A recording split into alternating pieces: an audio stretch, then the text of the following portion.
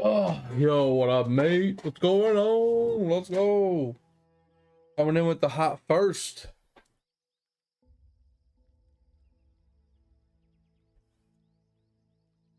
Oh, man. So, I kind of messed up last night, Feb. All right, mate. I switched my ES over here to get my 100,000 statues, which I did, but I forgot to turn off the board beanies. So I've been just sitting here for the last 5 minutes selling beanies.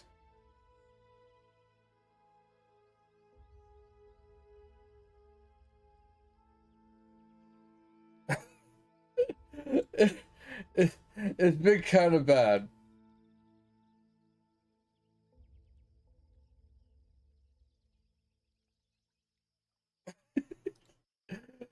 It's been kind of bad.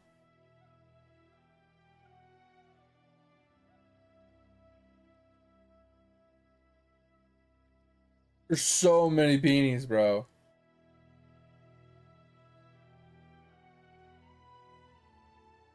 It doesn't help that I still haven't turned them off. So still dropped a couple. I'm still dropping them. Alright, hold on. Let's fucking turn these damn beanies off because I kind of messed up and left them on.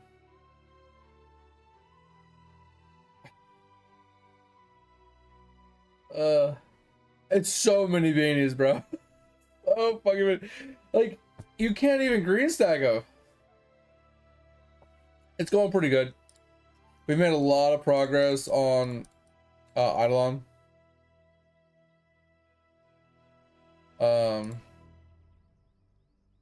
Last couple days feels really good.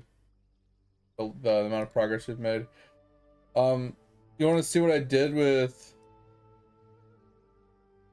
my opals? Also, I got a quick question really quick. When it comes to my opal pages, do I need a combat one, like just a generic damage one like this, or just like base damage bullshit? Because I feel like that's just bad.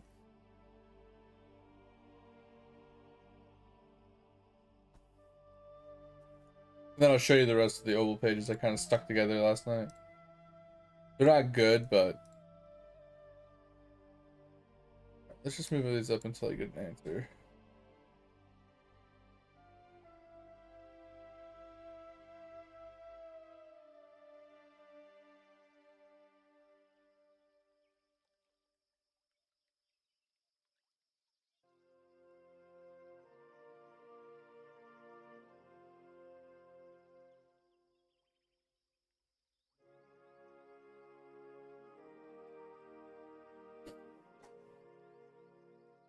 Okay, just making sure. That's what I thought. I just don't know what to do for another opals tab at this point then.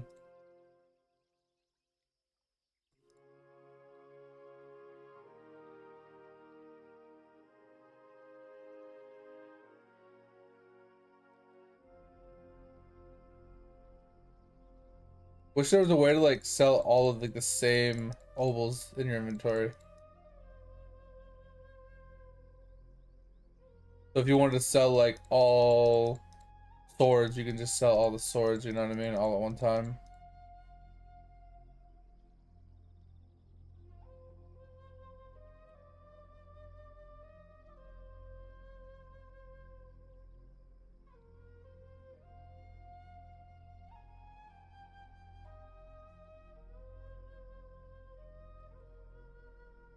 Oh.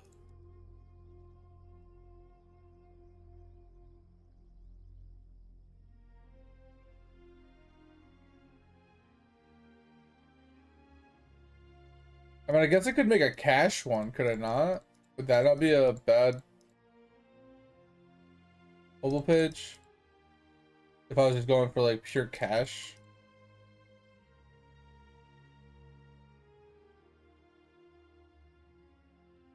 £1 million. Nice, let's go. I finally caught up. Alright, so what just go and turn this in really quick.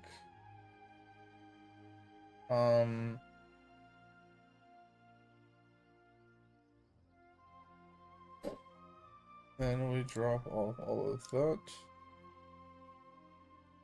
Let's stick him back. Well, 7. Alright, I don't know who's next. I want to say we can just do the other ES. Before we do, let's go and do our quick daily claims.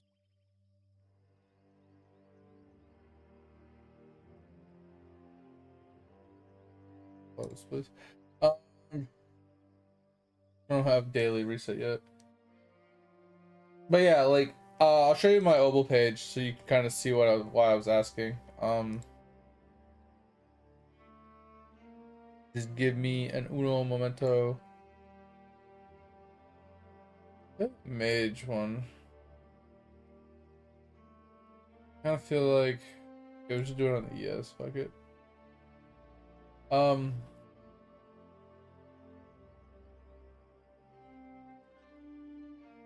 Oh damn! Hell yeah! Let's go, mate. That's insane. So yeah, while he's doing this, we'll talk about it. So last night, since I was farming at Rams, I filled up 2 pages of construction ovals. Don't know how good it is, but I put it on my DKs because they're just kind of chilling on, you know, build speed anyway. So I stuck both of those on that. I made a full trapping page and I left it on this guy for now. So when I redo my traps, I'll have the trapping stuff, right? And then I had the full pop page, which I'm gonna move really quick to. Okay. Here's go to this guy. So I obviously I made this one a while ago. I only have one of these ones, so to replace one of the thingies. I started on the mining one because this is all I had for mining because I haven't been buying a lot, right? I made a worship page. I don't know if it's worth it or necessary, but I did make one because I was getting a bunch of drops for it. Once again, I started my chopping page, I started my fishing page, and I started my catching and my mining page, but I just don't have enough to finish those. So with that said though, like I have all the skills, like I have a page for each skill and I have the drop page. I just don't know what to do with the last page. Like I said, I did make 2 construction pages though. But I have one last slot open. I don't know what to do with it. I know worship are bad. I just made them just cause. Like I said, I really didn't know. Like I was just getting so many of them. I was like, screw it. Why don't we just make a page? Because I just don't know what else to put on them. Like they're gonna be AFKing. Yeah, drop obels on them would be fine, right? Making a full drop page for anybody that doesn't have like a skilling page, right? Same thing with like construction. I don't really need the construction because it's not a lot of speed. Like each one of these is 3 speed, three speed, right? That's 3, 6, 9, 12, 15, 18, 21, 24, 27, 30. That's 36 construction speed, like 36% speed. I don't know how much the percentage really adds into his build speed. And then these are, I want to say, you know, let's just not guess. How about that? So these are 5 each. Technically, there's 6 each if I upgrade them. Because I haven't upgraded this page at all. So these are 3 each. These are 6 each. So 6 times 6 is 36 speed. Plus another, what did I say, 36 speed. That's like 72% speed. And then these are 13 each, which is another 26 speed. That's like 98% plus 21. So it's 99. It's like 119%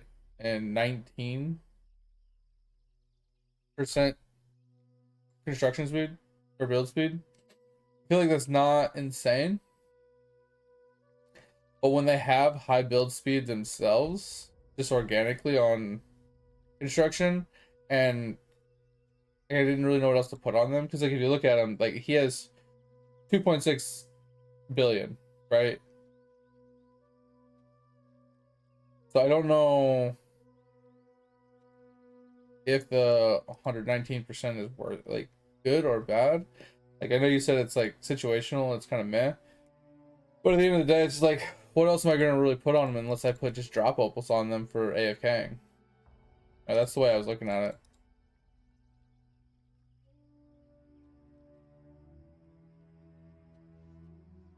And I feel like with the amount of drop rate I currently get from all the other bonuses being at 60 something percent, which isn't good, right? Obviously everybody is like ridiculously high compared to me.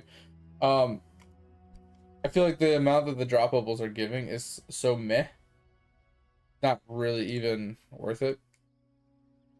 So another question while I have you, what does most people spend all their things on? Is it just arcade balls so you can get more gems? Is that really all that is worth buying here at a certain point? Because I put a lot of it. I put a lot of points into Jade. Put a lot of points into Crop Evo. I put a little bit of points into Artifact Chance. I got this permanent unlock already, so that's fine. And then the rest of this is just like situational. There's a cap. What's the cap? I mean, I'm not gonna hit it obviously, but I grabbed the wrong one. Let's not talk about it. I grabbed the wrong one, so let's not talk about that. Yeah, let's just not. Yeah, let's just not talk about that. Um, I think I saw him in World 7, but I don't know, like, I didn't know what to do, I guess. Like, let's go to him really quick. Isn't he, like, right here? Like,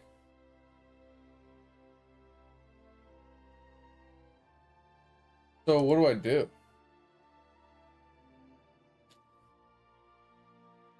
How do I unlock him?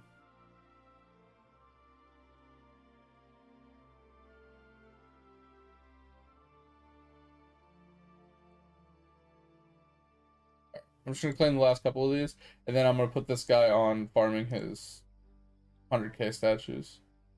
Like I said, my main goal is just to unlock Zenith statues. If I'm being completely honest, that's literally my goal right now. Like overall account goal is getting Zenith statues done.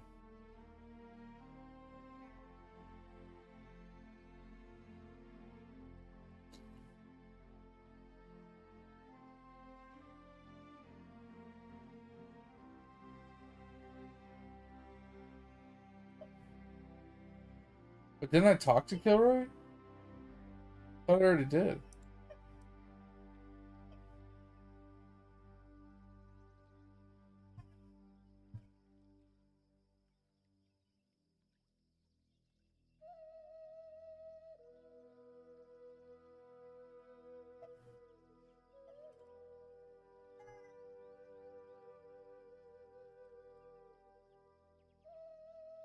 Okay, I'm pretty sure I've already done that before. But okay.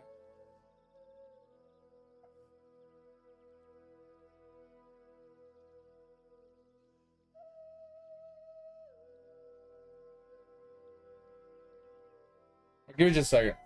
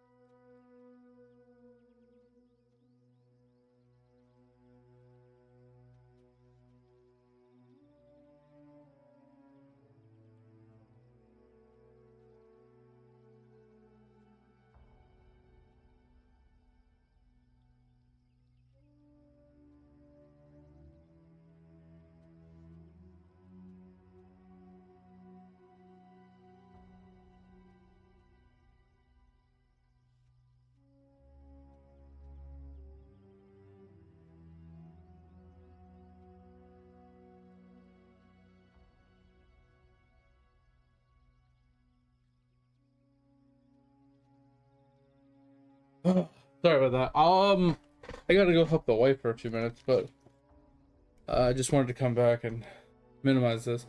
But yeah, okay, so this is pretty good then, right? +1 grade for the gallery, mate, right? This one's pretty good. And then boost to masterclass is kind of meh, I think. World 7 skills can be pretty solid, but Coral can be good, but I feel like it has a finite shelf life. But anyway. That's all my daily pickups, because oh my god, I've never pushed through World 7 on this character. Well, I know what he's gonna do really quick.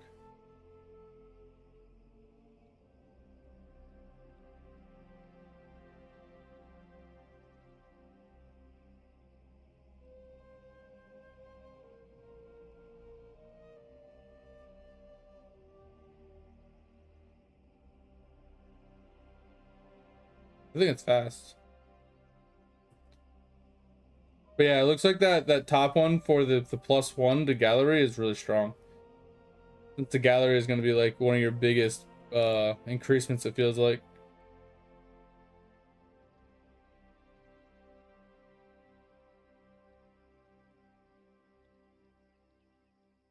Since it'll allow you to have so many different was it name tags? No, it's not name tags, trophies, all equipped at the same time. Like that seems really, really strong.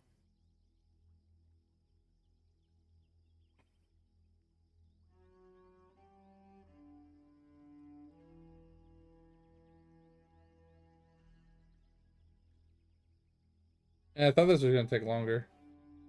I'm being honest though, this is gonna take way longer. I thought I was gonna have to AFK at some spots.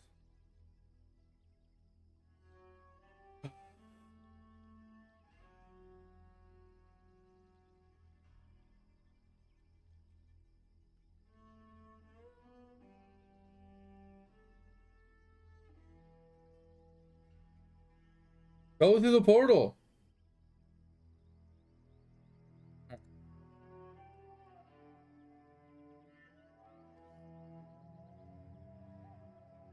And we just need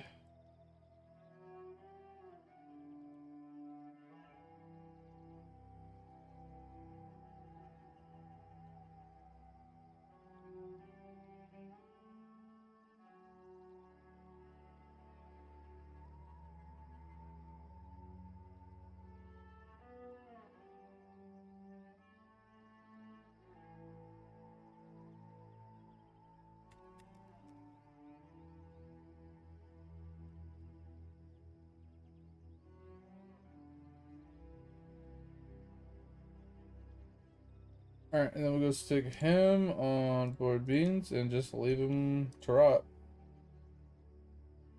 Alright. There we go. Alright.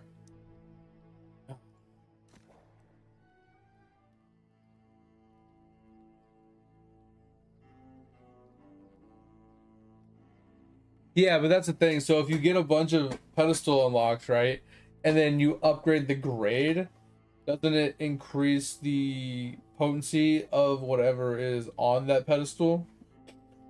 So if you have a bunch of good trophies and you increase their potencies, that's what I was saying. So that's why I was thinking, like, even if the percentage chance to permanently boost the grade slots, that can be very strong, right? I don't know what the maximum grade slots are, like the not the maximum amount, but like the maximum like grade that you can get them to. But I felt like that would be relatively strong for the overall account increasement compared to say like coral per day, unless there's some way to invest coral down the road past just the initial upgrades per those different coral locations for the different fish, because there's a finite amount of upgrades on each one of those. I feel like eventually you just have an abundance of coral for nothing to do with it, right? I feel like coral's good early, but then after you have everything unlocked, kind of like once you have all the artifacts unlocked, there's no reason to have artifact chance because you have all the artifacts. And now when new artifacts come out, yes, you need artifact chance again. But up until that point, you don't want to keep grabbing artifact chance because you already have all the artifacts.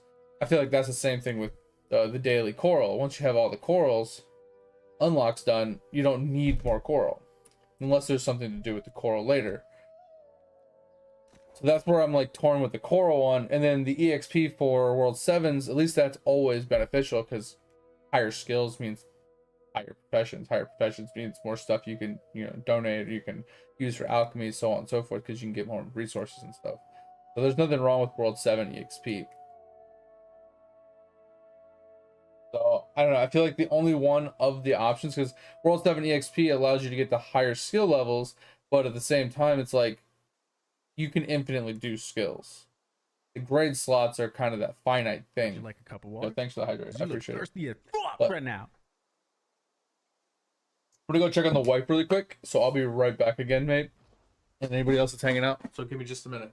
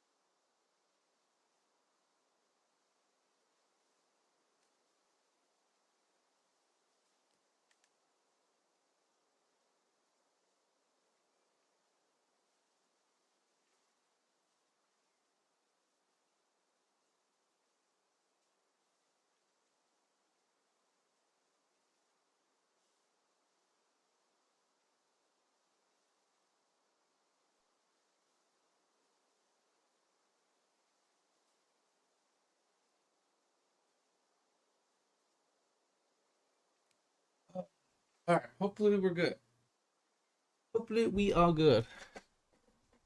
Yeah. I was gonna say the masterclass could also be really, really strong, since those don't have a limitation on upgrades, right? Some of it does, right? Some of it has a maximum like upgrade, like the meal levels, right? They can only level so many times, right? So certain ones do have a finite amount of upgrades, which is fine, obviously, right? There needs to be some sort of limitation or it would be a little busted.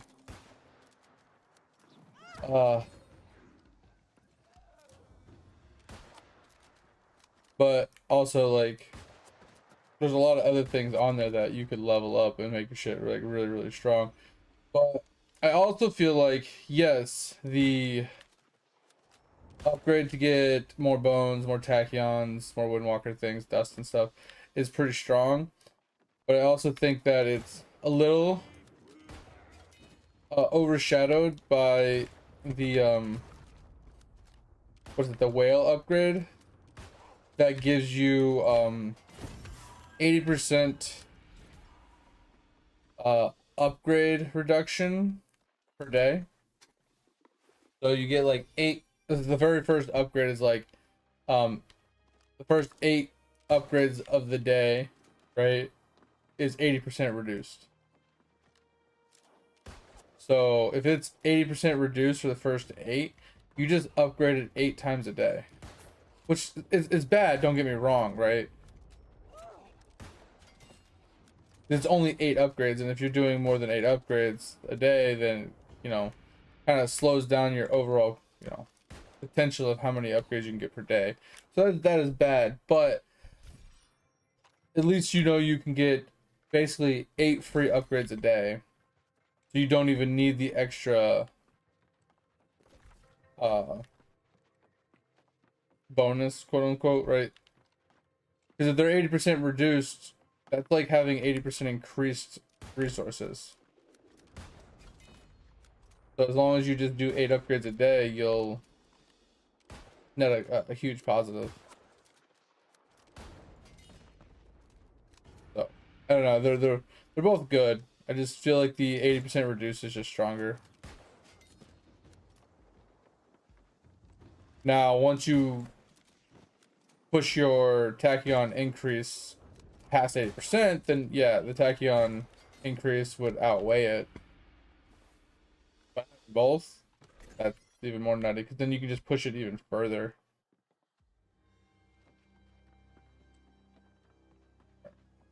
We're gonna get one more chest. I think I'm just gonna go down here and get it.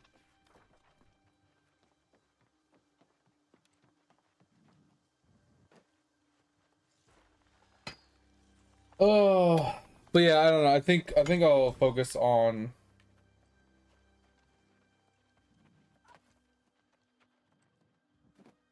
the upgrades to the other thing. I think that'll be my main focus for the grades.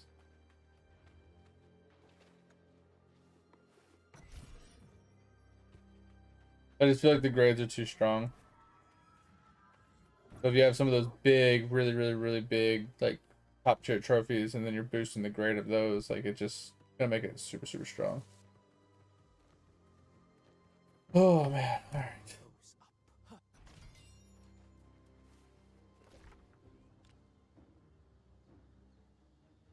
All right, so it looks like, all right, we just have the one up top.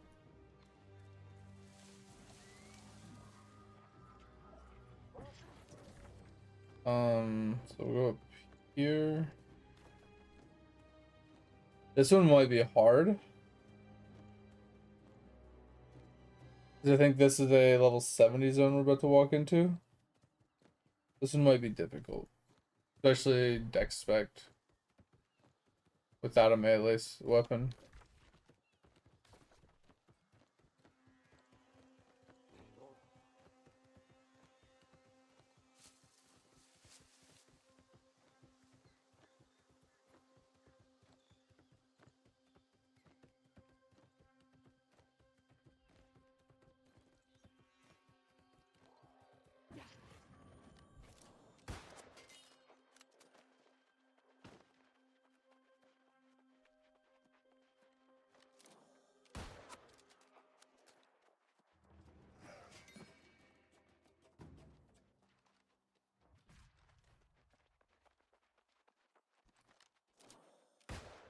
What?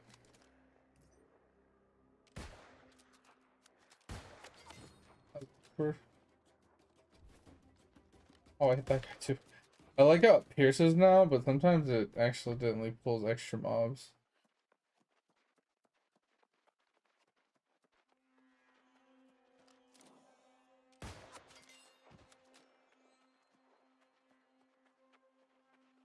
Oh.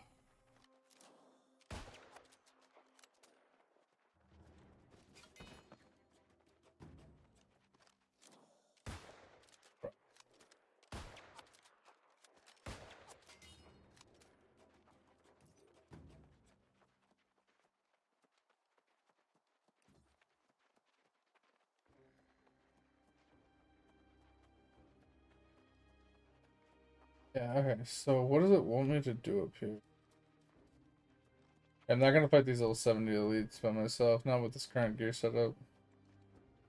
These are the quests that annoy me, because it's like,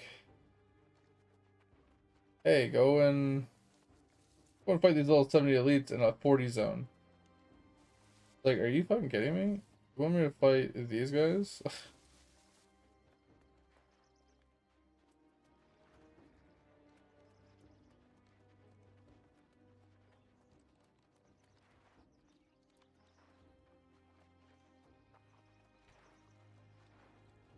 When did they gotta turn on?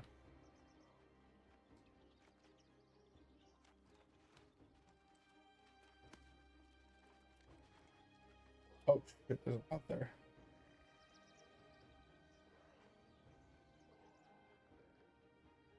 How the hell? Okay, I feel like I can get to that one, but I have to go that way and de-aggro those little 70. I feel like I have to go this way.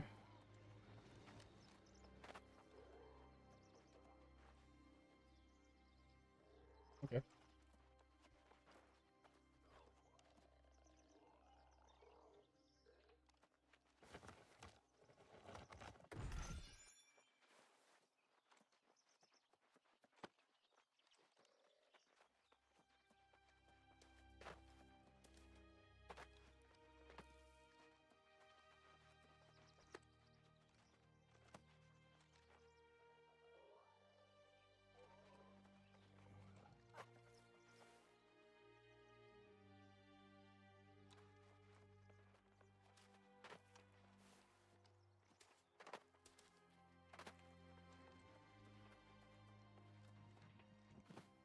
Really what I wanted to do.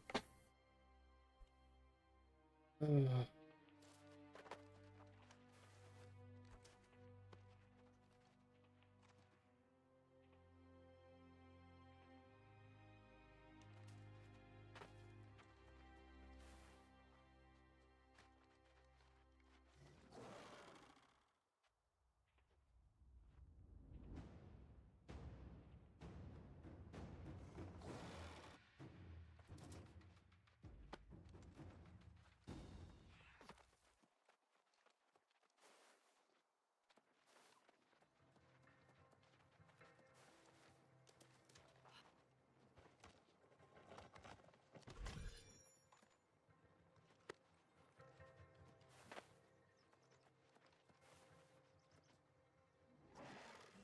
How do you see me?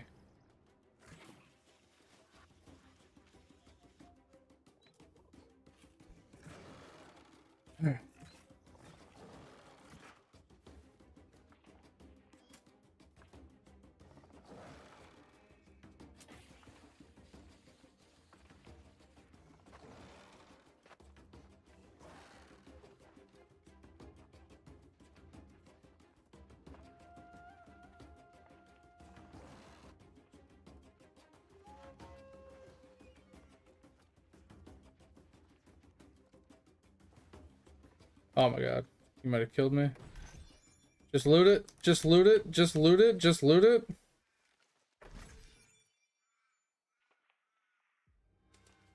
I need one more.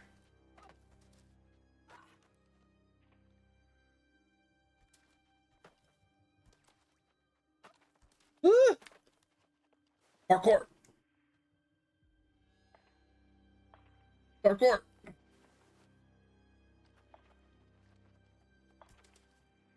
Parkour. Oh, it didn't jump the way I wanted to. Oh, good.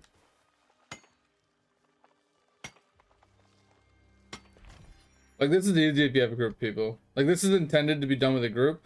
But like I said, it's a level 70 fucking elite zone. So why are they making, like, why are they doing that in like a 40-50 zone? Like, that just doesn't make logical sense. Hey guys, you're in a 40-50 zone. I'm gonna give you a chain quest that requires you to be fucking level 70. Yeah, because, you know, that makes sense.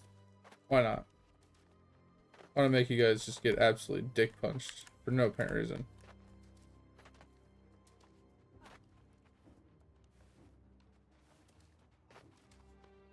Oh, well, that's not what I expected.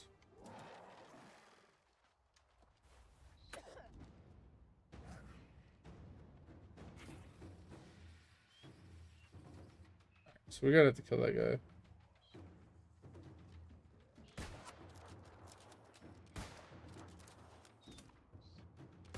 I knew he was going to fucking dodge that, dude. I'm so bad at that shit.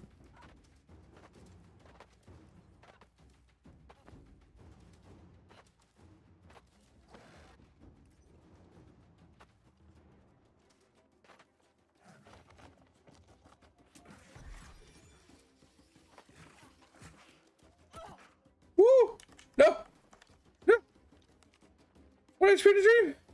What HP to dream?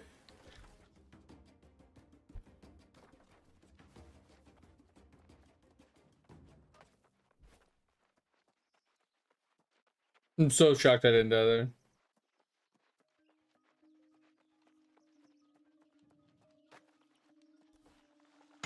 That was so lucky. Yeah, because like the thing is, like, if you were like a lower level than I am, because I'm level 70, you'd have such a huge aggro radius on those mobs, you wouldn't be able to like ninja half of those boxes, if not all of those boxes that I ninja'd. And then the last one I grabbed, you would have got one shot. It literally would have shot you once and you would have died.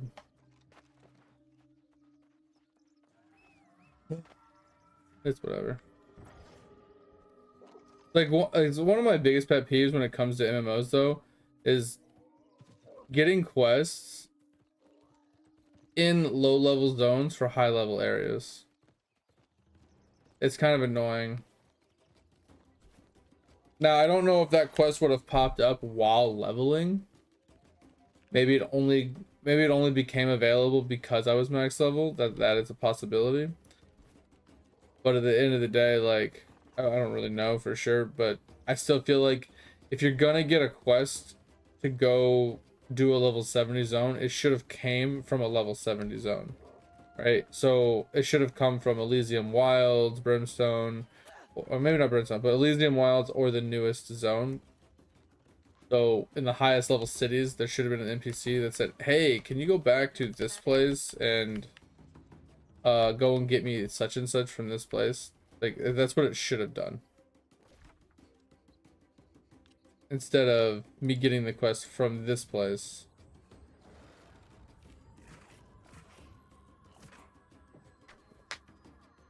Kind of annoying. It's all good though. But I think we are done with Restless. I mean, obviously, there does leave room for quests to pop up later for surezies. And then while we're here, I need to switch off of the musket and see if we can switch to a bow. At least bow is a little bit more consistent. Like, I feel like the musket's okay. I just don't like the reload speed. Reload speed is just annoying, especially since I want to dodge more between. Like, because the dodging interrupts the reload instead of just having like a draw speed. All right, so.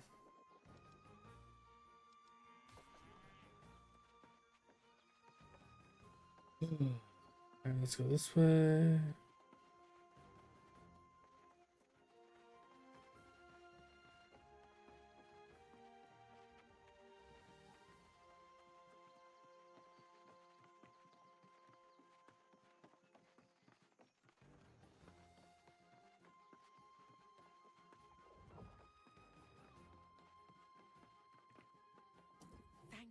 Maybe odds are that. Wait, probably.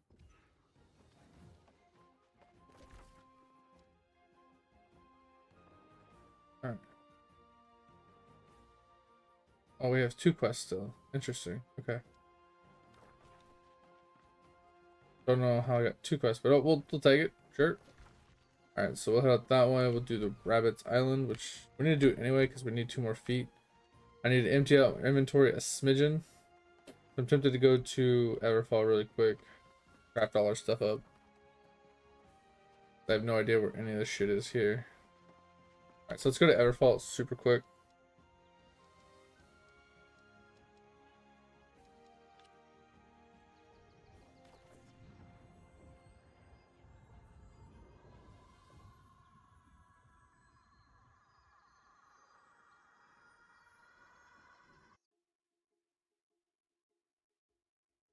Oh, they're doing Turkey. I might go and do Turkey at Windsward as well.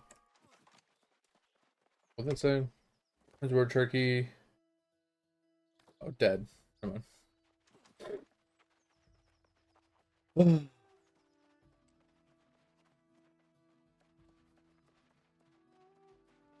I didn't change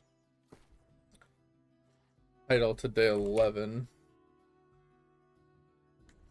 Forgot. Yo, what up, dude? How's it going, man?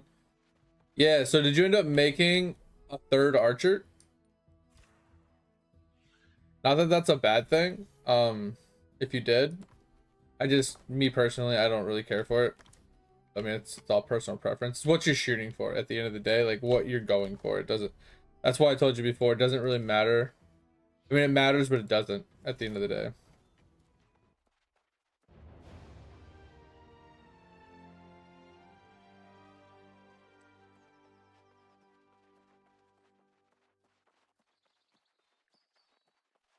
Because like I said, the three duplicate classes you make, they're mostly there for either an active skill, aka, you know, Divine Knight or Squire, for refinery proc per day, which helps, you know, boost your refinery, obviously, a decent amount.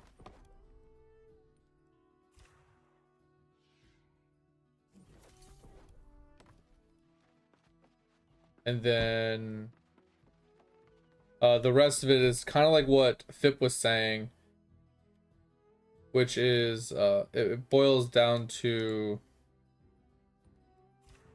Prince, right? Because the end game stuff is all about Prince, and whoever can print you the most materials usually wins. That's kind of the goal, is to print as much as you can.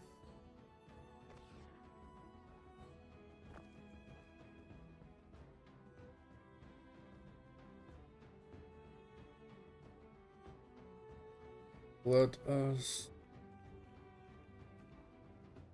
right wood givers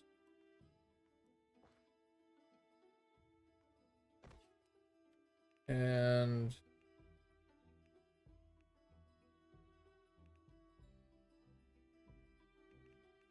we don't have cutlass. I can't do that. So we'll just do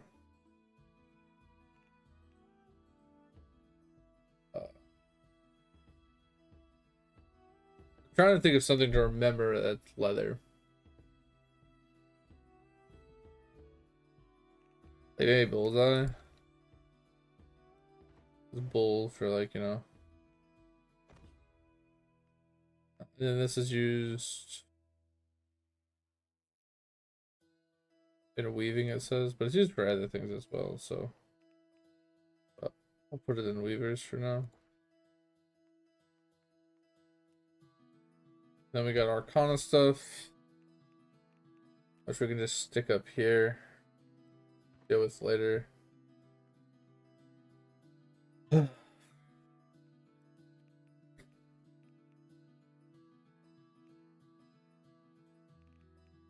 then what we have at Winsburg. Winsburg is just a bunch of stuff. This is like our dump tab right now. So cooking can go down here.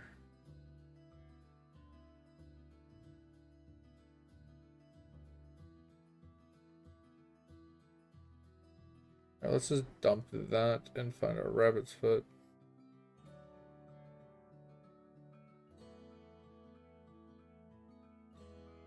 Where's the damn rabbit's foot? There it is. Crafting mods, get rid of fishing.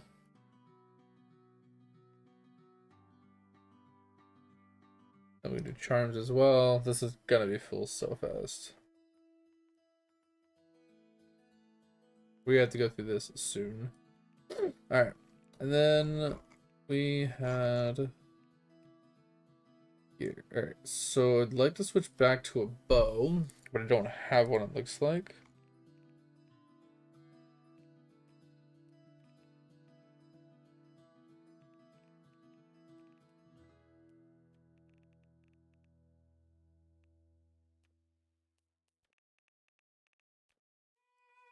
Yeah, I don't have a bow, which kind of sucks. I got rid of it and I didn't think about it. Okay. That's why we're stuck on the musket. That kind of blows. Alright. Let's get rid of here.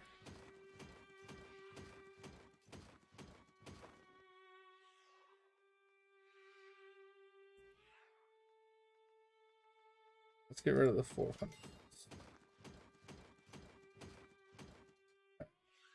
So we don't need a heavy chest. Doesn't really have anything. This is a PvP stack. One-handed sword. Does give us more armor.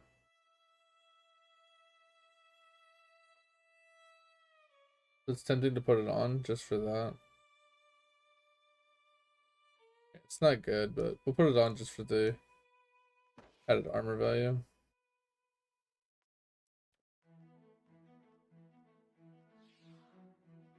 So we'll get rid of that. More stam, cooldowns, fortifying toast. This isn't too bad.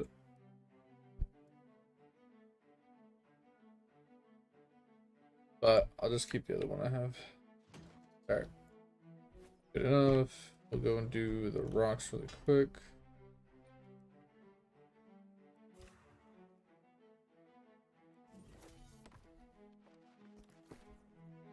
Oh.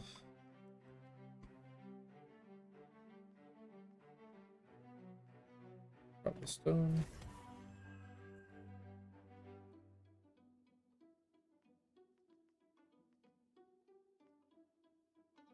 Alright, good enough.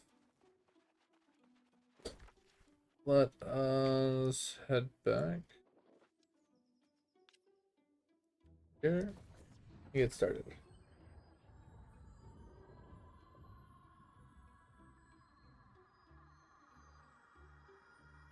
Yeah, and that's what I was saying before too, Dig. Is like there's so much to do in the game. For every world you unlock, it just increases the amount of daily activities you have to do anyway. So at some point you're going to start neglecting something or some things. Don't be too worried about neglection, but also don't neglect it for too long, right? Try to make a conscious effort to at least rotate what you're neglecting.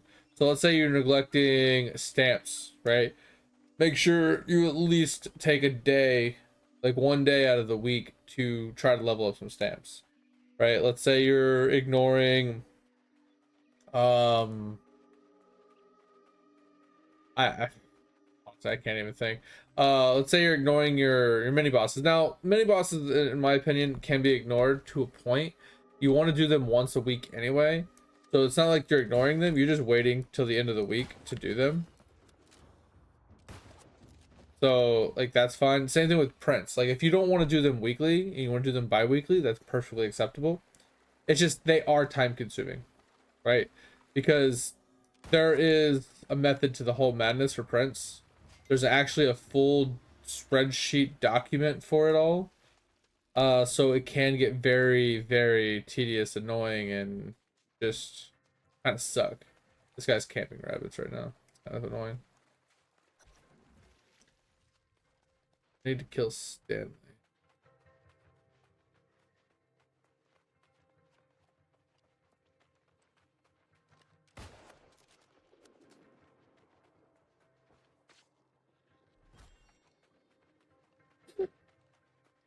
But yeah, like I said, like I neglected a lot of stuff in my progression.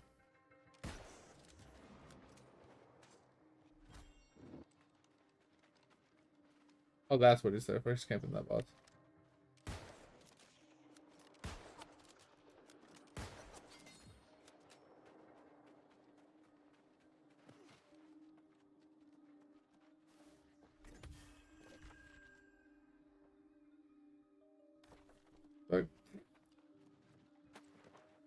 So I mean, like I said, at the end of the day, you're gonna neglect some things.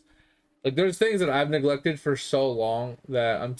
So one thing that you should never neglect, and it's something that you get in World 2 is I want to say Stanley for some reason, but it's Kilroy.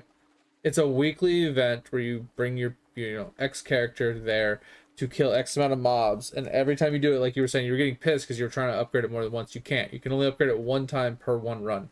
Make sure you do that every single week. You're gonna get so much bang from that later as you upgrade it. It's gonna really, really help you.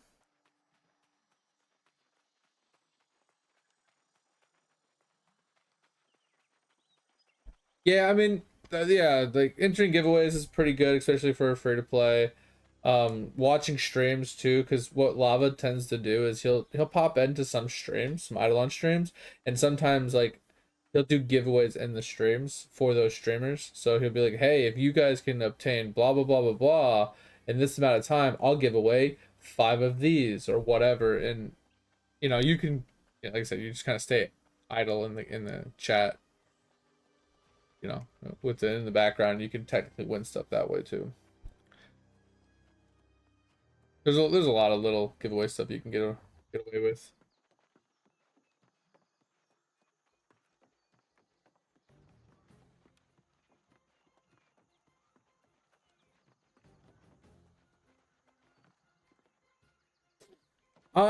Well, you're right about that, but also somewhat wrong about that, Dig, because there is like a hard wall that the top like 0.1% players run into, right?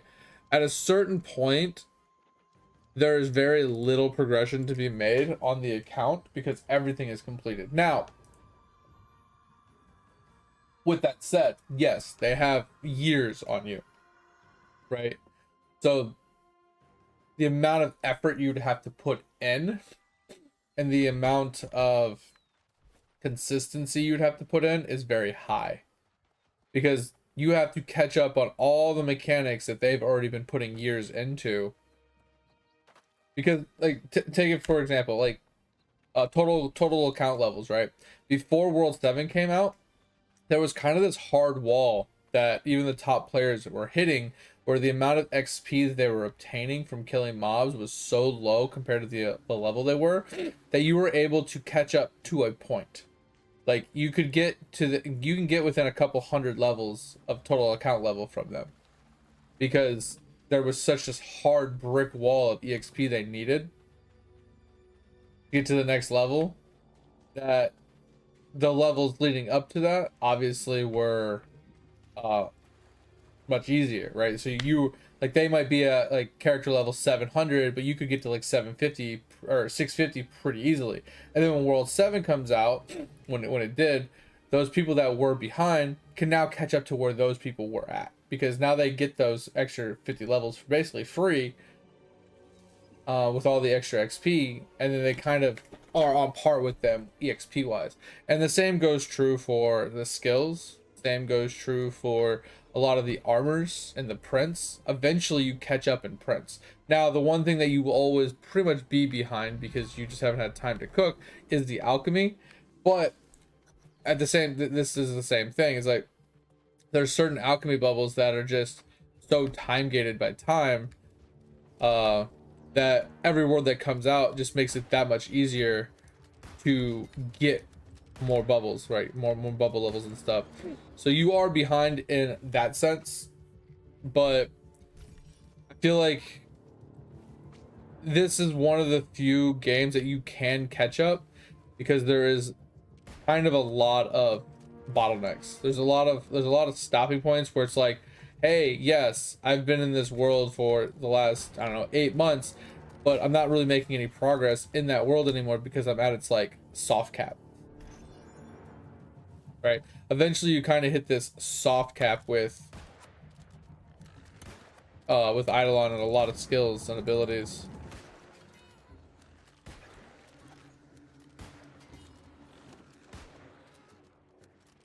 So yes, in theory you can't technically like catch up per se, but you could definitely get really close to where they're at.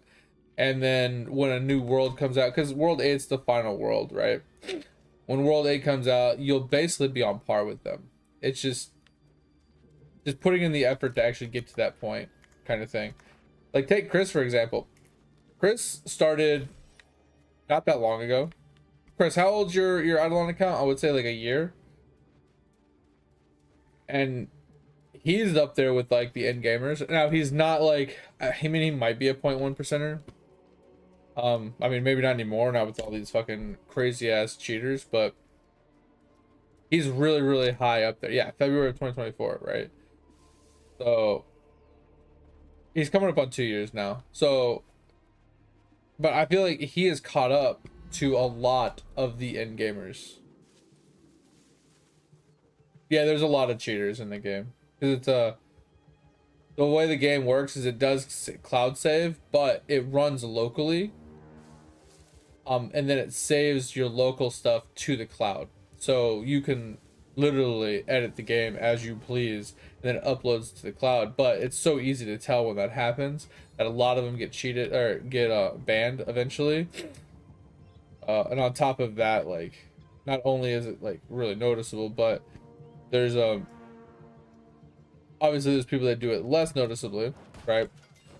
And it takes them a little longer to catch them, but definitely happens.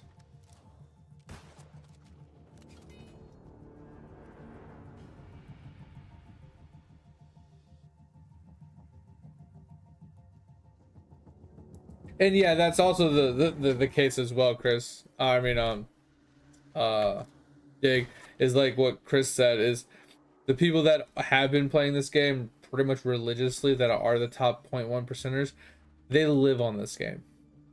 Like, they are the type of people that would set up an auto clicker for once an hour to automatically click bubbles on their account to gain like bubble levels every single hour, non-stop. They're the people that are constantly just actively progressing everything on their account non-stop.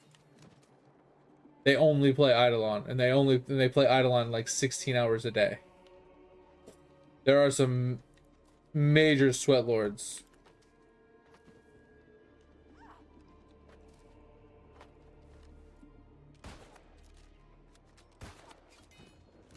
So, you in theory can catch up to a point, but you will hit your own soft cap catching them because you just don't put as much time in as they do.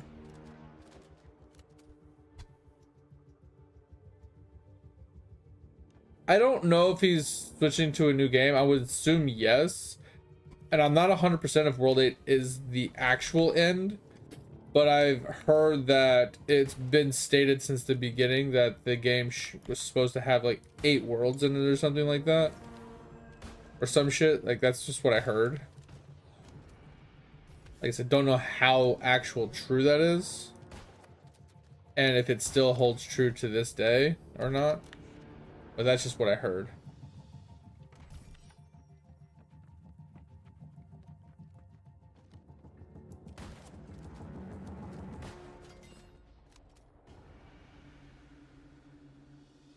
Yeah, well, some of these people, Dig, have like, I mean, obviously, the bubble I'm going to reference is like one of the easiest bubbles to level.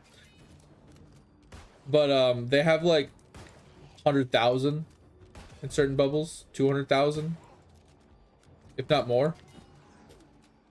Like, some of these people have just been juicing certain bubbles. Like, I was watching Grifty last night. He goes and does like, he'll go and candy like one of his like professions. Like, he'll go do mining for a little bit, right? And then he'll drop all these materials and he'll level a bubble like 20 or 30,000 times in like 20 minutes.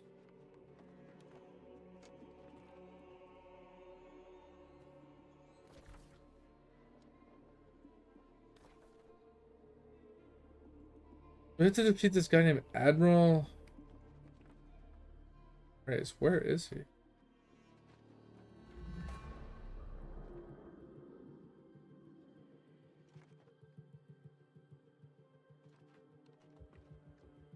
How did he be up here? Oh yes. Okay.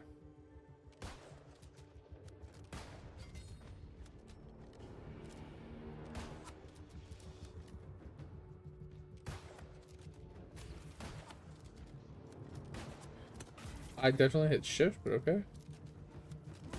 Definitely pulling the trigger like 7,000 times, waiting for that to happen. Okay. All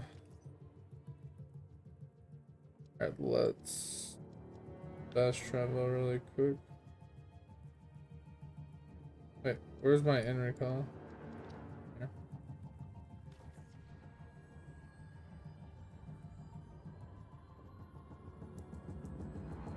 Are they, Chris? Yeah, that sounds crazy. 99.95%, which is ridiculous.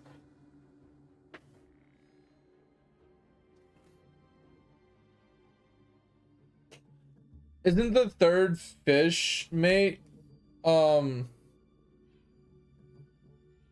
by slugs somewhere? Thought it was like balloonfish or like slugs or something. I saw one over on one of these two portals.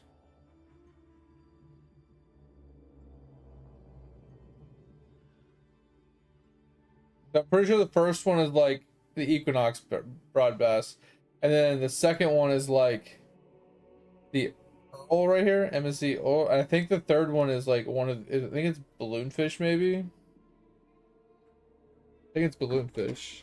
Somewhere around there. I'm pretty sure. I've seen it for sure. But I don't know how much. I mean, that might be the fourth one if I'm being honest. Alright, why do we only have 1,000? Oh, because I didn't change my cards and stuff.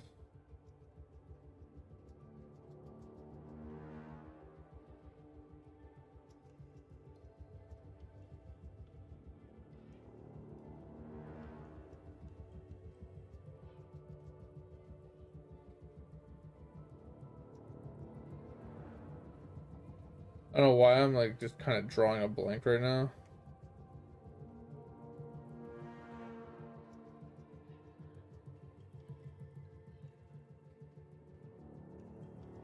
Something like that.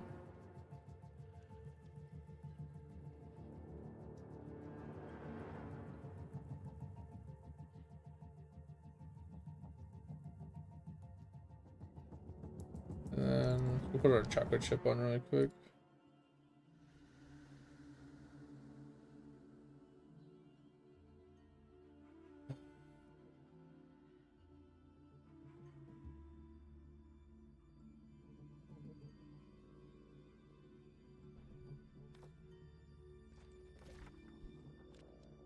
So yeah, like I was saying before, your statement is definitely somewhat true that you won't catch them, but it's not because you can't. I mean, it's because you can't, but it's not because of the way the game is designed and that you started late. It's just because you're never gonna put as much time in as they are per day. And once again, they did start before you, and they've been doing that consistent grind for a lot longer than you. Now, the way Griffey explains it, and he like the way he feels about it is, it's not so much putting more time in than they do, it's about outlasting them. Because what ends up happening is a lot of these people that are super absolute sweat lords that spend 16 hours a day on it eventually get burnt out and bored, and they stop playing. And if you continue to play when they stop, that's your potential of catching up and passing. That is your win, that is your win criteria for passing them or catching up, is them taking a break. Because like I was saying before, World 7's out, so they're all hardcore grinding. At a certain point, they're going to stop playing to play another game because they don't have much more to do on the game other than hourly clicking bubbles or spending, you know, candies to level bubbles up even further and stuff like that. So it's literally about just outlasting them. Catch up. Clearly what it boils down to. Alright, so we got what looks like a couple more quests on the other side.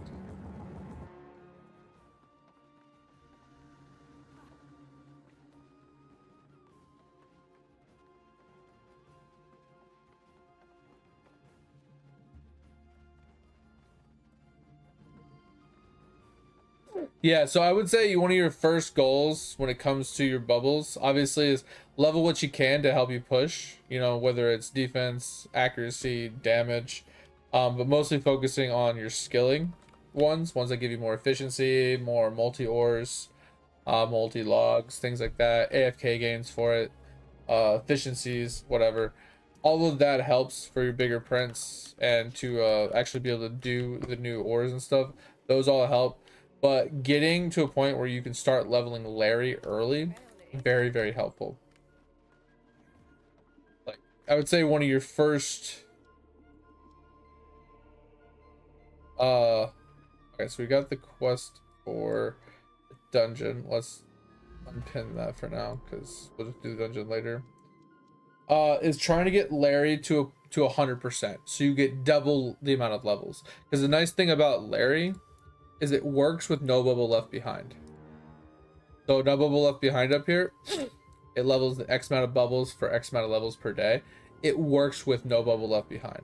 So leveling Larry up so it's at like 100% would give you 2 levels a day guaranteed. And at 101%, you'd have 1% chance to do 3 levels, right? So at 200%, you'd have 3 levels a day. At 250, which is what I'm at, I have 3 to 4. I have a guaranteed 3 levels, and I have 50% for a 4th level on every time I click, right? So I got 3 levels that time. I got 4 levels that time. 4 levels that time.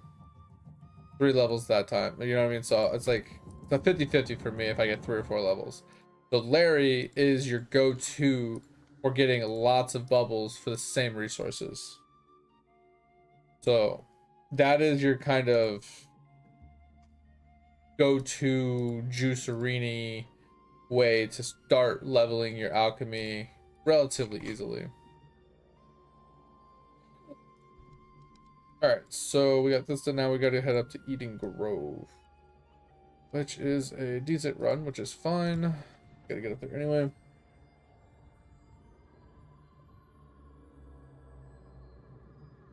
'21st Mega Feather reset?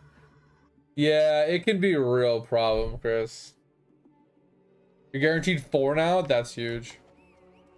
What's funny, Chris, is Topher showed me his Larry bubble. He has more percentage chance to level his up, like, or to get, he's like at 280% on his Larry bubble, and his level isn't even 5,000 because he has so much pristine bubble increasements compared to me, because I only have 2.1 times. So he has, this is a lot higher, so he just gets so much more percentages from it. It's kind of crazy.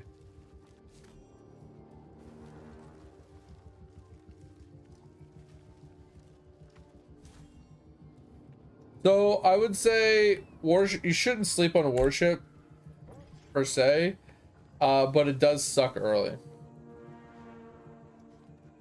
301. Oh, 2.52%. Yeah, that makes sense. Gotcha. What level is your Larry bubble?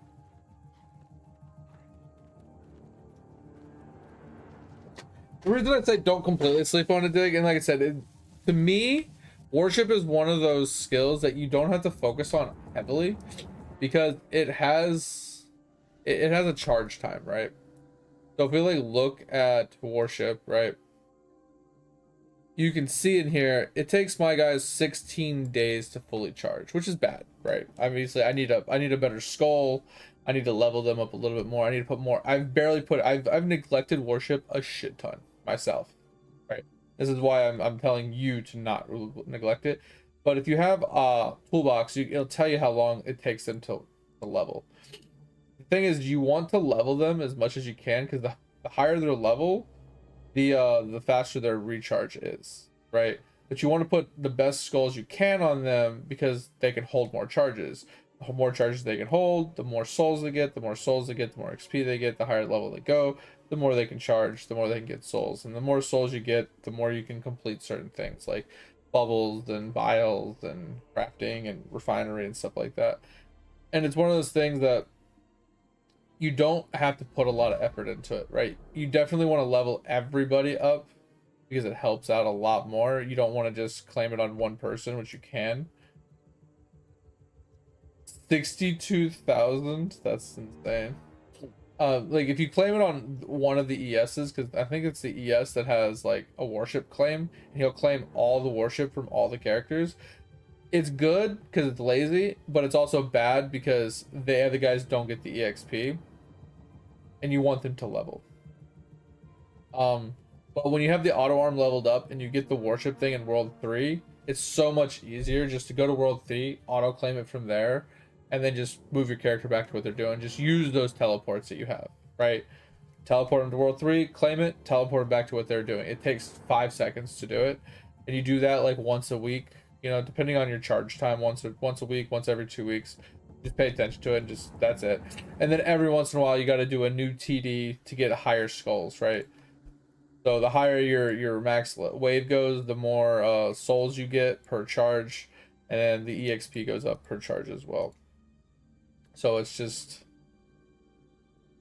and in order to do higher base waves, you got to work on your construction, which is why I say it's something that you work on, but you don't really work on at the same time. You know what I mean? It can be somewhat ignored, but it's like a once a week thing. What, like, again, you do your prince one day, you do your worship another day. Just that way you're not putting a lot of effort into it, but you're at least touching it. Yeah. Like I said, the skill is nice because it does simplify it and it makes it easy, but like Chris said, it's just not worth using it. It's bad because, like I was explaining, it consumes all the charges from the other guys, but if they don't level, they don't get increased charge rate. And if they don't get increased charge rate, you're just missing out on charge rate. You're missing out on charges per week. For every time that they don't get XP and they don't level, that hinders that's less charges in the long run, right? That might be 10 charges this week, but next week that's 10 charges plus the next week's charges, that's 20 charges, and then it just keeps compounding further and further. It just, yeah, it's literally not worth it. It's really bad for the account progression.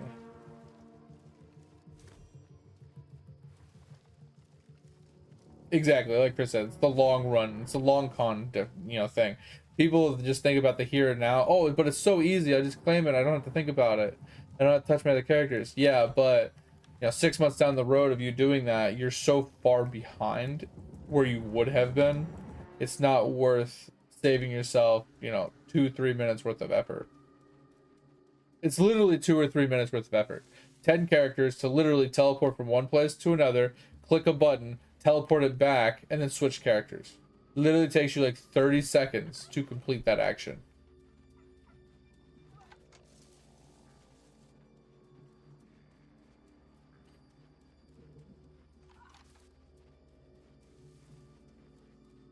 So, yeah, just avoid doing that.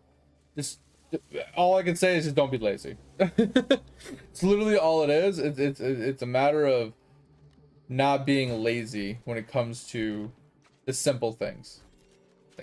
Like I said, once again, pot calling the kettle black over here. I'm one of the laziest people. But I've never actually used that charge, but I might as well have because there is so many weeks and months that I have yet to claim my worship. My worship was probably full for like 6 months at one point. So I missed out on 6 months of EXP gains in my worship.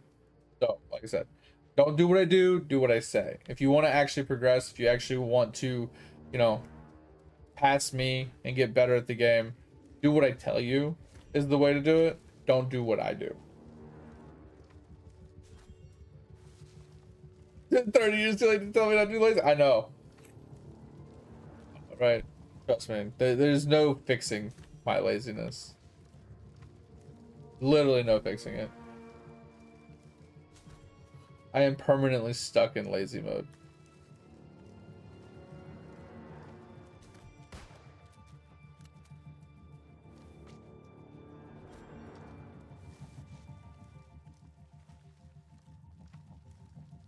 Like I said, it's a great game to pass time, mainly because you can AFK it as much as you want, but you can also activate almost as much as you want as well. Like, yeah, you can't technically like manually combat. I mean, you kind of manually combat, but it's not like ASDW manual combat like Lord of the Rings and stuff like that. So it's not like as interactive combat, but there's a lot to do in the game, especially for every world you unlock. It just gives you even more stuff to just pay attention to claim per day, to claim per hour, to rotate through your characters. Because I mean, you can get sweaty with it. I mean, you can start doing 2-minute claims on your archers, right, to start pumping out forgery materials and stuff like that. You can start doing well, I mean, once you get the V-Man, you can start doing like V-Man speed runs every day to try and like juice that. I mean, it's not really worth doing it every day, but you can. Like there's just a lot of things that you could do. You know, like you can be putting like a lot of effort into your construction, like claiming cogs and scrapping them to try and like juice out good cogs. You know, leveling up your construction buildings like as fast as you can. Paying attention to your refinery and claiming it like pretty quickly, you know, making sure that's like juicing out properly. It's just a lot of like bouncing around you can do. Paying, you know, keeping up on your owl and your poppy, right? Getting your mega fish, mega feathers. When you get a little bit further and you get sneaking, right? You pay attention to that. Keep it on top of your gaming regularly.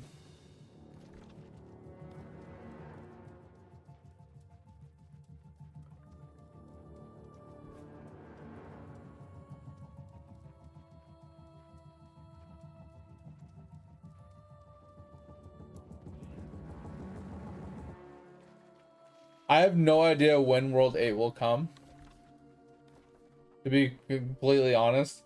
And even with World 8 being the, let's say World 8 is the final world, which, like I said, I'm not convinced that it will be. Even if it is, he's probably gonna do World 8 in stages like he's doing World 7, right? Because World 7 isn't even fully out, right? He's gonna be working on World 7 for probably like the next year.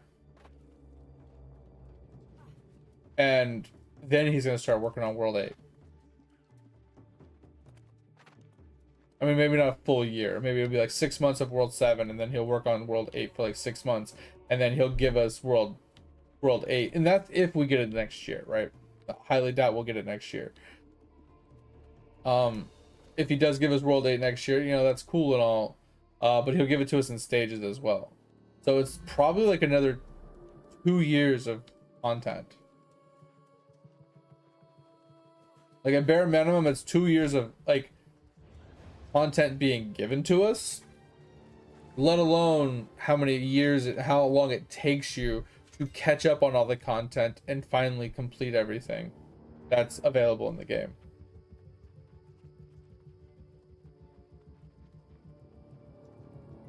Yeah, it's literally not even fully out. Like, I'll show you really quick. Like, I'm not even remotely even into World 7 myself, but right now, this whole bottom half of the map is not unlocked.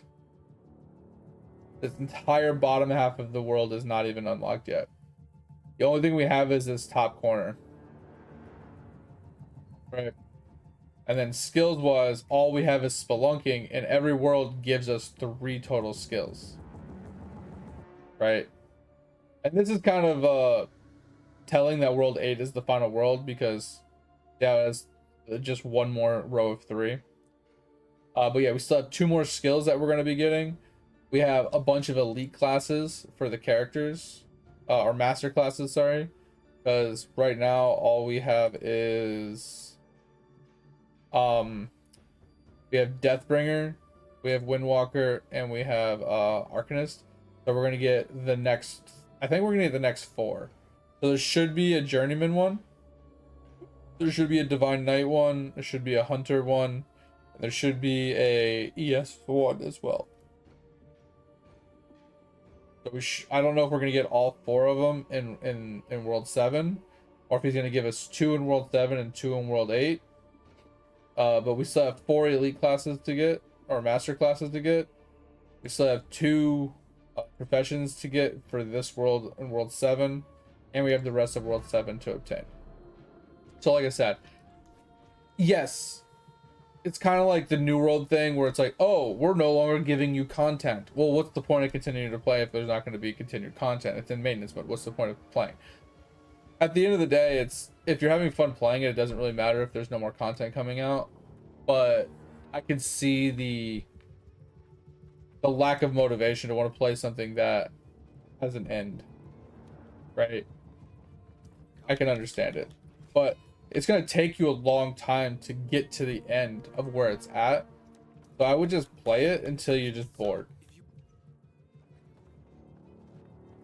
Like, obviously, knowing that World 8 is the end, like, if I didn't tell you that, you would have played it, you know, ignorance is bliss, and you wouldn't have had any problems with it. Sorry, I ruined it for you. But at the end of the day, like, you have so much content ahead of you, like, thousands of hours of content. There's no reason to not just experience it and to enjoy what's in front of you. Just don't spend money. That's all I got. That's literally all I can tell you. Just don't spend any money on the game. Greetings, stranger, and to Cap.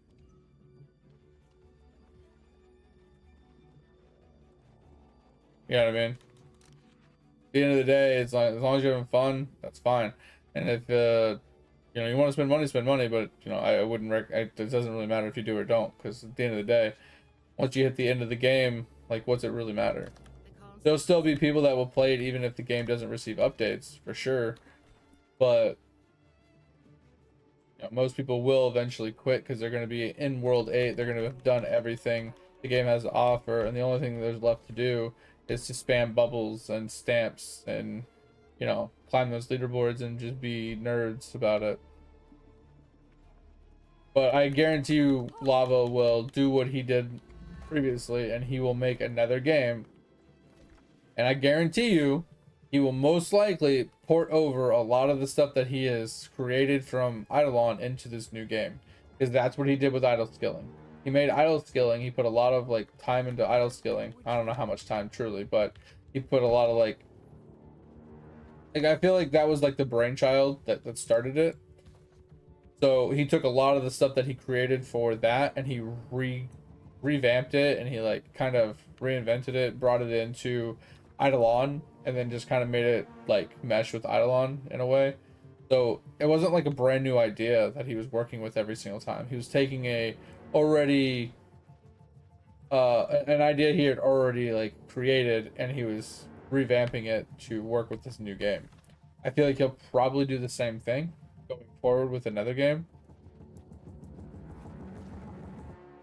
So like I said, it's one of the, and then he might even have codes for like he did with idle skilling going into Eidolon, right? Because that's what he did with idle skilling, right?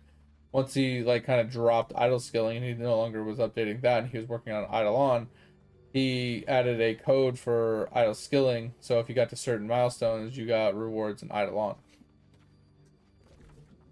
So if that holds true as well, then getting to, you know, the end of certain aspect and Eidolon could in theory give you benefits for the next game as well.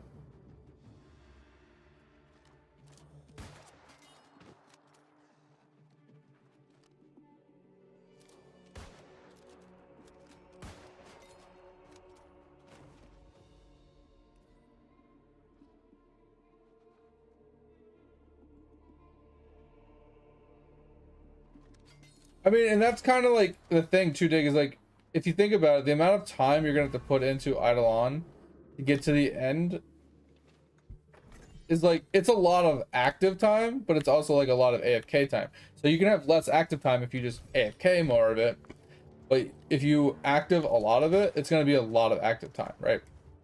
With that said, though, it's almost equivalent to the amount of time you're going to be putting into Lotro to get to max level, right? Like, how much time are you going to put into Lotro to eventually get to max level? You know what I mean? It's going to take you a hot minute to get to the max level, to get all the deeds done that you're trying to get done. You know, like, that's 10,000 hours itself. But at least Eidolon can be somewhat done on a second screen AFK while you're playing Lotro. That's kind of the nice thing about it, is you can progress it without progressing it when you're bored, right? You can still turn it on, let it do stuff, let it progress a little bit for you while you're doing something else, and you can come back to it when you want.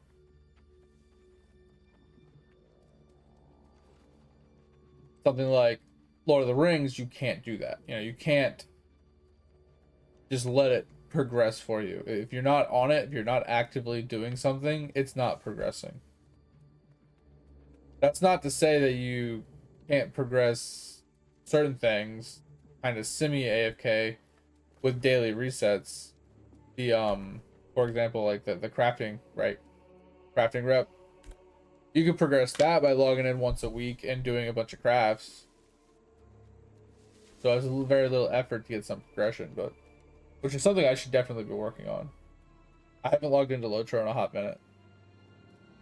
The game I still want to play, but I've been so actively playing other games that I haven't had time.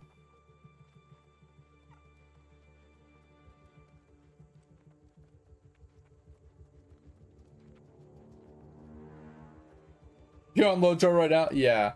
And that's what, basically, in my opinion, that's what it kind of boils down to, is if you're playing too many things, like you said, there's not enough time and brain power to put into all the games at the same time, right? You can't play Lotro and Eidolon actively on both at the same time. At least, like I said, but at least Eidolon could be a second screen kind of game where you set, you spend 10-15 minutes setting the character up, and then you go and play Lotro for a few hours, right? Rinse and repeat that process.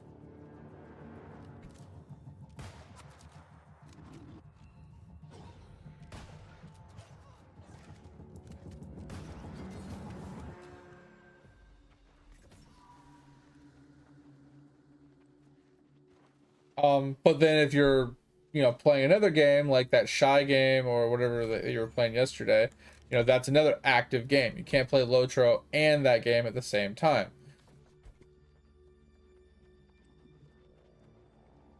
Ugh. But with how active Eidolon can be, I can definitely see playing an active game with Eidolon can be hard, right? Once again, not enough hours in the day to do both. I started getting into Raid Shadow Legends again, but I'm kind of pissed because I had to start a brand new account. So the only reason I've gotten into it again is because I needed the game to play on my phone while I was like laying in bed and stuff. Something I can click, I can like do a little bit of something, while I'm laying in bed for like an hour every day. So I'm never gonna actually progress the game all that much, especially since it's gacha and I'm not putting a lot of effort into it. I mean, that's kind of useless, but it's just something to pass time. It's something to get my brain focusing on something else, so I'm not like thinking about other things. Balatro? I don't want something active. You know what I'm saying? Because I don't want to have to control a character and actively play. I want something that kind of plays itself. Like I used to play RuneScape and just like AFK fish, which I can still do that if I wanted to. I wanted to try something different. I used to play Raid back in the day, when first time I tried to get into it. I had like 3 accounts that I was playing, and that just burnt me out. It just made me not want to play it because I never made any progress as a free to play.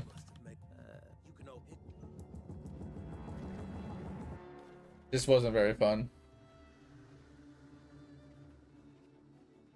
I thought it was the roguelite, kind of like the Isaac game. Thought it was like one of those types of games. I don't know why I thought that, but that's what I was thinking when you said it.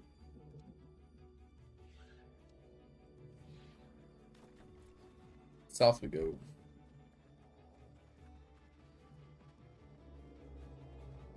It's Spirit Valley. That's the one I was thinking of. Okay.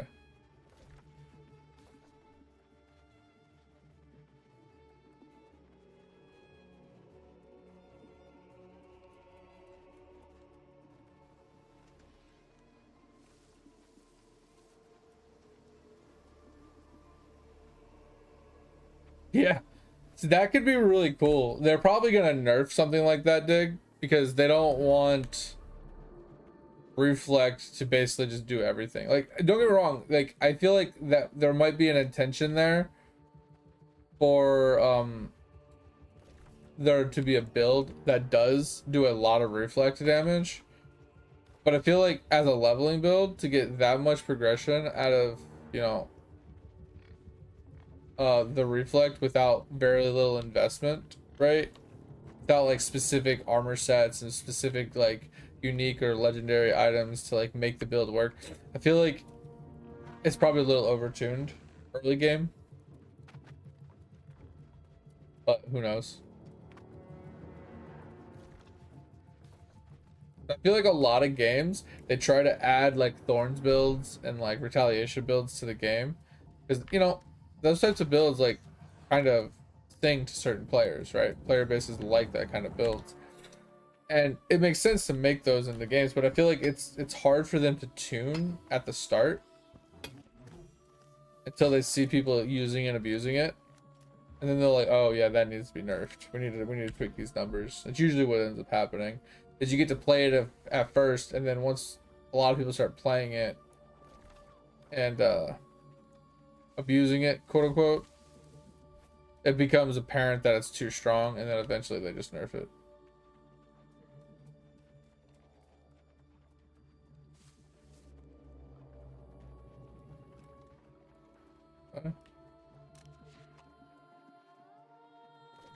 That's at least from my experience of what I've noticed in most games I've played.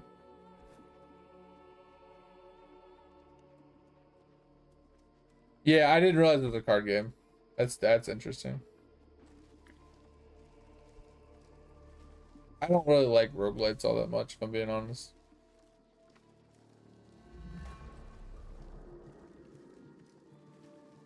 I've played a handful of them for Steam completions, and some of them were okay, but most of them just annoyed me or bored me.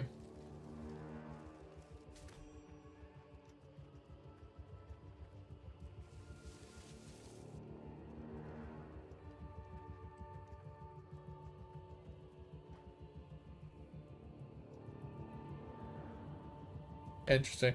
Yeah, I'm curious if the reflect can be scaled though to end game, you know? That's kind of like what I'm curious on.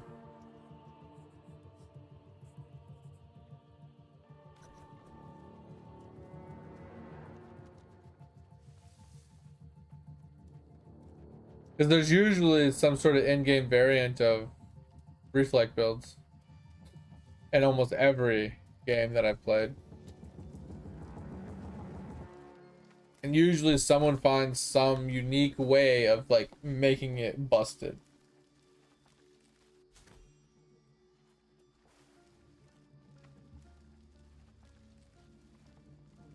I'm gonna go microwave some pizza soon here. I had a really janky sleep session today. I went to sleep at noon because you remember yesterday I woke up a little bit late. It was like 11:15, 11:20 I woke up. And then I went to sleep at like noon, and then I woke up at 3, and I'm like, I can't go back to sleep. I am awake. So me and the wife went to dinner, ran a few errands, so we didn't have to do them today. And then I went to sleep at 7, and then I was like kind of in and out of sleep from like 7 to 11 when I finally got up.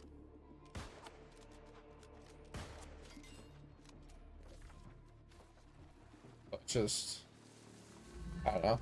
It's mostly like just like 2 little naps that I had. Yeah, like I said, I went to sleep at 7. I think I got woke up at like 9, and then I got woke up at 10, and then I finally got up at like 11.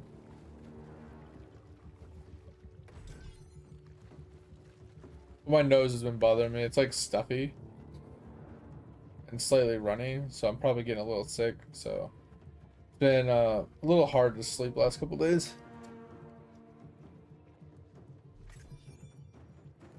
But yeah, I'm really on the fence, dig, if I want to try the Spirit Valley in its free-to-play form. Like, it sounds like I could have a lot of fun with it, but I know me. I know myself way too well that I will put hundreds of hours into it just for it to get deleted and have to do it again. I know me. I know myself way, way, way too well that if I do enjoy the game and I have to do it like 200 hours of repeat progression, I'm not going to do it.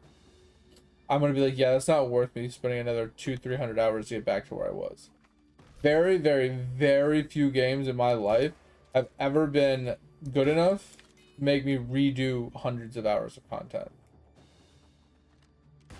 Like RuneScape was one of them, but I did that when I was a kid. I had no other like real prospects, right? It was either WoW, or it was either RuneScape or Pac-Man. You know what I mean? Like I didn't really have any other options. So RuneScape it was. So redoing content was like a no-brainer. Same thing when it came to WoW, right? I didn't really have any other options. I had RuneScape and I had WoW. And then Counter-Strike, right?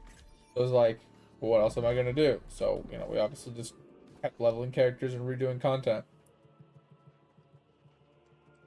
But I hardly ever redo content in any game. Why, like in Lotro, I have alts, but I don't really play them. Right, it's kind of like the same thing. Like, I don't like the idea of replaying through the entire storyline and releveling another character through everything I've already done 1,000 hours through. I don't want to do it again.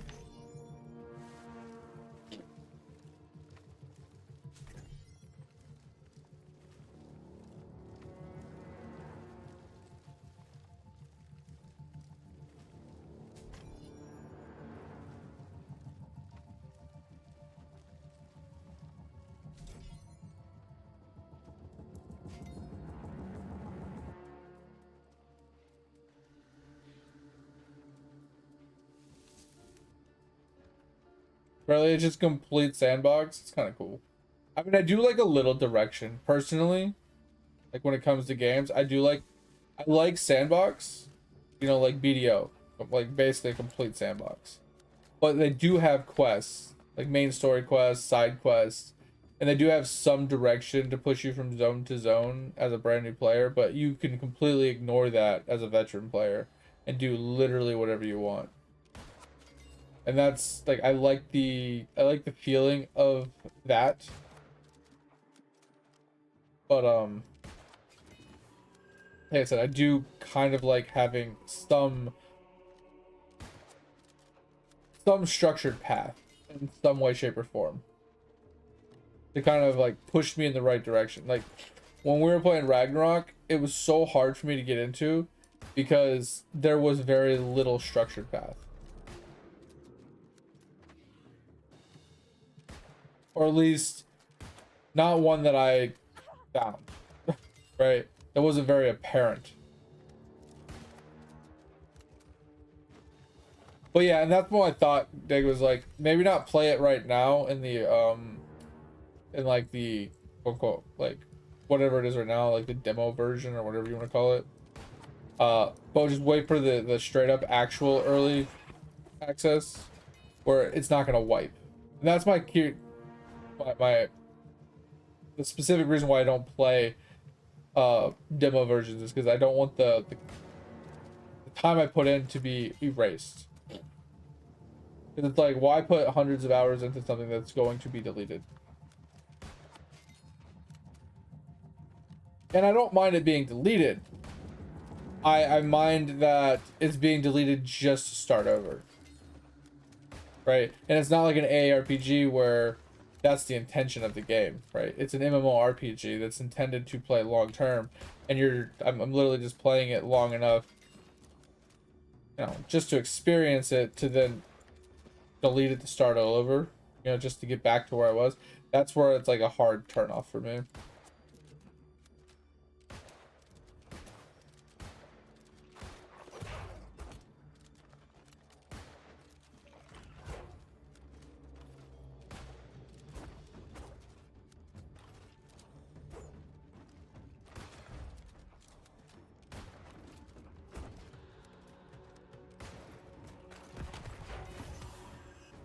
I don't know. As I said, we've talked about it before. You kind of already know my stance on it. So I feel like, yeah, once early access is out, and I know that that early access will not be wiped, or at least I feel like early access typically doesn't get wiped, I'll be down to try it then. I think it's the best time for me to try it.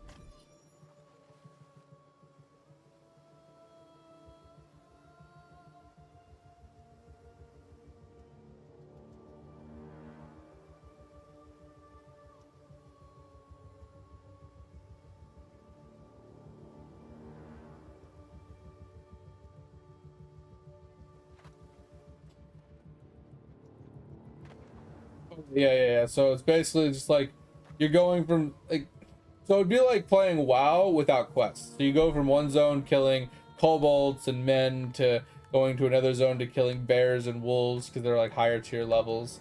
And you just go from zone to zone because each zone is like a higher level zone, so you're getting more XP. That's basically the goal. Currently, right? Or farm a specific mob to get like a specific drop, maybe. Things like that. Come back to a zone to fight like a mini boss or something. Things like that. That's what it sounds like. At least until they add like quests or mini objectives or professions. Is there any professions yet? Cause you know me, like that's my bread and butter. That's something that I love doing. And I'm not opposed to playing like demos to test a game. To see if I like it. Putting like 20-30 hours in it just to kind of feel what the game feels like. But if it's like what you're saying, like there's literally no content in the game other than killing things and going from zone to zone. I feel like if there's nothing to test, then what's the point of playing at the same time, right? Once again, kind of the same criteria. Like why just sit there and combat zone to zone to zone if I'm not going to, if it's just gonna get wiped, then I have to start over anyway. Might as well just wait for more stuff to be added.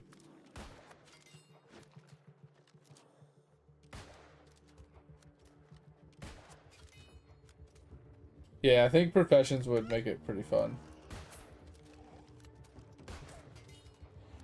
I love professions, man. Professions can make or break a game for me.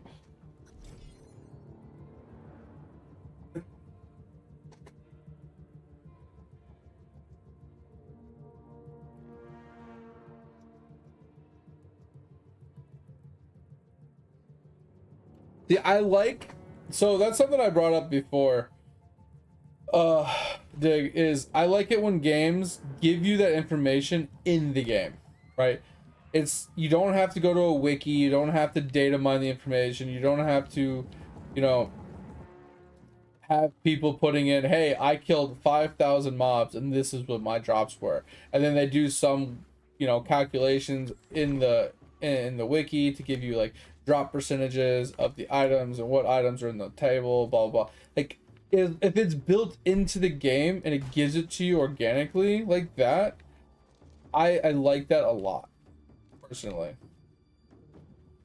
Like First Ascendant did that and I loved it. I like it when games do that, because then I don't have to rely upon a wiki. I don't have to rely upon third-party websites. I don't have to alt tab out of the game to figure out anything. I can literally just click on the game and look for what I'm looking for.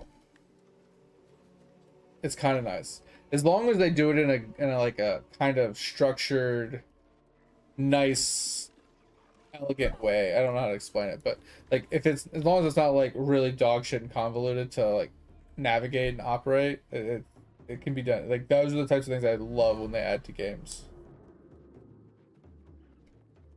Yeah, it's probably what they mostly spent their time on, is the database for all the items in the zones. So they probably made the zones and made the mobs. They put all the zones together and they want people to test the zones and the combat and the mobs and the areas, and then they wanted to give all that information via like the map. And that's probably what the play test is all about. It's playing through the game, testing testing the map overlay and the map information and just the combat in general. It's probably what most of it is about. Not all of it, but most of it. But yeah, that does sound awesome. I do like that. When, like I said, when games add that to their game, it just simplifies the game. It just makes it readily available at your fingertips, and it makes it less an annoyance. The thing is, like, the less annoying your game is to gather information, I feel like the more fun it can be, because now you're not guessing. Now you're not having to wait for someone to data mine, or you're not waiting for the community to come up with the answers, and then to share their findings. Like, it's there. It is what it is. It's just boom. Here you go. Here's the information. Have fun.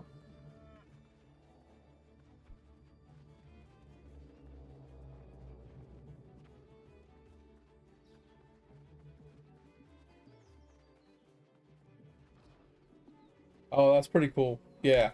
I love the variety too. Like when games give you variety of classes and secondary classes, so you can combine and contrast things. Like depending on how it works, right?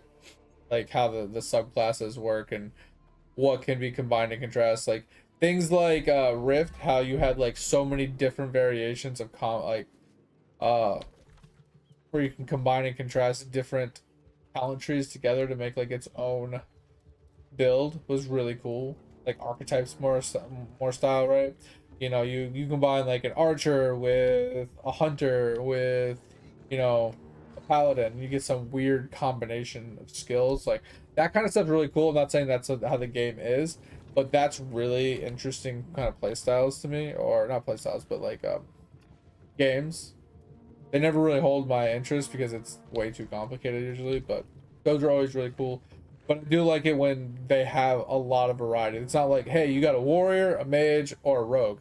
Have fun with 3 characters. It's like, I don't know how I feel about that. It's very limiting. Yo, G-Door, what's going on, man? How's life? What up, Topher? How you doing, man? How is your day? Oh, you're doing the sailing on old school RuneScape? How is it?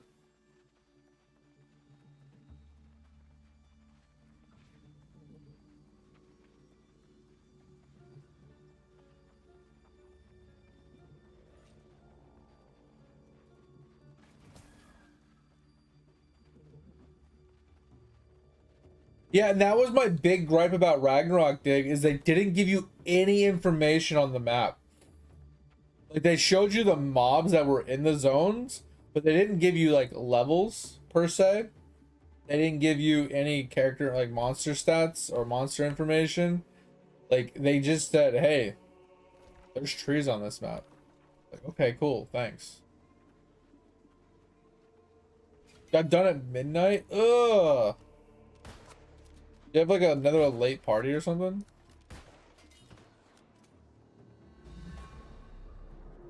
Yeah, I mean, it's a new skill. It's expected to be kind of slow and tedious at the beginning.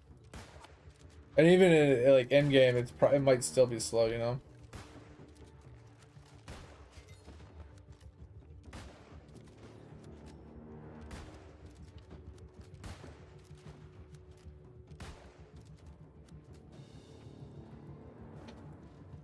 It's just interesting that old school actually added a new skill, which is crazy.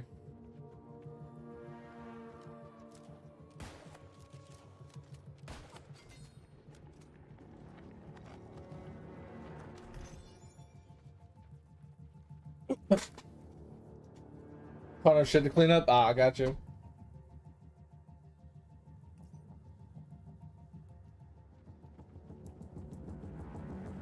Yeah, I don't even know how that skill works.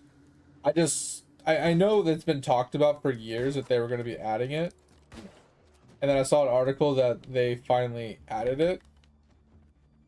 And I was like, damn, that's sick, you know? But it's not something that'll actually bring me back to the game.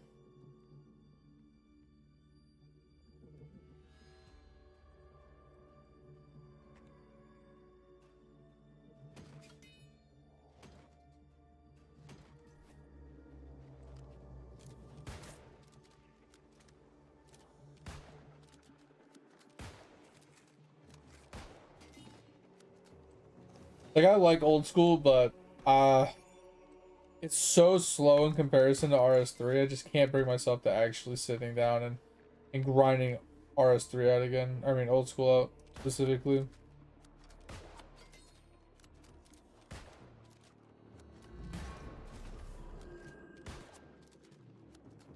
Like I think that's my problem with old school is I've played RuneScape for so long. I don't want to level a character from scratch all the way through everything again on a game mode that feels like you're in quicksand the whole time, because there's very little traversal, like map traversal, like things in the game. Like at least in RS3, there's tons of like lodestones to teleport from town to town for free. You don't need runes, you don't need, you know, magic levels, you don't need to do quests to unlock all the teleports. You know, you don't need to level up your construction to make an ornate jewelry box to get a bunch of teleports. You either need a bunch of jewelry on you, either you craft it or you bought from other players, or you need a bunch of runes to be able to teleport everywhere in magic levels and quest unlocks. And in 3, you don't need like any of that. You can just get so much organic, just reversal teleports with the lodestones. Once you've gone there once, you unlock it and boom, you have traversal skills. So it makes getting from location to location much easier. So you can, you know, farm resources, level up quests, you know, level up professions and things like that much easier, much faster. And then on top of all of that, they have so many other ways to expand your inventory with magic notepaper and porters. There's even portable bank deposits you can get occasionally, which those might actually go away soon.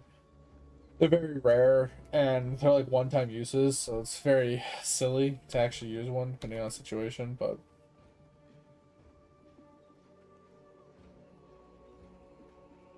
and that is because they're kind of like bartering, Gdor, where you like move goods from one place to another. Is that pretty much all it is?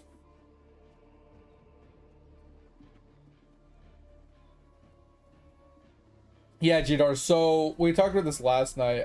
So RS3. So the gist of what happened was RS3 in their last quarter had a revenue drop and a player drop, and they looked at the surveys for people that were leaving, and we talked about this. I'll kind of glaze over a little bit, but you know how like people don't leave surveys usually if it's a good thing. They usually leave it if it's a bad thing. Well, they looked at the surveys, and 65% of the people that left, that filled out a survey, stated that they're left because of the microtransactions. Now, microtransactions have kind of always been this contextual thing that have always been contested on the game. Like, people were always like kind of pissy about it, but it's never really been too much of a problem. Well, RuneScape's knee-jerk reaction to seeing the survey saying that 65% of the people that left, that actually filled out a survey, left because of microtransactions, and some of them would come back if they remove microtransactions. Their reaction was, let's remove microtransactions. So what did they do? They put up a vote on the website that was rigged, and all it said was, hey, do you want the microtransactions to be removed? And it had a single vote of yes. There was not a no. There was no contestation button. It was just a single button that said yes. And on top of this, only 100,000 people had to vote for it to pass, regardless of how many people wanted it to stay, because there's no way for them to know, because there's no way to vote against it. Fucking ridiculous, right? So what they did is like, okay, well, over 100,000 people voted for it. Okay, well, since everybody wants it, obviously, quote unquote, we'll pass this vote. So they passed the vote. So now what they're going to do is they're going to go into Treasure Hunter and they're going to remove like 200 and something items. And to sum it up, it's basically they got rid of any form of free XP that didn't require you to do the skill. So prismatic lamps. Oh, for the love of God, bro, like just fucking die. He just keeps fucking dodging my attack, pissing me off. So they got rid of prismatic lamps, they got rid of lanterns that give you, they got rid of the meteors, they got rid of any form that gives you XP without having to do quests or without having to do the skill. They kept bonus XP, and they got rid of portables, which is fucking dumb, because portables, yeah, it prevents you from going to do the profession at the location. It allows you to bring resources to a specific location and do it on a portable as a community. So they got rid of a community hub oriented item. And then they got rid of all the proteins, which is kind of like the same thing. It's like an item that you use to get EXP and a specific skill while you're just sitting in town. So it's another like kind of AFK-esque way to gain EXP and a skill without skilling, but you do it in like at a bank, or you do it, you know, at portables or whatever with other players, and it's like a community oriented, just conversational thing, where while you're AFK doing all this work, you're just having conversations and hanging out with people, right? And that's kind of like what the whole thing about. So they got rid of all of that, and they're also going to get rid of cosmetic skins that are immersive breaking to the world itself. So anything that doesn't fit the aesthetics of the world, they're going to remove those microtransactions from the game, so people no longer have skins that don't jive with the, you know, atmosphere of the game. So what I'm pissed about that is, what if I have a skin that they remove? I spent $20 on a skin. Am I gonna get my $20 back? If the answer is no, then RuneScape is fucked up.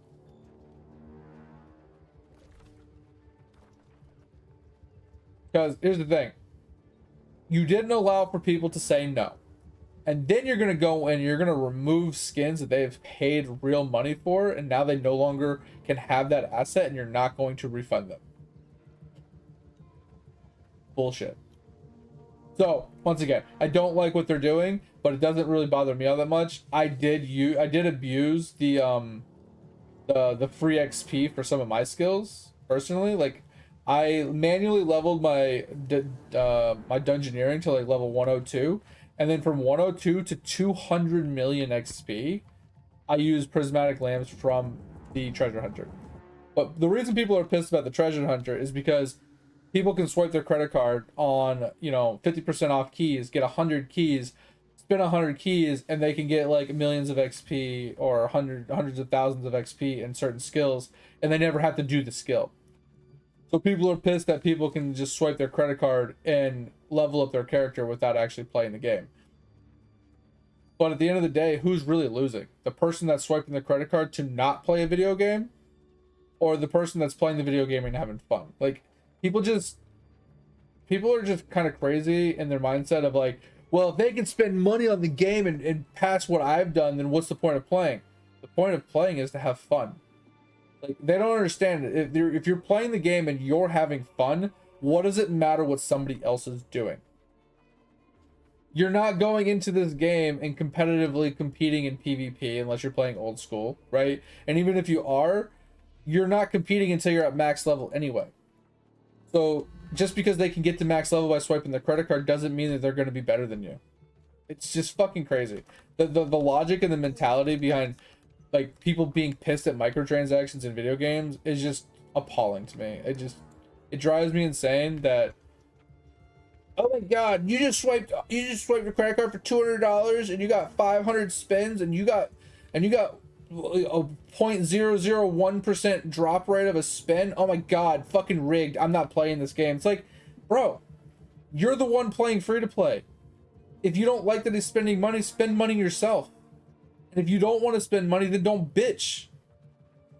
Like, that's the thing. If you go into a game and you don't have money to spend money on stuff, don't be mad if somebody else is spending money. Go and get a job. Go and make money. Like, it's fucking ignorance as hell. These people, they work jobs, they make money just because they want to spend their money to bypass mechanics that they dislike, so they can get to the stuff that they want to do and that they enjoy, to actually get the enjoyment out of the game that they're looking for the free time that they do have. Bro, why take that away from these players? Right? That's my biggest problem with this whole removing the microtransactions and the treasure hunter, is it's not that treasure hunter wasn't kind of, you know, I think it was a little overpowered, but I mean, at the end of the day, who the fuck cares? Play as much as you want to play, have fun the way you want to have fun. It doesn't really matter at the end of the day. If one guy is max level, who fucking cares if he's max level? If I can get to max level myself as well and be just as strong as him with a little extra effort, I don't give a fuck. But at the end of the day, like, if you remove it, how many people are going to quit playing your game because now they can't bypass the dog shit part of the game to get to the fun part by just swiping their credit card? Now they have to put the effort in, and they're less likely to play your game. So now you're going to lose players because you took out microtransactions. Once again, this knee-jerk bullshit reaction of, oh well, 65% of the people that filled out our survey that did leave said that they left because of this, so let's remove it. Oh, but 80% of our player base is gonna leave because we got rid of it. Oh well, that was a mistake. Like, you know what's funny about this whole situation is RuneScape's actually removed Treasure Hunter in the past, and the entire community went into such a fucking hissy fit about it that they added it back to the game. That's the fucking crazy part about the whole thing, is they've actually removed it before, and the overall overwhelming consensus of the entire community was put it back in the game or we're all quitting. And they put it back in the game. Now their knee-jerk reaction is to remove it again. I'm gonna tell you right now, I am like 60% sure that they're going to have a same problem they did last time they removed it. And they're going to have some really pissed off people. And they're going to have to somewhat reintroduce it. Maybe a modified version to try and make both parties happy. I guarantee you they're going to have to do it. There's no way they don't.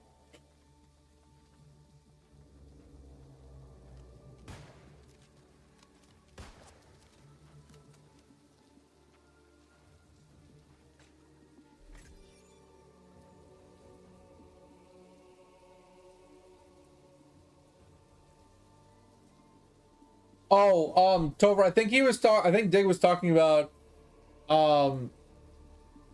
RuneScape, not in Eidolon. Sorry.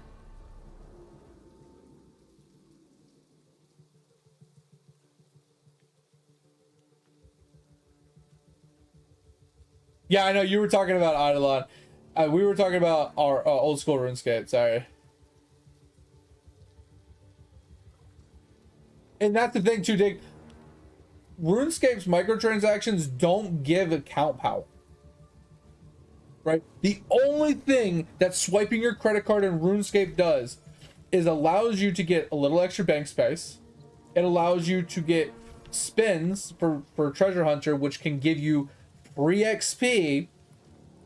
That is it. That's literally all it does. It doesn't give you items that are unobtainable in the game. Doesn't give you like best in slot gear. It doesn't give you account power in any way, shape, or form. The only item in the entire game, in my opinion, that gives any type of boost to account is the legendary pet that picks up one item every 30 seconds for you off the ground. That's literally the only item in the entire game that gives you any type of benefit to your account other than bank space.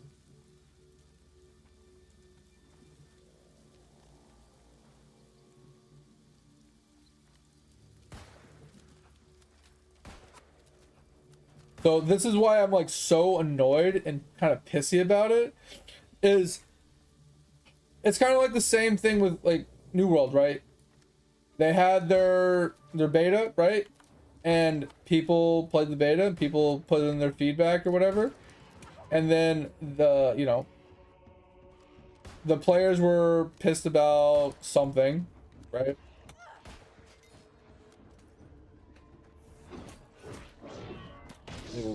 Okay. So the players were pissed about something, right? Because the people who knew were like, hey, we just did our beta, we have a bunch of changes we want to put into place, XYZ, blah blah blah. Where the fuck is this guy going? Holy shit. Bro, get your ass back here.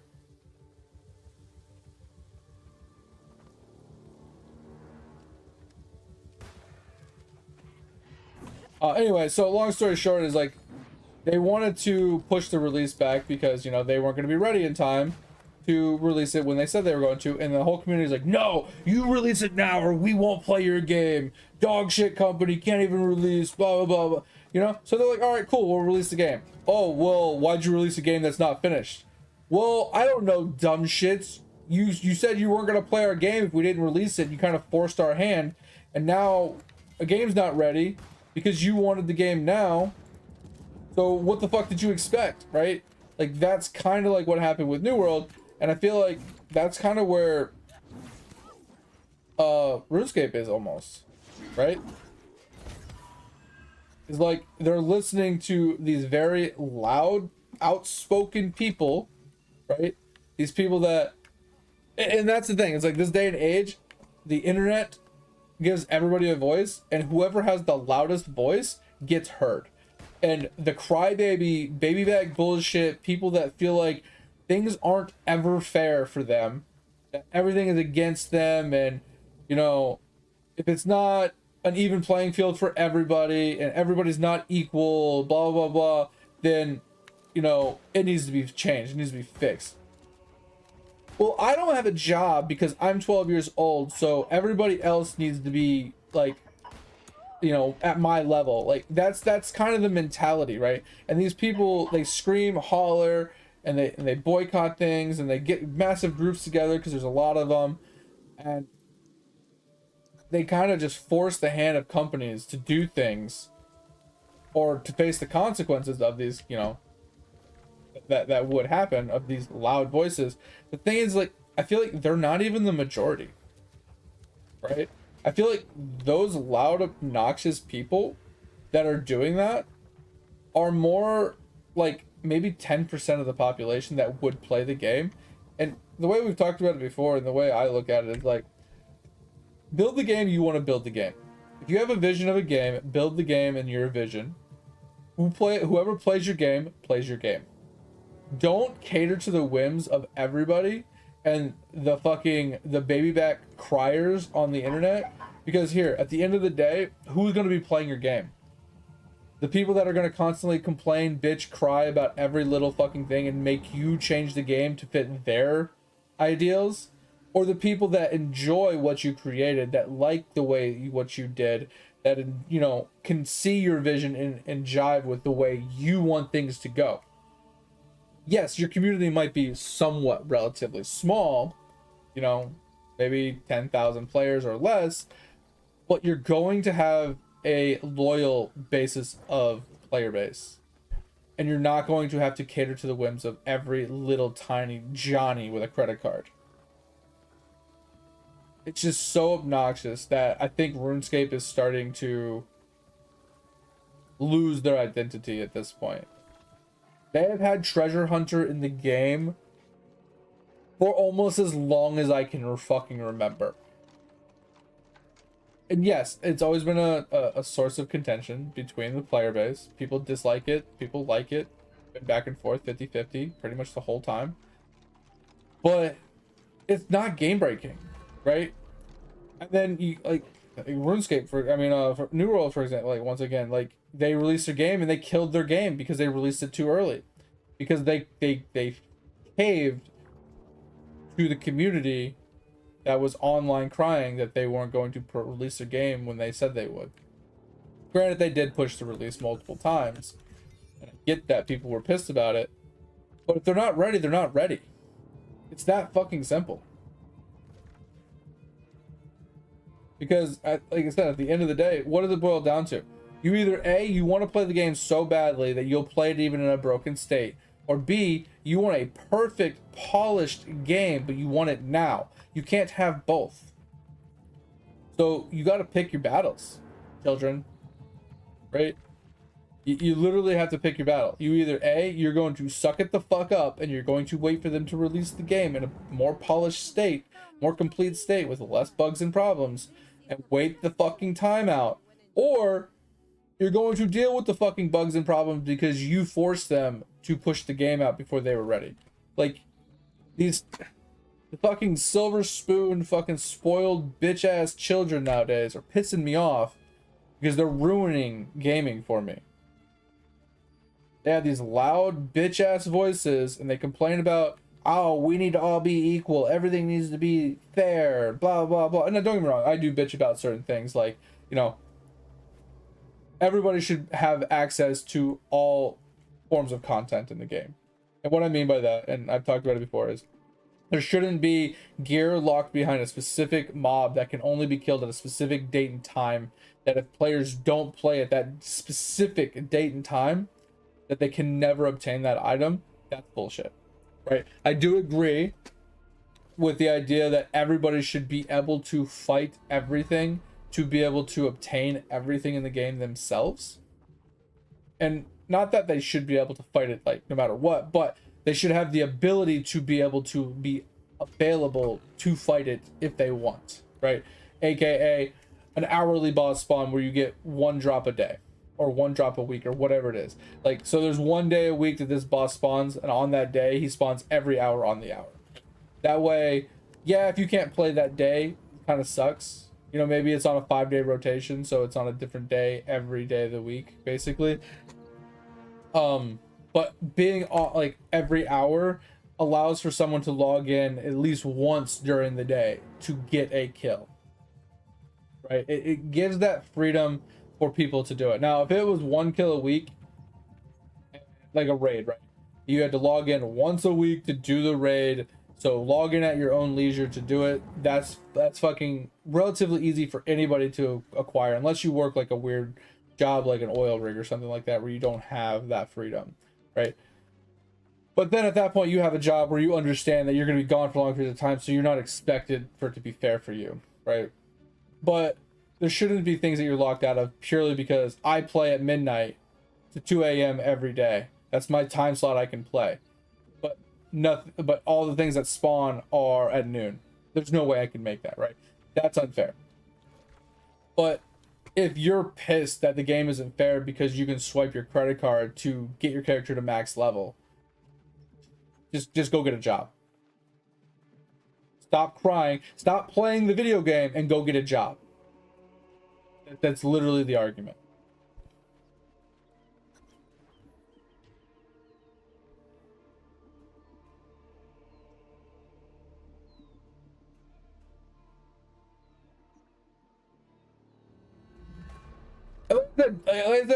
I do bitch, but at the end of the day, like, it doesn't really matter, right?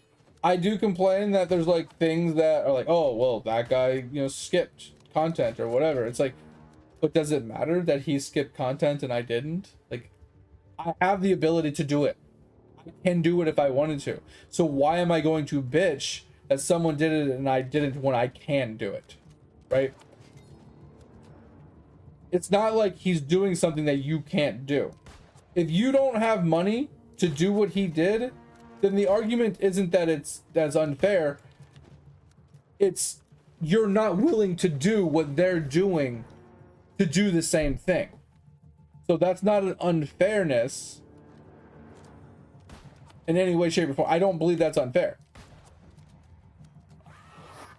Right? Just because someone spent their hard money to buy character levels so they didn't have to level up their character so they can actually get into the core of the game faster because they have limited time to play the game compared to you.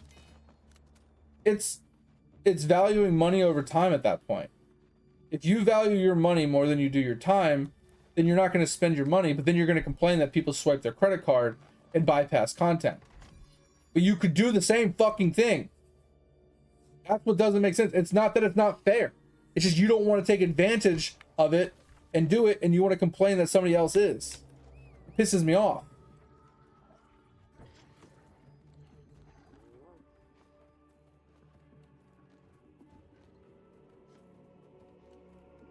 Exactly, Dig. And that's the thing. It's like, if you try to cater to the whims of everybody, you're going to like alienate everybody. Because here's the thing, you're going to cater to these loud voices that are going to flake and leave your game anyway. And you've forced out the loyal customers because you're catering to the flaky people. You don't cater to the flaky people. Let the biscuits cook in the oven until they turn into a fucking a burnt, crispy mess and catch on fire and just disappear, right? Cater to that loyal, like, just slow bake, right? The guy that just stays there and just slow cooks in the slow cooker and just hangs out the whole fucking time. Cater to those people. Cater to the people that are putting the hours in, that are putting the time in, that are hanging out, that are enjoying what you have. Yeah, they have their gripes, they have their concerns, they have things that they wish they were better or fixed or changed.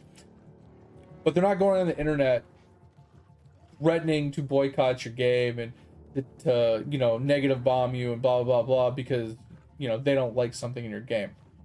And I will agree to dig that RuneScape's power level is EXP oriented, but with the added caveat that yes, EXP kind of unlocks the higher tier equipment and abilities and whatever the fuck, right? But swiping your credit card to get free XP and skills isn't anything new in any game. World of Warcraft, free character boosts. Not free, but you know what I mean? Like, you get character boosts to max level. Fucking Lost Ark. I mean, obviously Lost Ark's a bad example because it's kind of like a pay to win game, but you get my point. Like, there's almost every game has some form of pay to skip content, right? And yes, they all have, like, people are pissed about it, right? People don't like it when people can swipe credit cards and bypass content. But it's available to everyone. Just because you are broke, bitch, and you can't afford it, doesn't mean that it's wrong. Doesn't mean that it shouldn't exist.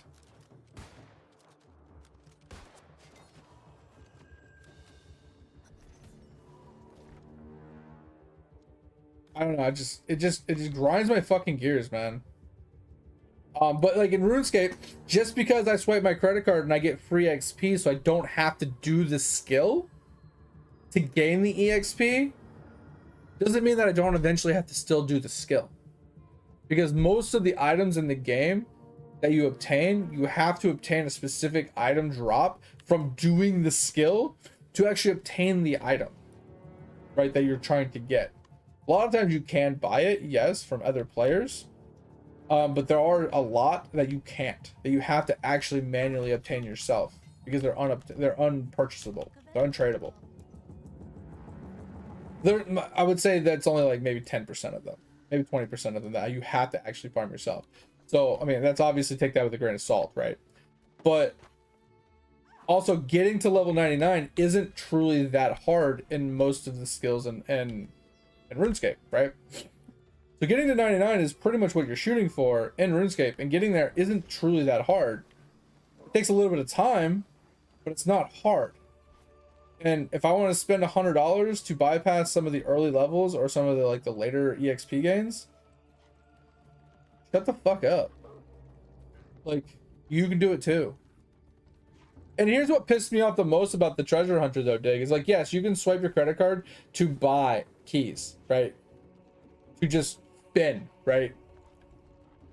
But you have daily challenges that you get. You get 3 daily challenges every single day in RuneScape. And each challenge you complete gives you an extra spin. On top of that, you get daily login spins. So every day you log in, let's say you're not a premium member, right? Because if we're being honest, we're only talking about membership based players. We're not talking about free to play players, because those people can just they don't exist in this conversation. Because they're obviously not spending money, period. So we're talking about members that pay for a subscription to play the full game, right? They're obtaining free spins every single day from logging in, and 3 spins for doing their daily challenges. So they're gonna get minimum of 4 spins a day. But if you're already going to be a member and you're paying month to month, it's better just to buy the premium year pass. In most people's situations, it's better just to buy the year pass or the premium membership, and you get 3 free spins a day on login, plus your 3 challenges to get a total of 6 spins every single day. Just because someone wants to swipe their credit card to buy 100 spins when they're on sale for 50% off is like a drop in the bucket of spins compared to just logging in every single day. And don't get me wrong, 100 spins is roughly a little less than 20 days worth of logins, right? But that's my problem, right? Is they're pissed about treasure hunter being, in the game because you can bypass, EXP rates and stuff. But these are the same people that are using treasure hunter every day as well. But they're mad that, oh, but he got an extra 100 spins because he swiped his credit card. You can swipe your credit card, bitch. Oh, you're too broke? Go get a damn job. Stop complaining. Grow the fuck up. Wait, what was the best example of pay to win that I gave? Sorry. I wasn't paying attention.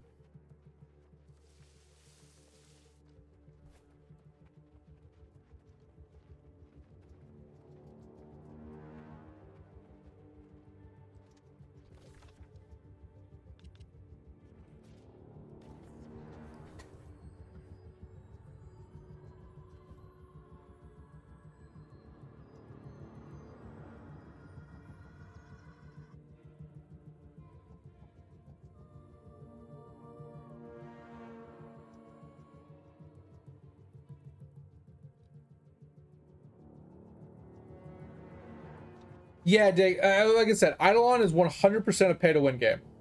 100% a pay-to-win game. With all those microtransactions that and those packs that he puts up, they are way, way, way too powerful. Like the amount of account increasements you get from those robes and those hats from those packs is so crazy that if you don't buy the packs and you don't whale out on those things, you are never going to be in the 0.1% percentile of the player base, because unless a lot of people stop playing the game, you're never going to keep up with the gains that they can get from the power spike of those of that gear, right? Oh, Lost Ark, yeah, bro. Lost Ark is a huge pay to win game for sure. I 100% agree.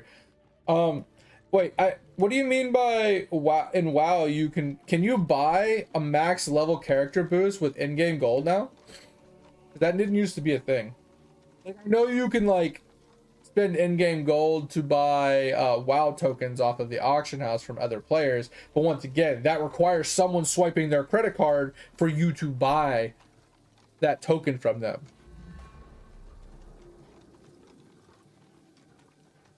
I didn't know that. I wonder if the in-game gold for character boosts. That's actually really sick. That didn't used to be that way.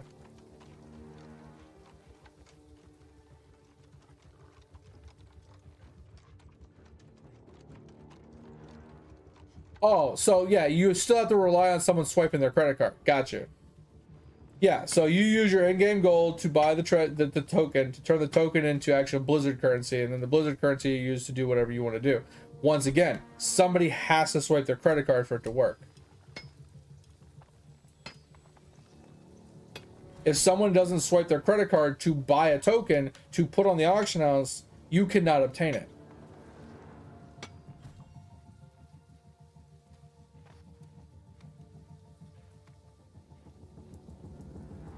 That's so, like I said, once again, if they removed the microtransaction of someone swiping their credit card to purchase a WoW token to sell in game for gold, that strategy would never work. So once again, you'd have to swipe your credit card to get a character boost.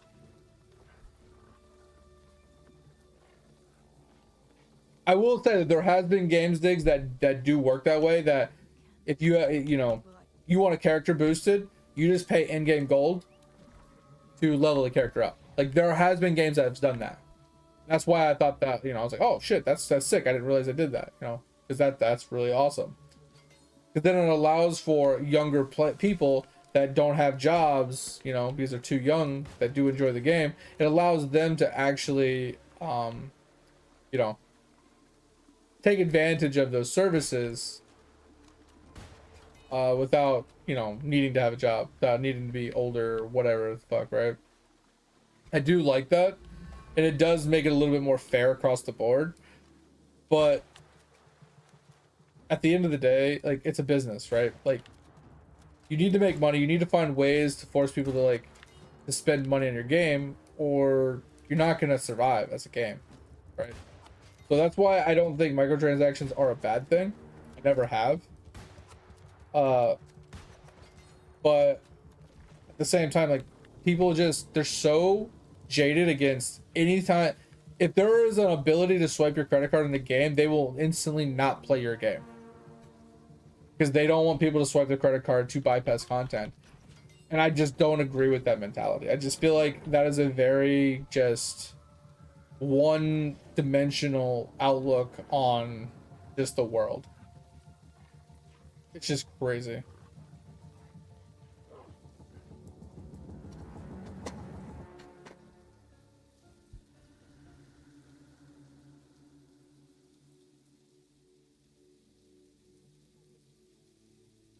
And that's the thing too, Dick, is that I don't have a problem with that system, right? Taking advantage of whales.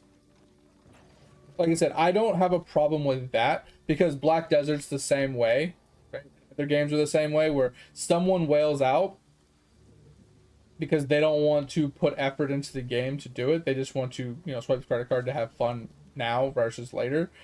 I don't have a problem with that. Right? Like you said, I take advantage of those players. Right? I put the effort into the game because I value my time. I value my money more than my time. Right? Because as long as I'm having fun and I'm enjoying what I'm doing, it doesn't matter how much time it takes me because I'm just having fun doing it, right? I don't mind it taking me longer and then and keeping my money in my pocket and then being able to just take my time and convert it into in-game, conversion stuff from a whale swiping their credit card, and now I'm just wasting their money. I'm cool with that. But this is also like another point of contention is like, people don't like that. People think that's bad, right? They're like, oh, I don't want that in my game. That bullshit. He can just swipe his credit card and just, get to the end game and he didn't have to do anything. And it's like, yeah, but he did do something. He works a full-time job and he makes money so he can actually do that. And you? Oh no, you stay at home all day, every day, and do nothing but play video games 16 hours a day, and you're going to be pissed at somebody that has 1 to 2 hours of gaming time a week to play because they work 6 days a week, 10 hours a day, and they don't have time to play video games. So you're mad at them for spending their hard-earned money on a video game? Like, grow the fuck up.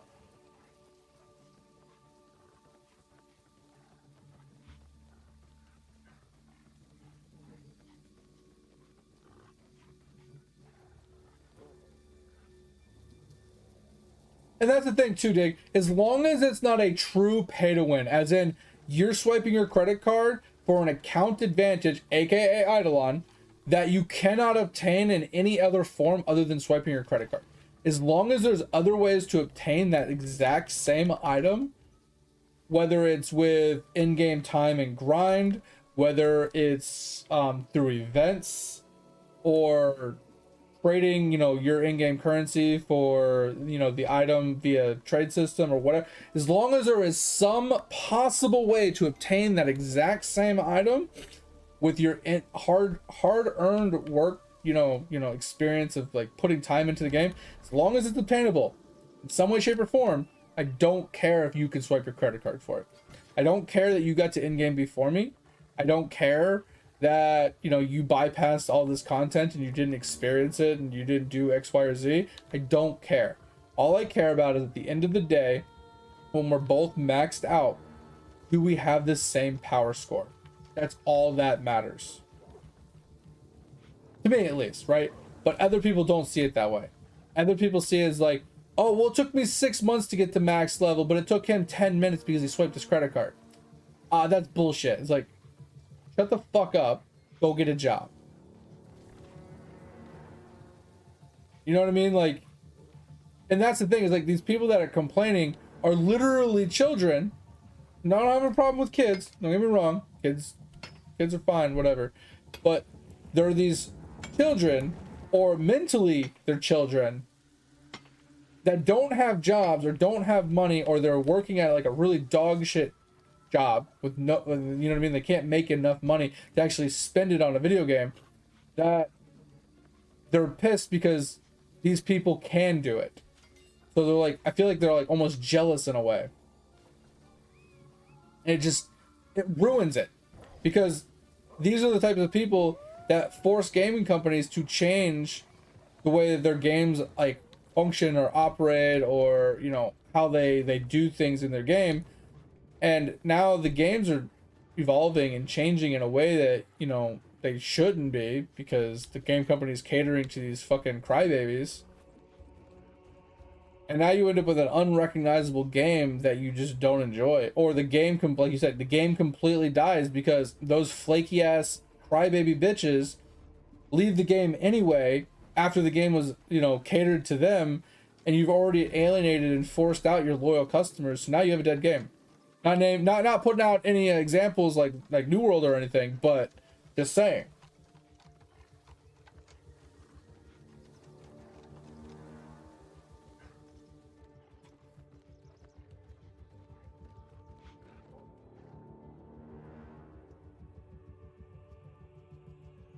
Yeah, I mean, what I meant by children is not so much 12-year-olds. I mean, there is a lot of those, right? Or people under the age of 18. There is a lot of those, but I was mostly referring to mentally children. People that are living in their mama's basement. No offense to anybody living in their mama's basement that's actually mature. Because, you know, sometimes, you know, circumstance behoove you need to do that. Or it's just, why leave if you don't have to, kind of thing, right? Like, if it works, it works. But it's just these people that have everything given to them, you know, they're the types of people that will have their mama make them make them 3 meals a day, do their laundry, make their bed, clean their room, bring them food, you know. Like, these are the types of, like, sheltered people that are crying. Don't get me wrong, if you have a mom that's gonna wait on you hand and foot like that, like, hell, that's fucking awesome, right? Like, sure, take advantage of it, but grow up a little bit. Have a little bit of, like, I don't know, maturity to understand that some people have to do everything themselves. Some people have to do their own laundry. Some people have to cook their own food. Some people have to go grocery shopping. Some people have to make money to pay their bills, right? They don't have everything handed to them on a silver fucking platter. So they don't have 20 hours a day to sit at their computer while their mom wipes their ass at the computer. Like, it's okay, Schnookums, I got you. Here's your cheesy poofs. Like, keep playing your game. It's okay. Like, I'll pay for your gaming addiction. Okay, I'll go work 17 jobs and make you food and do your laundry and wipe your butt and feed you with a spoon. Like, those are the people that are ruining shit. Because then they're the ones sitting on the computer and be like, oh my god, I just spent 28 hours grinding for this, and this guy just came in and killed it once, and he got the item. And he spent $1,000 on his account, and he shouldn't even be here. It's like, why shouldn't he?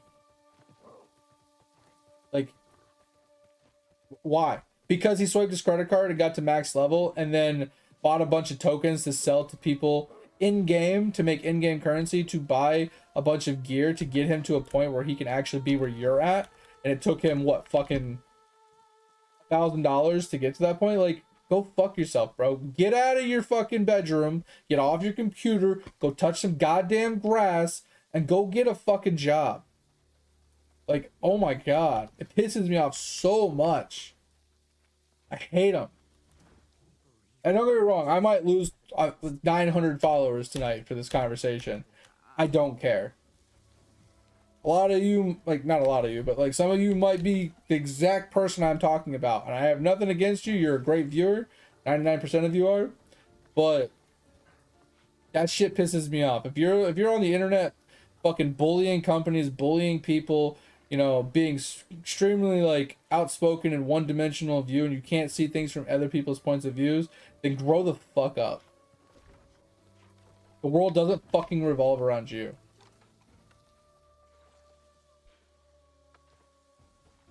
There's like fucking what, 9 billion people in this world? One person doesn't matter in the grand scheme of things. Like, I'm not saying that one person doesn't matter, because everybody matters in their own way. But I'm just saying, like, you're one, like, don't get me wrong, if there's one, there's always more than one, right? So if you feel that way, there's other people that feel the same way you feel. But just because there's a group of you that feel one way doesn't mean there's not people that feel the exact opposite.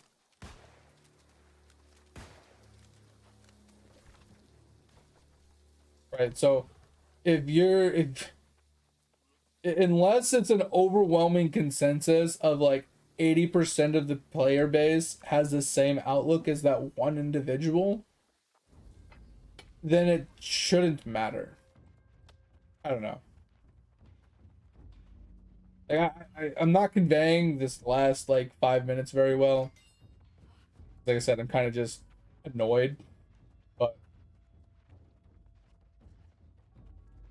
Netflix, bro. Don't even get started on fucking Netflix.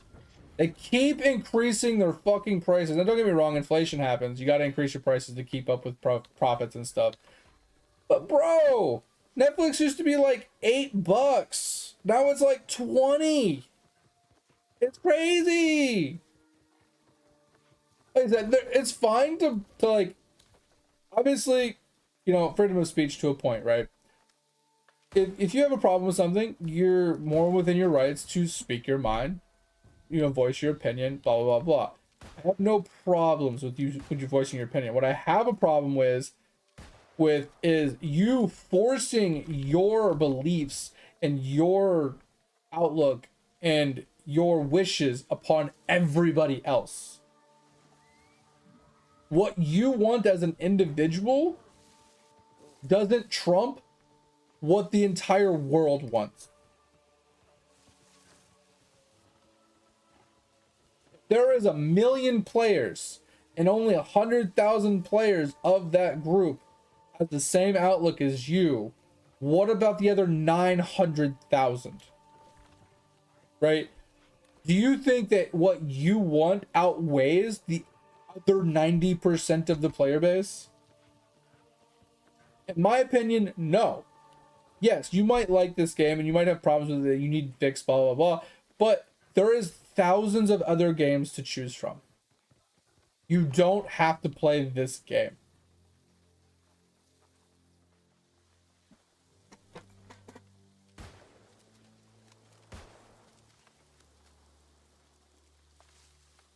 Like, I think that's my biggest problem with it, is people like feel like they're entitled to have everything that they want, right? That companies should cater to them, should give them everything that they want, and me, I, right? Fuck everybody else. I don't care about anybody but me. That very selfish mentality. That's a lot of these crybabies on the internet nowadays. It just drives me insane, man.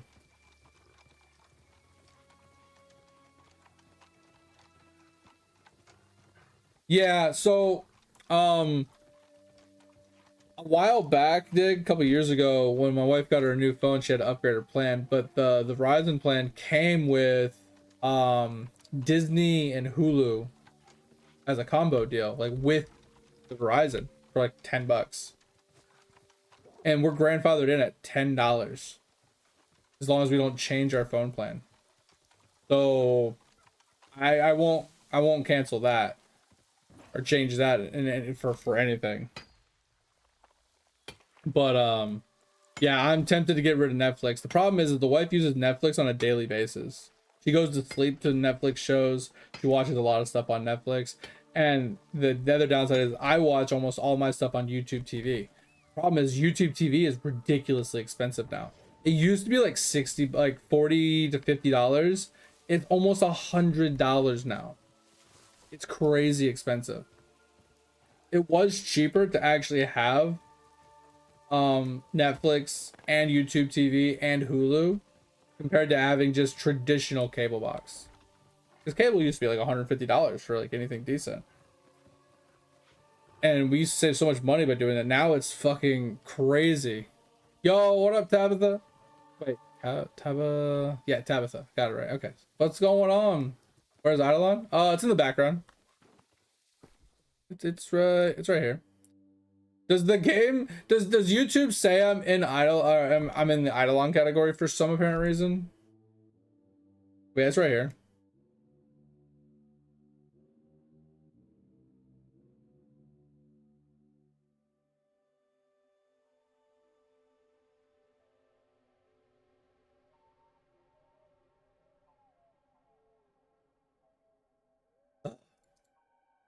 All the fragments. I hate sitting here scrapping these.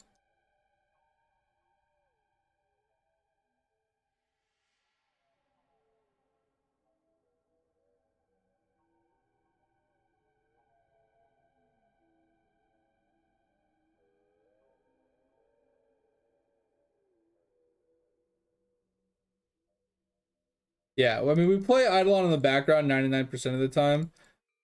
But we mostly play other games over while we AFK things. I don't put a lot of active time into Eidolon all that much. At least on stream. Going for 100,000 statues right now on this character. Oh, man.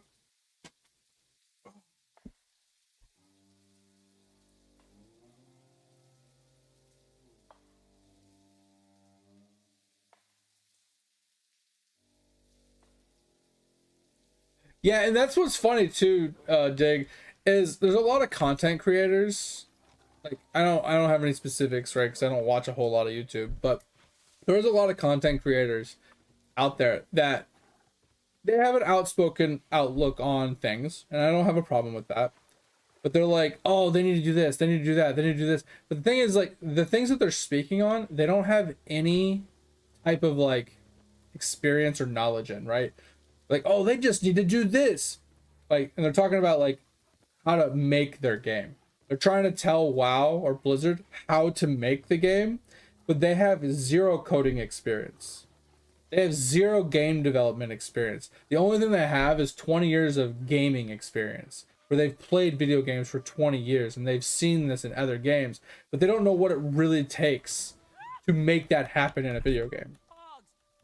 And that kind of grinds my gears as well, because it's like, okay, I understand you want this in a video game, but don't force it, like your outlook on another on the company, and be like, hey, you need to do this or else. Because sometimes it's not in the cards. Sometimes the way a game is coded is a hard limitation on certain things being added to a game. Like, there's no way to actually add it to certain games because of the way that it's hard coded into, you know, like the way the game is hard coded, or even though like how it's structured or whatever. It's just not possible to add certain things without going in and recoding things, and that's not a simple thing, and people don't understand that. And don't get me wrong, I'm not gonna say I'm kind of at fault for this myself, because I do wish they would do things, but I do understand that it's not as simple as just, hey, just throw it up for us, right? Just make it happen. Because I do know there's a lot more that goes into, you know, making a Classic Plus, right? Because if they're going to make a Classic Plus, obviously it's not as simple as just, okay, here's the exact same thing we gave you, you know, back in 2004, like 2004. Here's the exact same game. Because the problem is the code from 2004 isn't going to be compatible with anything they're trying to code nowadays for like new content. So they almost have to recode the game, and like not a new engine per se, but kind of update the outdated coding styles and things that they've learned throughout the years to kind of bring it up to par and standards with what they would need to accomplish a plus goal. Not that they have to do it, but that's what they should do, right? In my opinion, they could make it into a whole new programming language and recode the whole entire thing, which would be very time consuming, don't get me wrong. All right, we got done with that, so we can put the sword back on. Right, great sword is done. We're not in light armor anymore. That kind of sucks. Like I said, and I don't know the whole ins and outs of it. Yes, I do know a small amount about coding. I don't know all of, you know, a lot. I'm not a coder myself. I've never actually coded an actual game or game developed or anything crazy, but you know, I have taken a couple coding classes for my IT work and stuff, and I kind of know the basics behind it to a point, obviously. I love how I can't actually butcher this pig. That's fucking annoying. That is absolutely atrocious. So I can't do this quest? Cool, we'll have to come back. Unpin that one. All right, let's go back. Kind of annoyed. I hate quests that require you to have a specific trade skill. Sorry, Tabitha, I didn't see a message. What am I farming? No candy. No, I don't like candying. Everybody's like, oh, well, just candy it. Just candy it. Oh, you got plenty of candy. Just candy it. Come on, candy, man. Candy, candy, candy. I don't like using candy. It's more of a principle of the fact at this point. And like I said, you can get it done in 5 seconds if you use candies. It speeds up the whole process, you know, simplifies things, it makes things easier. You can get a lot more progression and so on and so forth. I just don't like using it. I like playing games in like their core form and doing things like naturally, not taking advantage of like time skips and stuff. That's how I am with like all my games. I mean, I don't have any problem with using candies. I just don't like doing it. And I typically play all my like Eidolon AFK. So what's the point of using a candy to make it more active when I'm playing another game? Right? I can use my candies later to like farm out thread or ores and stuff like that to juice out alchemy bubbles later. That's more or less what I'm going to be using mine for. So I don't know. But yeah, my hyper focus right now, because typically what I do, Tabitha, in Eidolon is I will pick a specific thing and I'll hyper focus on it until I achieve that goal, and I'll ignore everything else.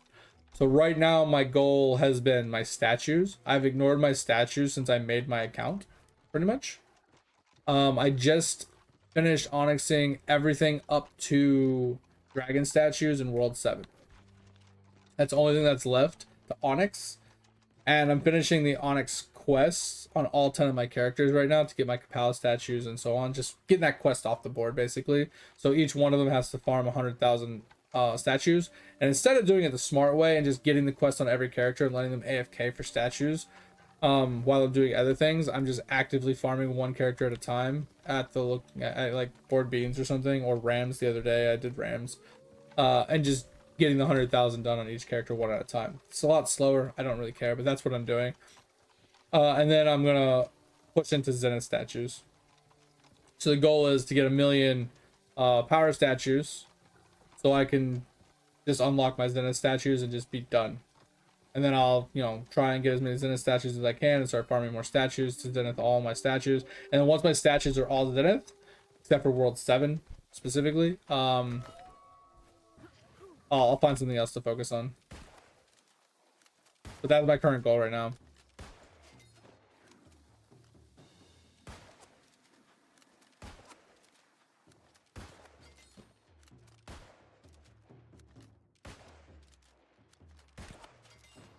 But anyway, yeah, Dig. I feel like there's the fact that content creation is so readily available to everybody, no matter age. With just anybody with a smartphone can just upload YouTube videos and complain about something. People just complain about everything, and they don't even know what they're complaining about half the time. They're just complaining to complain with zero like idea of what they're complaining about, like what actually they're asking for from these companies, right? Like, oh, well, you guys need to do this and you guys need to do that, and if you don't do this, then you're shit, blah blah blah. But it's like, how do you expect us to do that? Like, can you give us some sort of like, you know, like, do you even know what is involved in doing what you're asking us to do? And 99% of the time their answer is, well, no, but other companies have done it.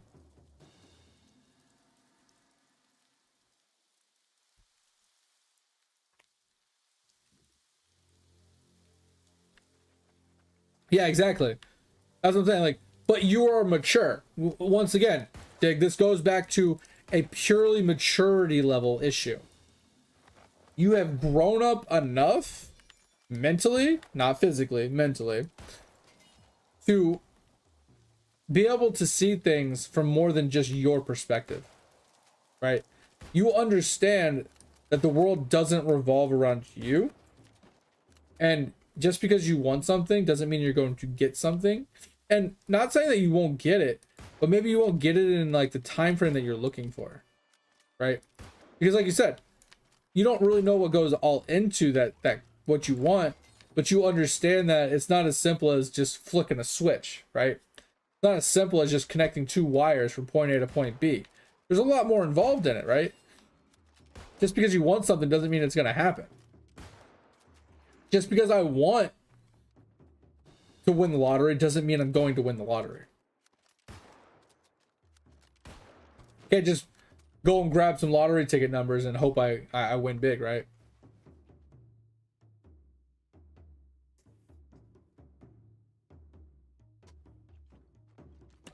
Oh, shit. I was stretching.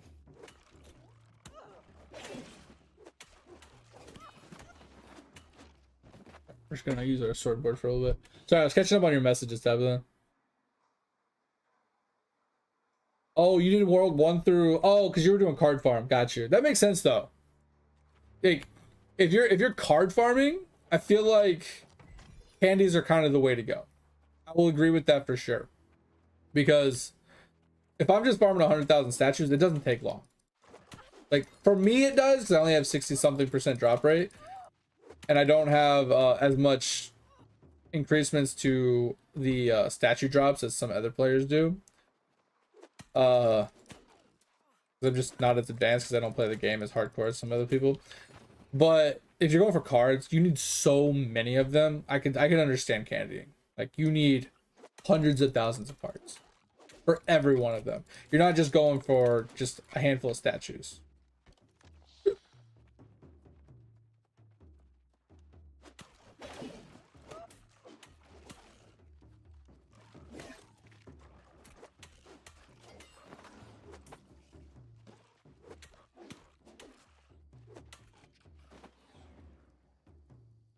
What up, Dig?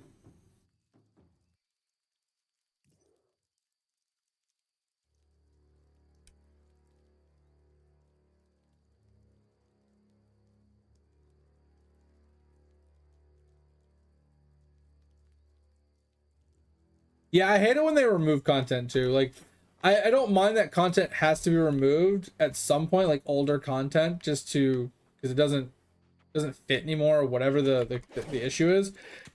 Like, removing content is fine. That's like the nature of MMOs. It just happens because it's hard to keep old content up to date sometimes, right? So I'm not particularly annoyed with removing content, but be upfront honest if it's getting removed completely or if it's getting, you know, converted into another thing or if it's actually going to come back. Don't lie to me, right? And I will say that sometimes removing content does suck no matter how we look at it, because that might be content we like. It might be content that we look forward to playing every single day, right? And if you remove it, then what is going to keep me in the game, right? Like, what is going to keep me enjoying playing your game going forward? So I don't like it when they remove content, but I can understand, you know. But once again, let's take freaking another game for example, Lord of the Rings, right? They have so much content from over the last 20 years or however long. That older content is just unoptimized, poorly done. It's not good, right?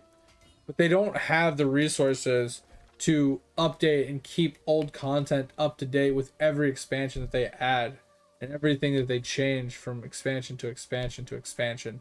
It's not feasible for them to keep all that old content up to date. I mean, I get it. At a certain point, you gotta like value your resources, like the time that your employees have to spend per day. You gotta put them on more priority based items. I get it, and like I kind of have fault when it comes to that outlook as well, because my thought is like, yeah, I get that there's bigger priorities on your plate and you have lots of other problems that you're putting out so many different fires with X amount of resources that you have.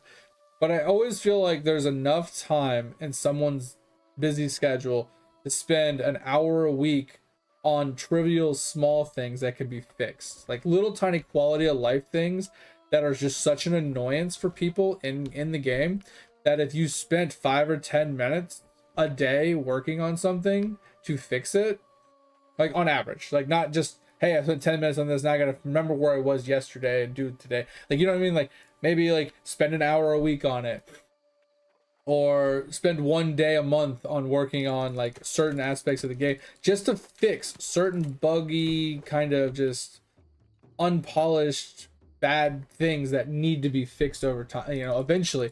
And if you fix one of those a week or one of those a month or whatever, it'll go a long way with the community's like outlook on your progression.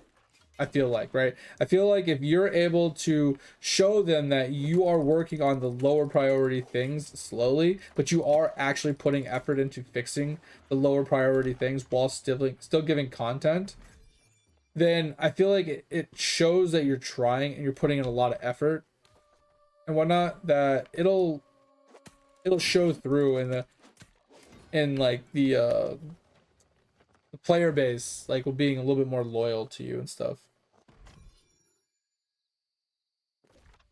What am I trying to do? Defeat Blade Dancer to recover ancient something. This is like right here, I think. Is he dead?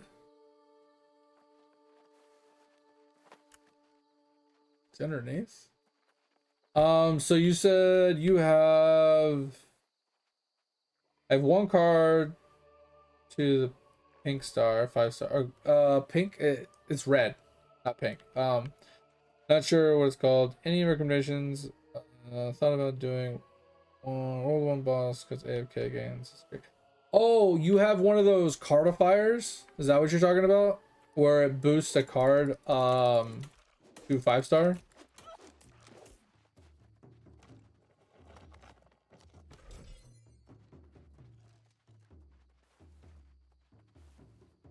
You need to hold on to it. You don't want to use it yet. Just hold on to it. It's going to be a very long time before you use it. Because in order to use the cardifier, I'm 90% sure you have to actually have it 4-starred before you can use the cardifier. Because it has to be 4-star to push it to a 5-star. And you have to unlock the ability for 5-stars. Which you haven't done yet. That's in the Rift, I'm pretty sure.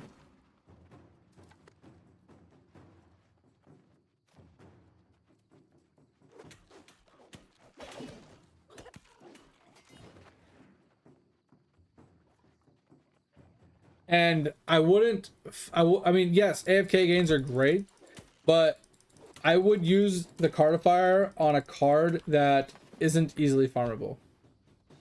The problem is most cards are easily farmable, but there are a few that aren't as farmable.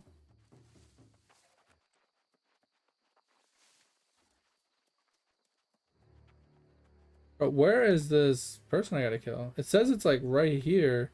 I thought maybe it was underneath. Yeah, it says it's like right here, but I feel like I see HP bars under the ground here, but I don't know how to get underneath.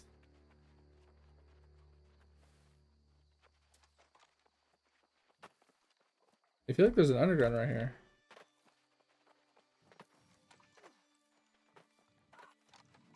Well, that's one way to do it.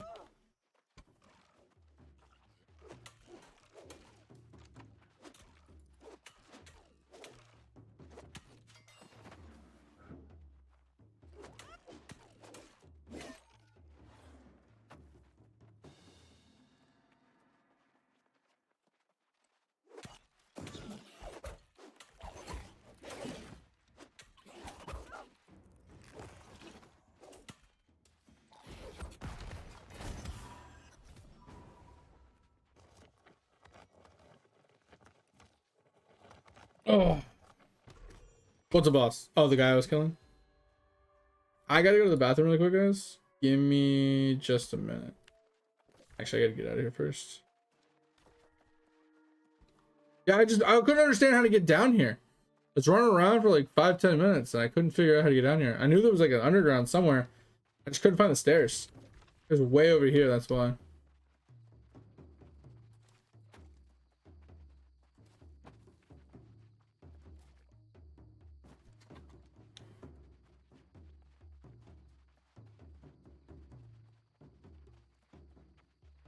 Alright. So we need to go down here for another quest.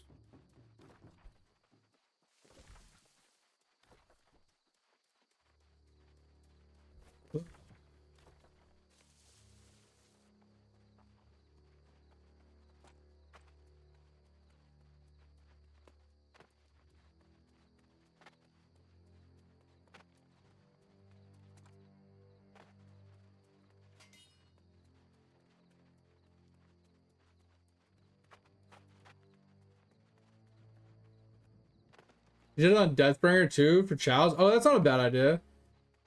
Yeah, that's not bad. I'm working on wows on my second guy right now.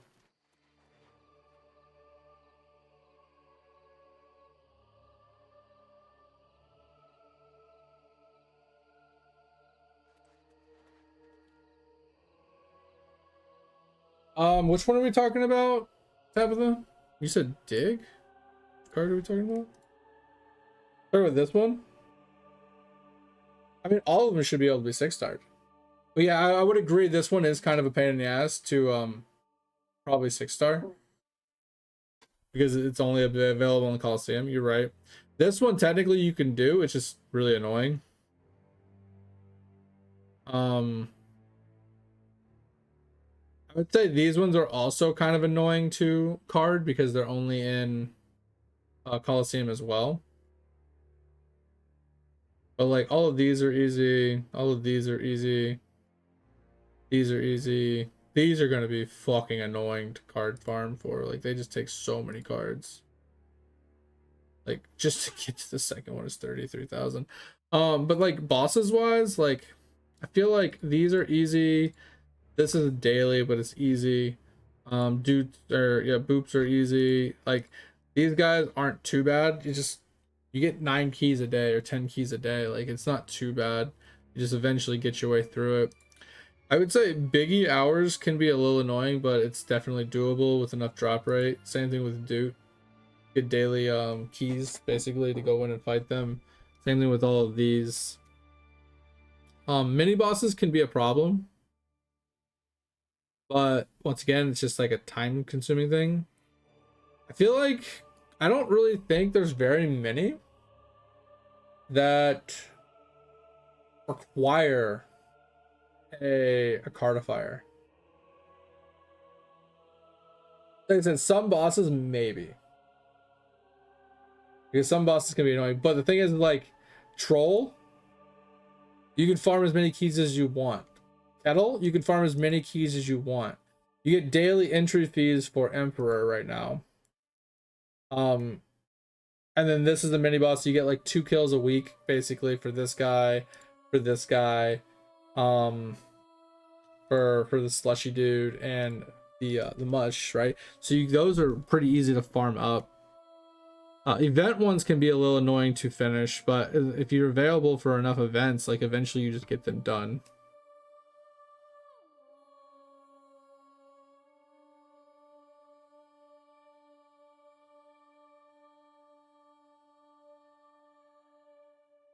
No, so how the cardifier works is like you see how this guy right here, he needs 684 more cards. It would automatically bump it from the 4-star to the red 5-star. So it would look like this. It would just skip the card grind. That's all it does. But it goes to a 6-star now, not just the 5-star.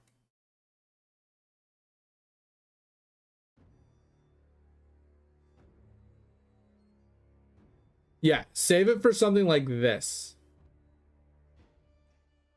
where you have to farm the World 6 boss a shit ton of times, because you only get so many entries a day. It's just like keys, but you only get so many entries a day. But every time you fight him, he gets harder, unless you reset him and like downgrade him, and then fight him, and then downgrade him, and fight him, and downgrade him, and fight him back and forth.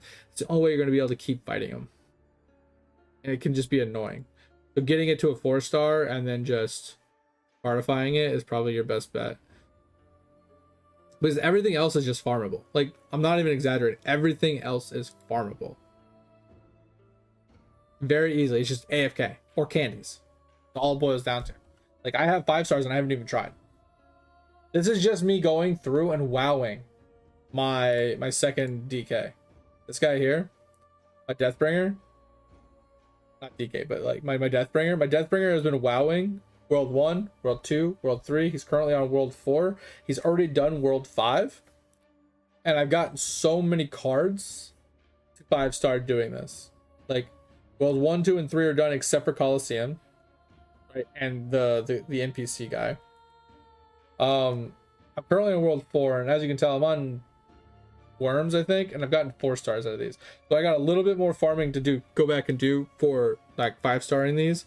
You know, I got what 2,500 here, 1,600 here, 2,000 here, 5.3k here, 5.3k here, and then this one should hit 4-star, and then I need some more. So I'm probably gonna 4-star most of these.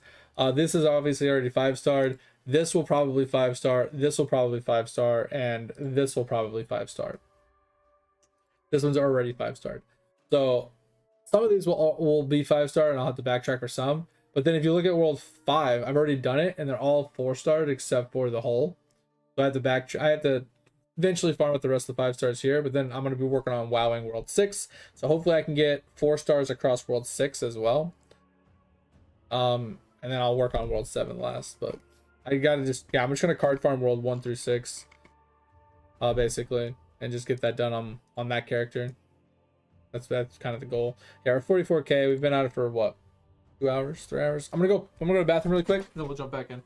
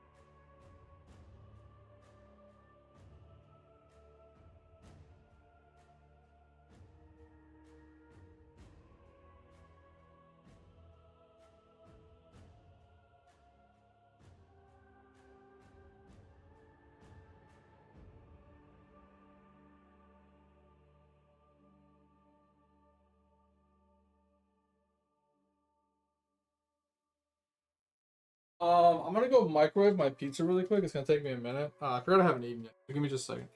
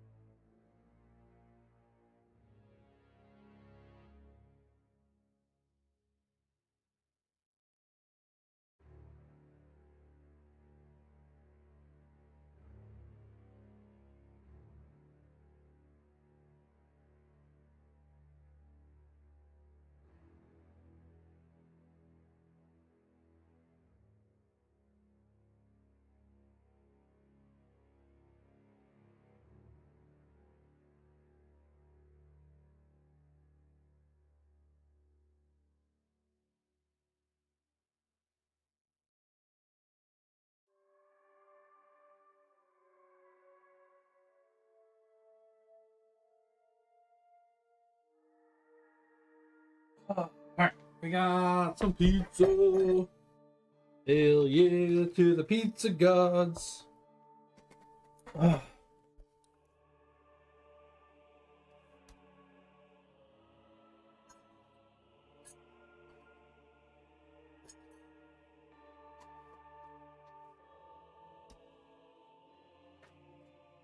Yeah.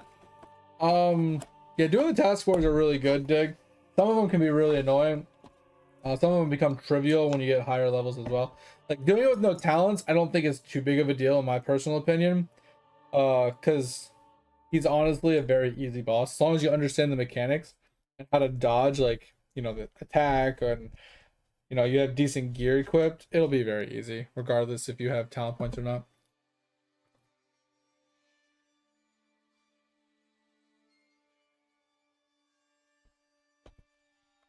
And the fact that I know you're a decent gamer and you can follow mechanics pretty well because of Lotro, I have no doubt that you'll be able to do it.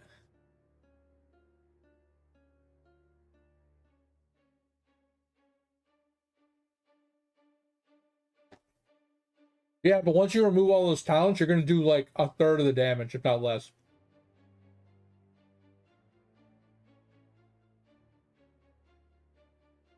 You're gonna lose a lot of damage. Because you're gonna lose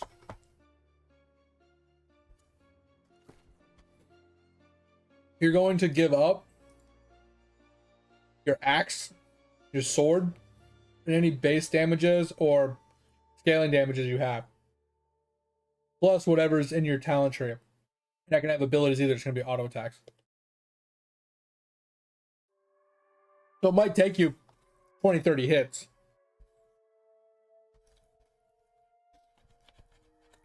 But it'll be easy. Like I said, I don't think it'll be honestly a big deal at all. But yeah, you're gonna lose a lot of damage. It's not a big deal though. Like I said, whatever.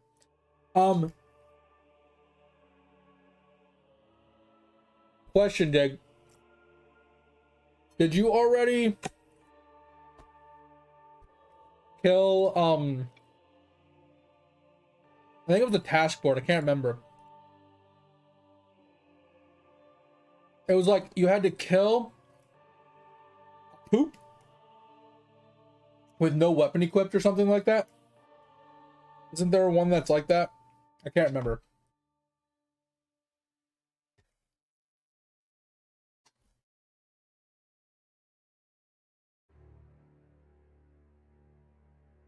One of the poop guys.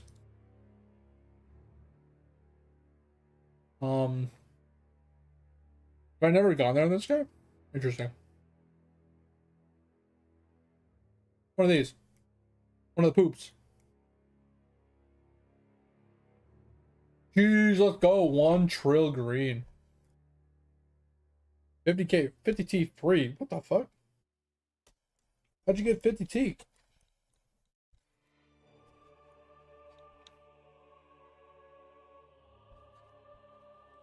Okay, yeah, because so you remember we were talking about it the other day about the dungeon runs? Dig. I'm pretty sure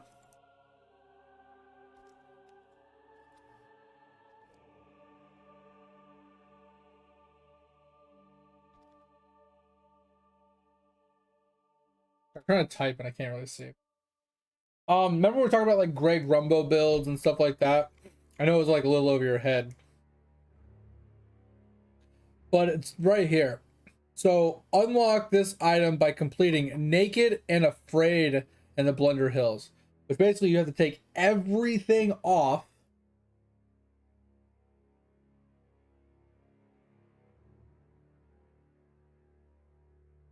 This one.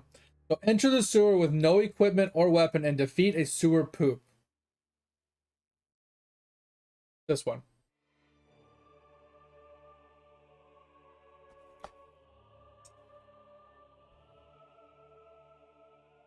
If you haven't done that, I can tell you how to cheese it.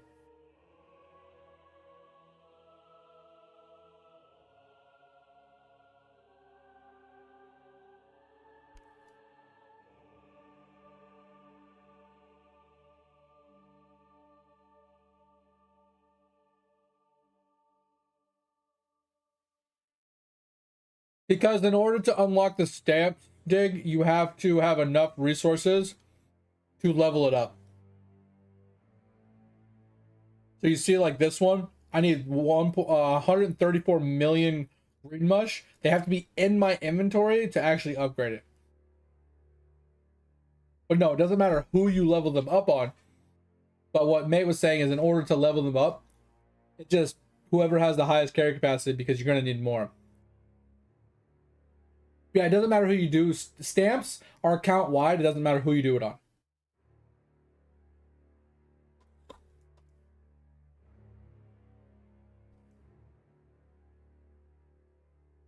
Yeah, unlocking doesn't matter.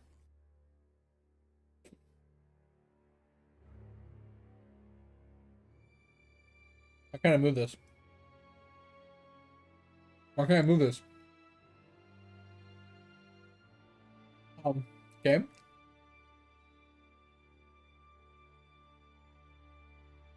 Okay. Well, my game's stuck there.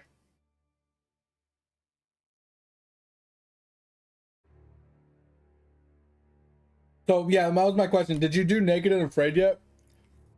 Because that would unlock the Greg Rumbo, so you can do dungeons a little bit if you wanted to. Give you a little bit of damage if you built right. Okay, okay, that's all I was curious on. Okay, I was gonna say, because if you haven't done it, I know how to cheese it, make it easier for you. But since you've already done it, we won't worry about it.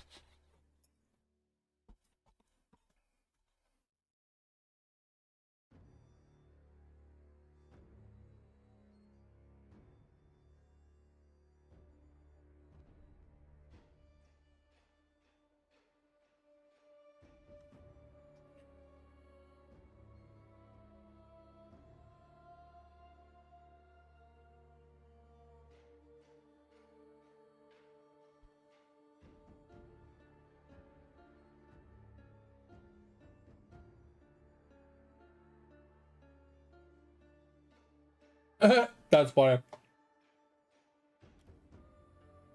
Well, back in the day, Dig, before Poppy and before Owl and stuff, that was actually really hard to do.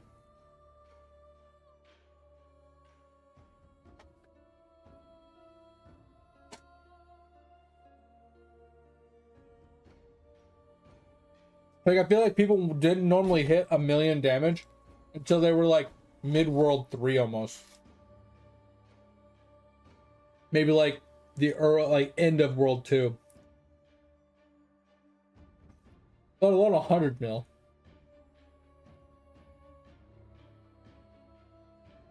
Like, the damage you guys get early game is insane now. Especially with the addition of like the basketball hoop and the dart and bolt. It's ridiculous.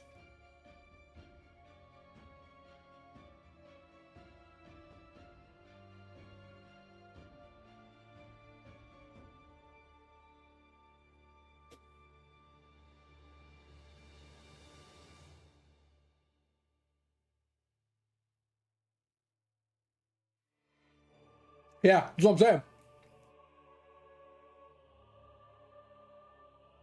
Yeah, it's crazy. It's a night and day difference, man.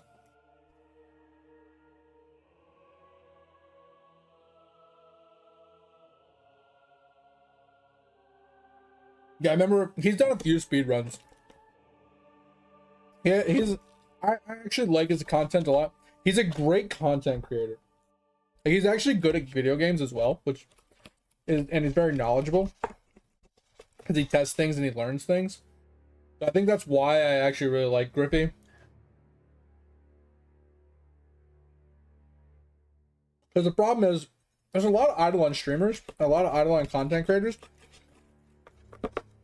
And I don't want to be harsh, but most of them are very boring. Like, Griffey knows how to be kind of captivating in a way where he keeps it kind of light and funny and entertaining while still giving like high level knowledge, right?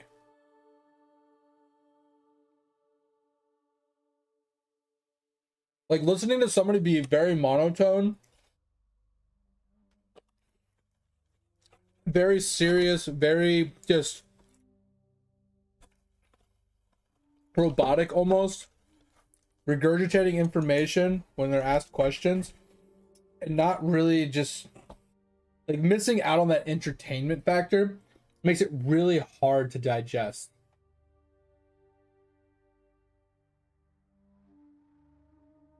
Oh my god, he is such a jokester. I don't think he's almost ever serious, Dig. But yes, his YouTube videos, he cuts out the sarcasm a lot because he understands that the audience from the videos are completely different from the live banter. Right? So he doesn't do as much entertaining in his videos as he does on live stream. Because live stream is all about having that banter, having those hard, like, hot takes out of nowhere, just causing the outrage, like just random spur conversations and stuff, you know, triggering people and stuff. Like, it just causes entertainment. It makes everybody laugh and have a good time. And yes, that can be very annoying if that's not what you're looking for. But, well, you just hit 18 mil pow. What the fuck? You just blew the fuck up, mate. That's crazy.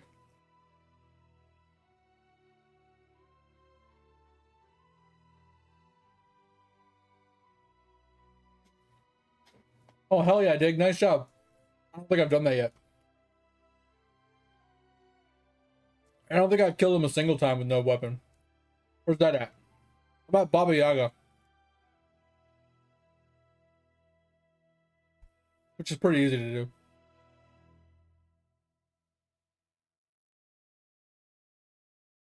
There's a handful of these I've never done. Oh, it's after Baba Yaga? Gotcha. I just never really cared. Like, doing a lot of those, like, task boards, I never really cared about them all that much. Because it wasn't, a lot of it isn't task, isn't, like, account progressive, per se. I mean, there are some progressives with it. Some item unlocks that come with them and stuff like that. But it's just never been something I've been ever focused on. I've had so many other things to work on. Can I move this now? I don't know what is wrong with this. I can't maximize it. I can't full screen it. I can't move it. You just minimize it.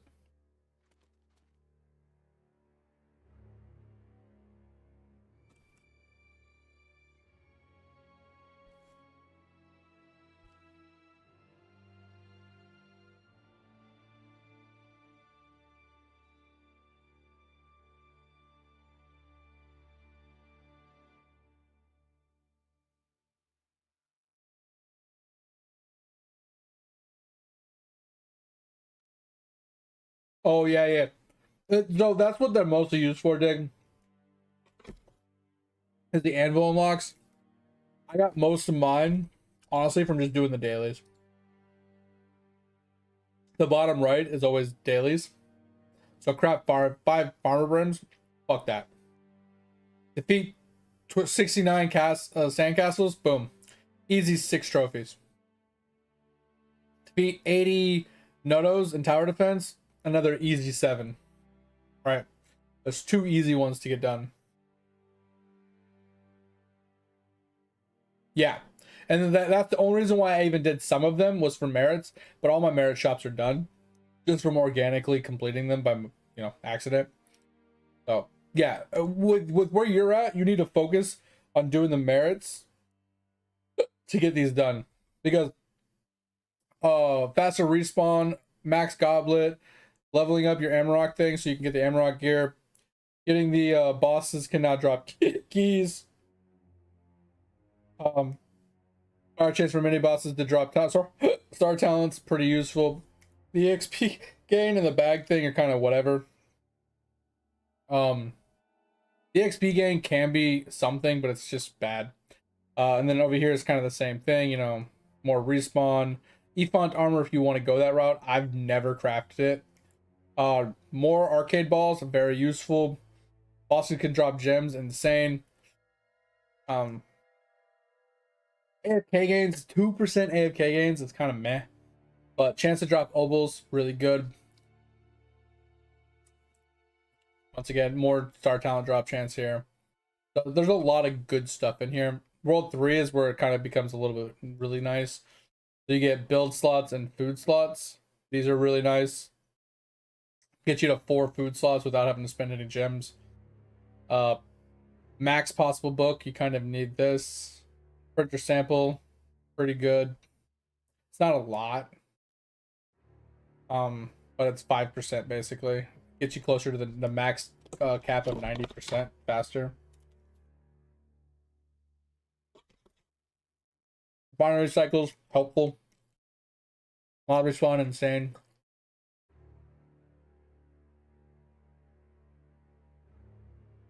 Whatever.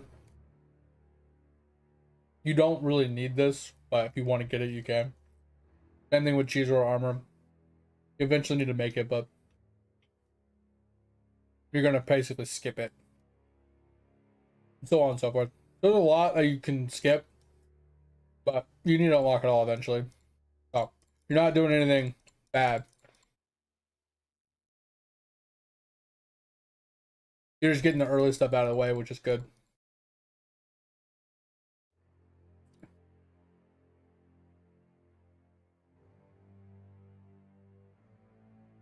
There is a farm when you unlock your elemental sorceress dig.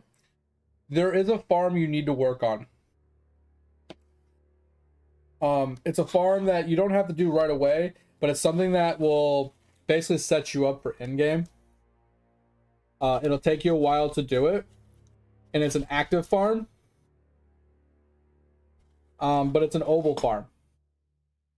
You need to go to Giga Frogs, and you need to farm your pop ovals. It's gonna take a hot minute. It's not a fast thing, but the more ovals you get, the faster the grind becomes. You need to make this.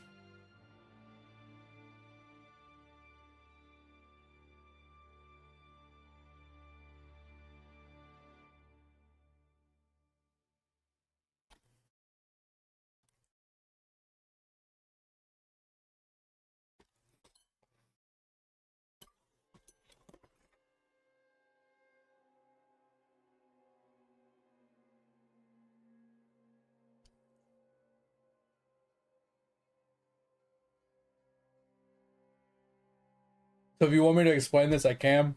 If not, I'll ignore it until you want it explained.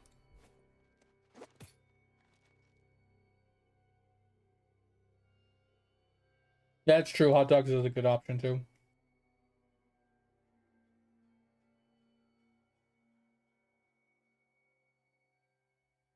Yeah, it's on planks and gigas, right?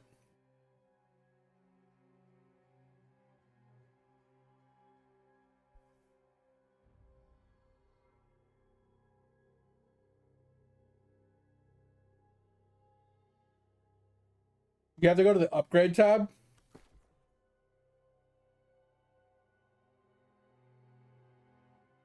You go to the upgrade tab at the bottom, drag an opal here to turn it in, or just hit the quick reference and click on it.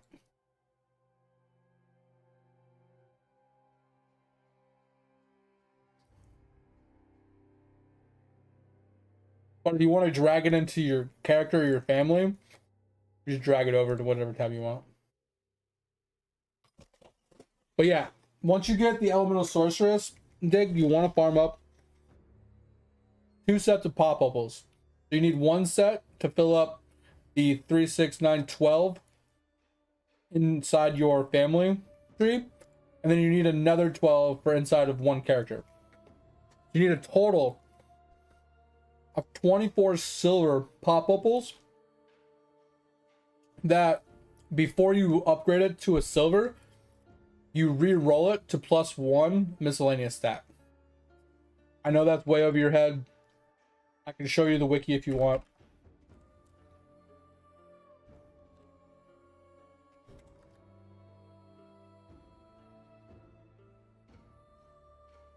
So right here, miscellaneous, so that's the stat you're trying to re-roll. On circle ovals, it has a 13% chance to roll plus or minus 1 to the stat. Yeah, so you want to re-roll it to a +1. So basically, let's say the default, I think the default is, I should pull that back up, hold on. I can look it up here and just verify.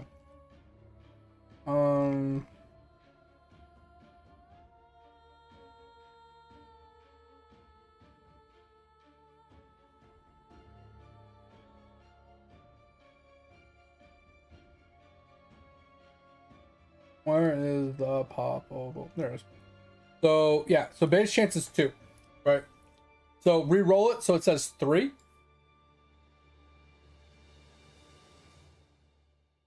You want to re-roll it up to a 3%. It's, like I said, it rolls plus or minus 1. It's -1 or +1. So you re-roll it to a +3.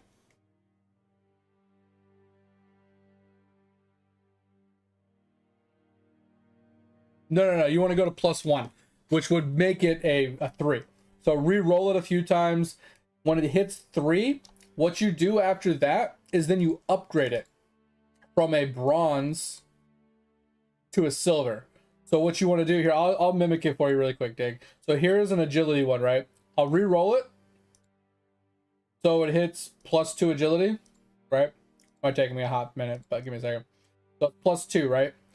What you do is you put it in the left slot, specifically the left slot. Okay. And then you put a non-rolled one in the right slot. Reason for this is the left slot is what stays. The right slot gets consumed into the left slot unless it fails. And then if it fails, it gets deleted.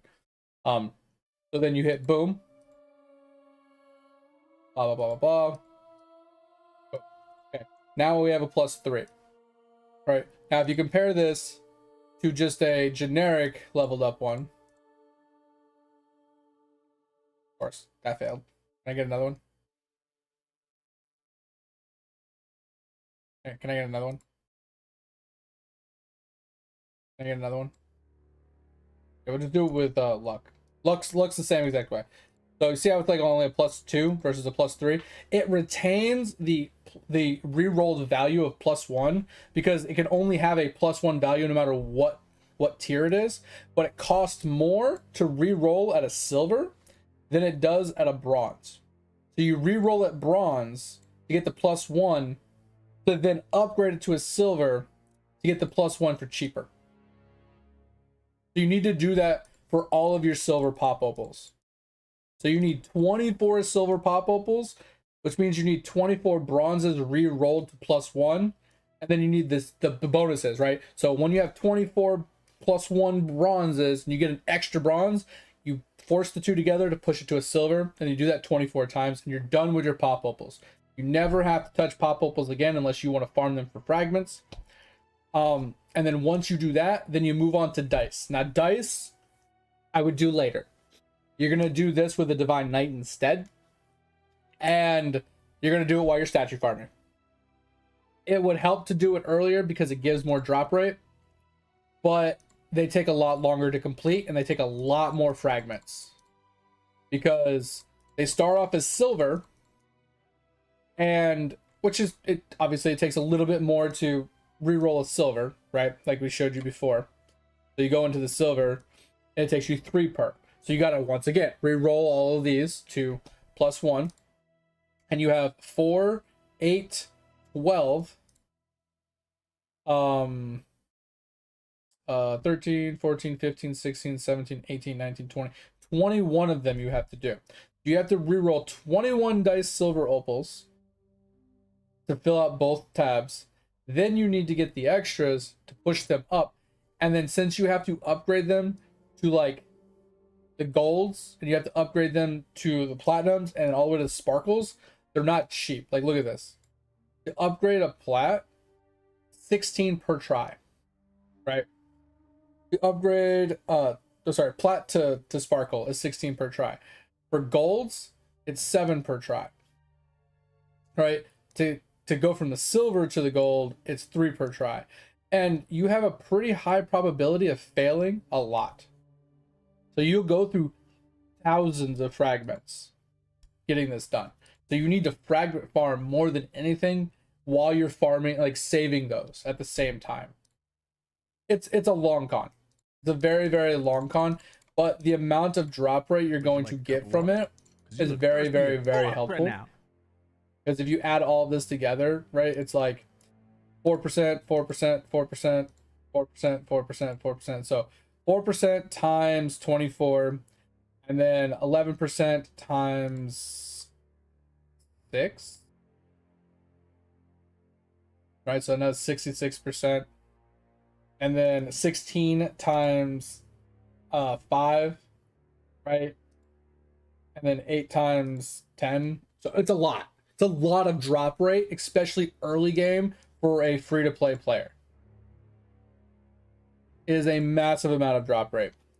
Because you're going to go from having like 1 or 2 times drop rate to like 3 or 4 times drop rate. And the way drop rate works is it basically divides it by that amount of number. So if you look at like a drop rate of an item, it's 1 in 20,000. If you have 5 times drop rate, that's 20,000 divided by 5. So that's a 1 in 4,000 drop chance. It significantly helps get items. And then you combo that with the multi kills per tier. Oh, thanks, mate. I appreciate it. So every multi kill per tier you have, 1 kill counts for that, like, times that many, right? You're almost at 100. Let's go, mate. So I have 50 times multi right now. So 1 kill counts as 50. So if I'm getting 50 kills per kill with a drop rate of 60, right? That's how you see me getting loot explosions. Now, when you get to a high tier player, I think okay, mate, correct me if I'm wrong, but max multi kill is 52 times, right? At 52 times, you're at max. I think that's the magic number is 52 times. But let's say you have like 4,000 drop rate at 52 times multi kill. You're gonna see a ridiculous screen explosion. It's absolutely crazy. Once again, that's like in-game stuff. I may look blame the Like ridiculous numbers. It's absolutely crazy.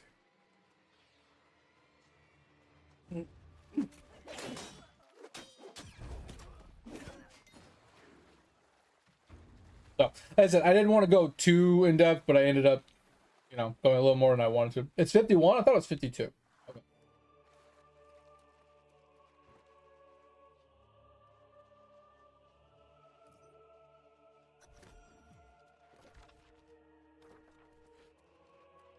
So, with that said, mate, if you, let's say, take Green Mush, for example.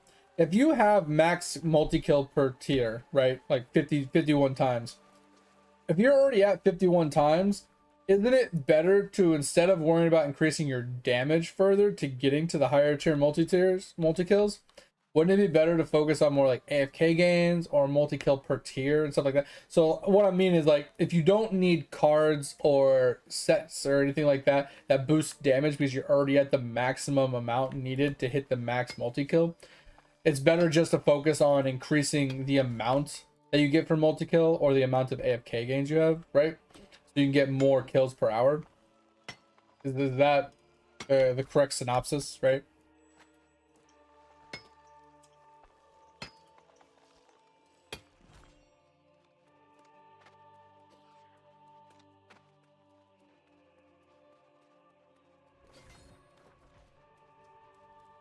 Sorry, that's what I thought. Okay.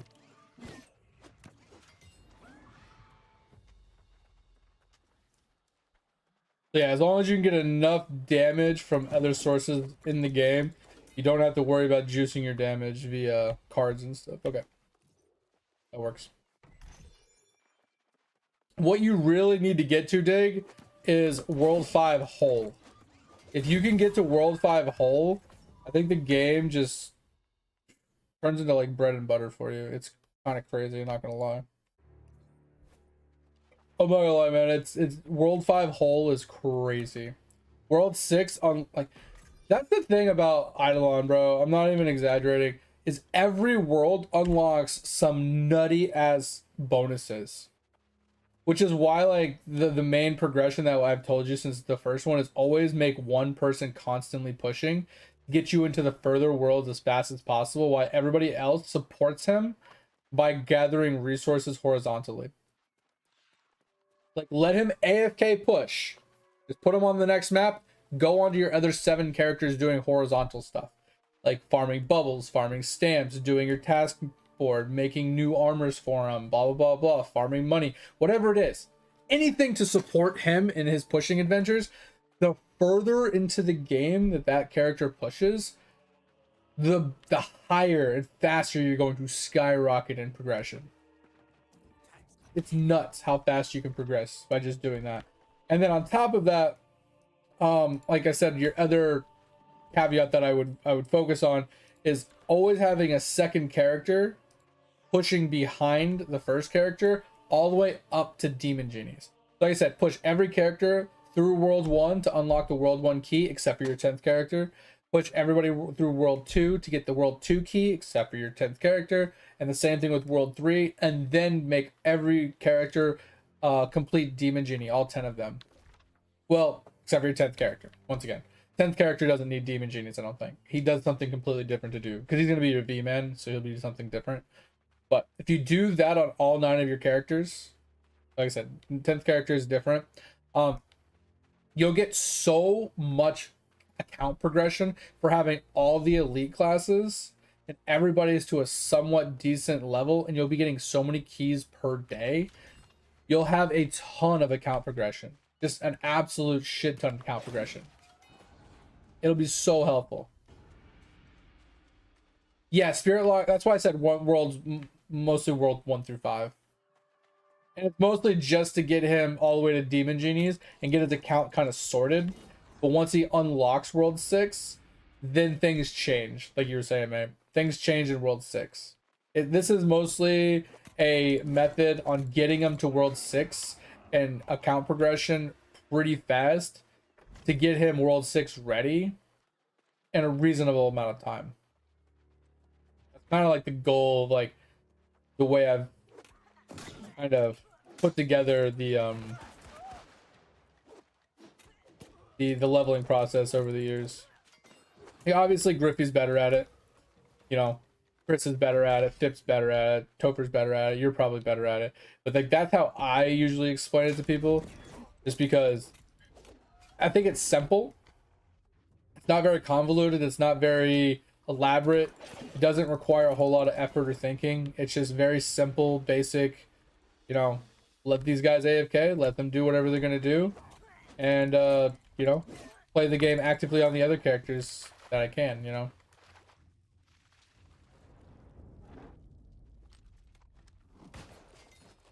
That way you have active play and you're still getting progression, you know.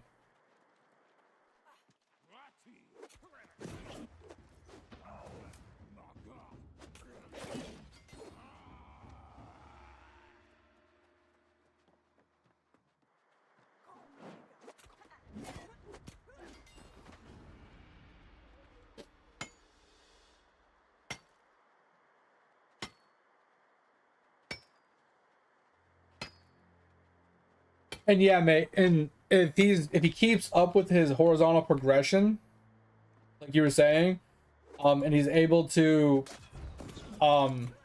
keep up with making the armor sets for at least the individual person, right? The one guy as he's working his way through, he should be able to make full sets for every character. And if he can get to the World 6 gear relatively quickly, it will make his progression through World 6 and his other characters much faster. Even if the other characters haven't finished World 4 or finished World 5 or even started World 6, if you have a World 6 gear that you can transfer from character to character, or that you can make multiple sets for every character at that point, you'll progress crazy fast. Because that multi-kill on that armor is kind of crazy.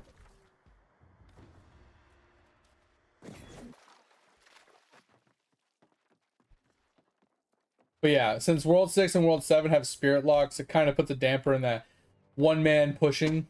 But at the end of the day, like, it's not that big a deal. Because one time you're at World 6, your pushing progression is going to halt significantly. Mainly because you need so many kills. You need so much damage for those worlds that you're gonna need a lot of horizontal progression to keep up with it.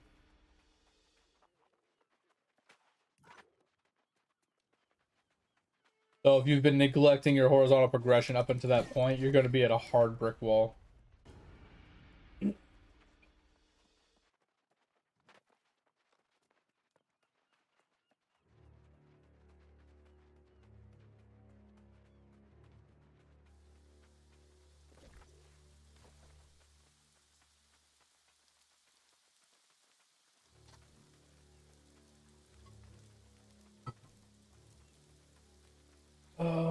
what screenshot did you send?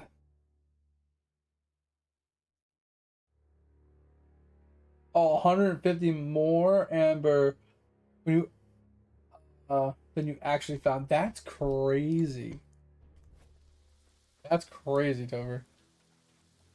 Yeah, I haven't done my Eidolon stuff today. I woke up at 11. So we're a little bit behind. It's not a big deal. We did a little bit of Eidolon stuff, but not like we didn't do our spelunking, we didn't check our I want to say spelunking for some reason. The other thing. Sneaking. Oh, I already got the achievement for the level 50 belt. I got it yesterday. I checked it off like after stream and it was done. Yeah, that's it.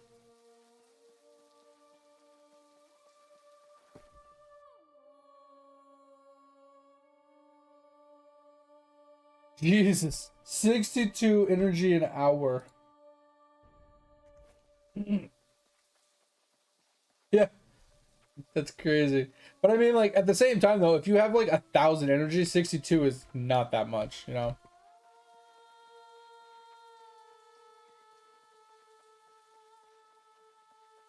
How much you have? 120?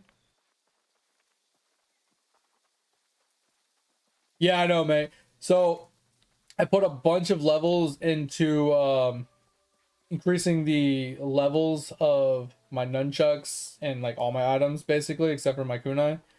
And I got two level 200 nunchucks already. So before, my highest nunchuck was like 33 billion like damage. Now I'm at like 40 trillion nunchucks. So it's a massive difference on my nunchucks. And I already unlocked the door to the next floor that I haven't tried yet. I just don't know what to focus my my upgrades on now, since I have the new unlocks, like the symbols and stuff. I have those now, so I don't know if I prioritize symbols or if I like what I'm like gonna prioritize now.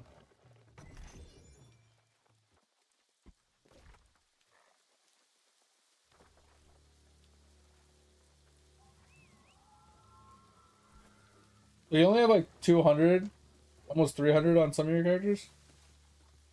Interesting.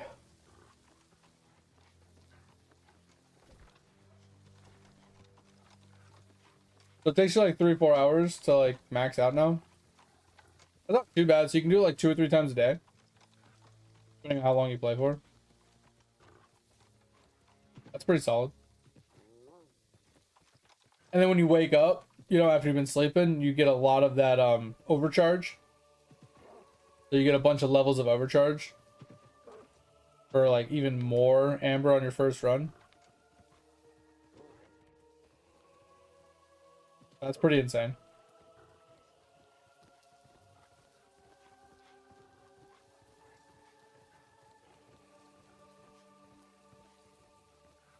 I need to backtrack and level up my leather or my skinning a little bit. I have a quest up here I need to complete.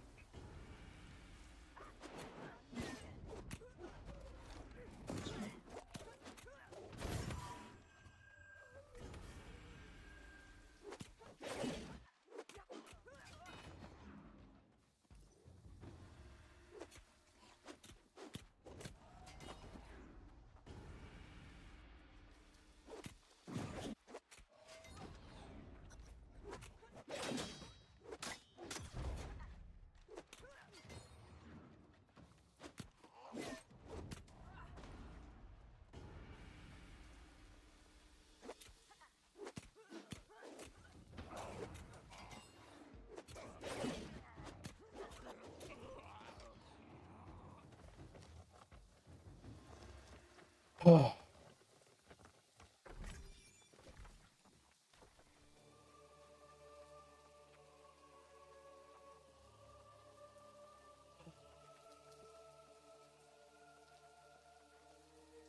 All right, I think we're gonna do a quick fast travel since we're kind of up in this area. Once we're done with this side, I guess. Unless we get one to go over there, then I might. Actually, I want to go and do my my leather working really quick so I can get this leather working quest off the board.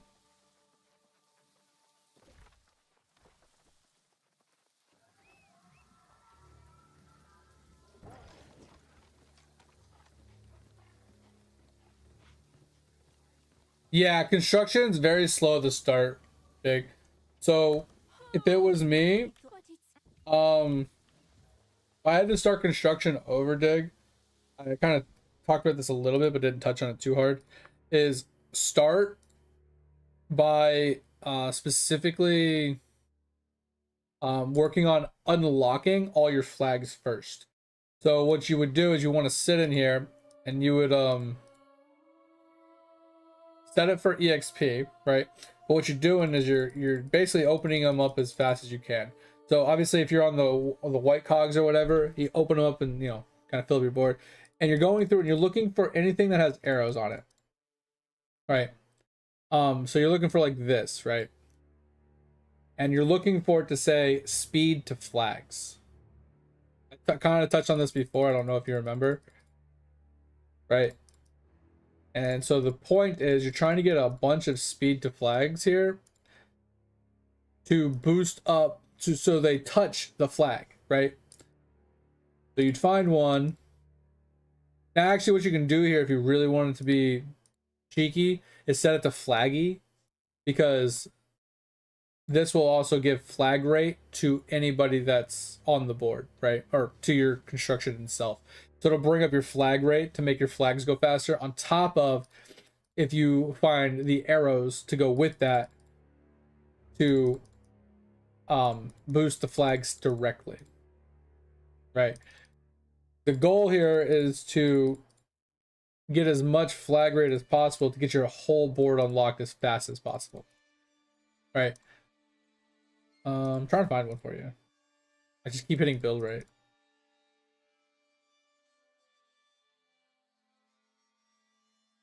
Keep in mind, scrapping, claiming and scrapping cogs can white screen your computer pretty easily, or your game. Just an FYI.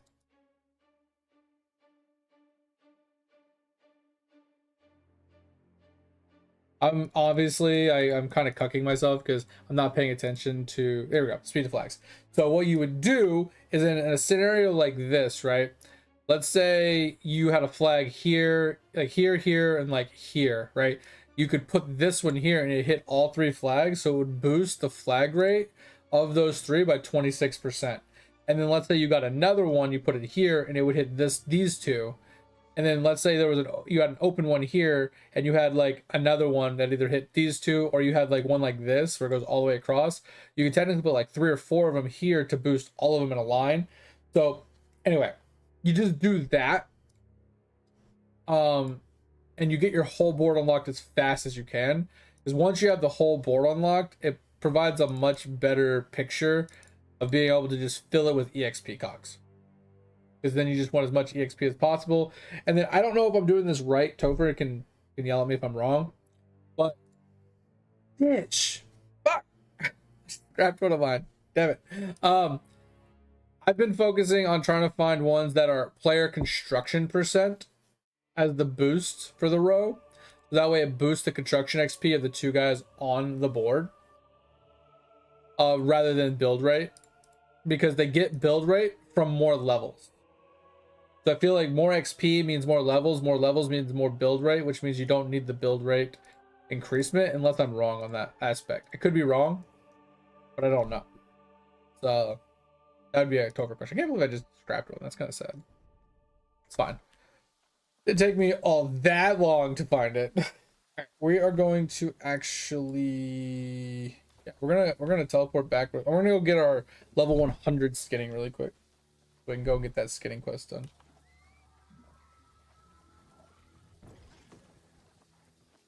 It takes a long time. That's why I said, dig, while you're like actively playing the game, AFK active or whatever, when you're sitting there, just sit there in the construction screen doing that while your character's like AFK killing things. Does that make sense? just hang out and just murder shit. No correct? Wait. What? That's like a double negative. So a positive? So I am correct or I'm not correct?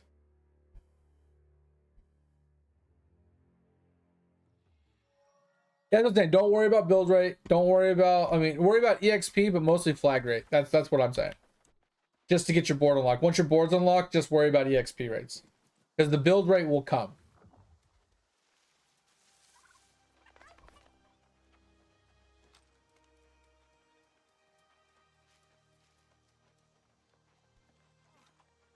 Alright, we're gonna head over and kill rabbits, it looks like.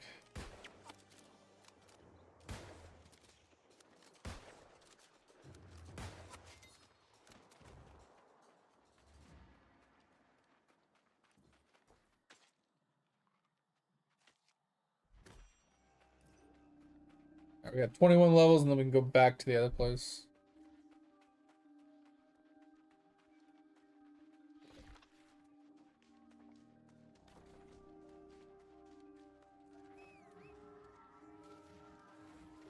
Okay, so you're, yeah, it was a double negative, so I thought you were being positive. I just wanted to make sure that I wasn't just being an idiot. Because you know me and reading.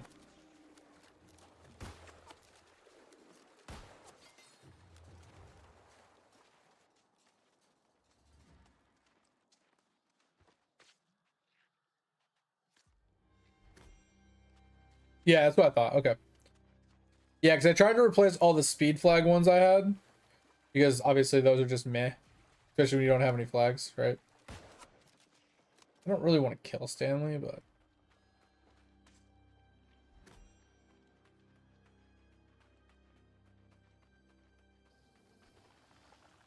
I almost feel like I should skip killing Stanley.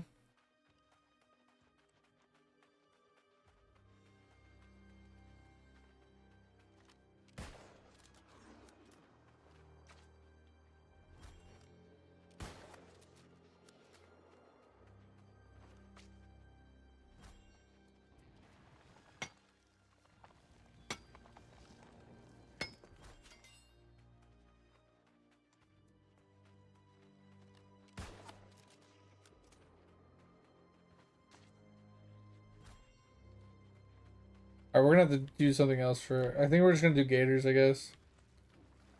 Because... I need to do rabbits really bad. They'll give me 32 XP. So, I need a lot of XP. I don't want to be here for fucking eternity. I mean, I do because I want the rabbit feet, but... I think rabbit feet are a different day. We don't come here for EXP, we come here for rabbit feet. So, let's just go kill gators instead. They actually give decent XP.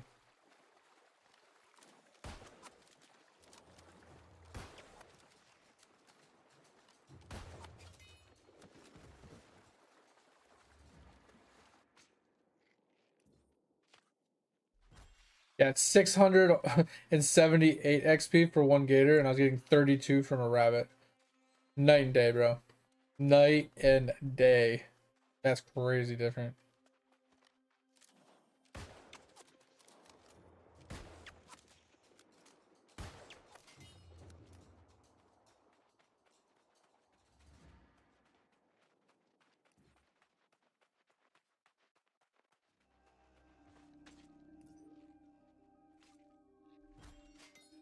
You know what we could do? We can head up here to the boar camp. Where's the boar camp?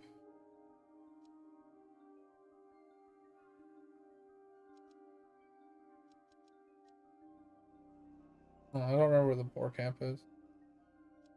What's that? It's here. Yeah, it's right there. Could head up to the boar camp. Kill the boars. And then kill bison in the meat. Oh, maybe we do bison. Okay, I think we switch this up. Like, there's a lot of gators, but they're really spread out. So I think we go and kill bison and those pigs. Hold on. We're gonna recall really quick.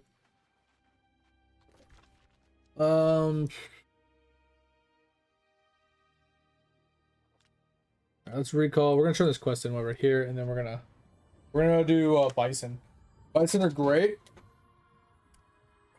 Give good XP, and there's a lot of them. Well, there's a decent amount of them. And I can kill the boars too on my way up if I wanted to, but I don't think that's worth it. We'll just do bison. I think bison are back here. As long as no one's there farming them. Oh, well.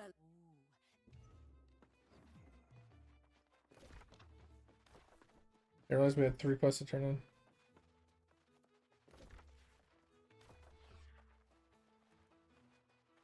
Oh.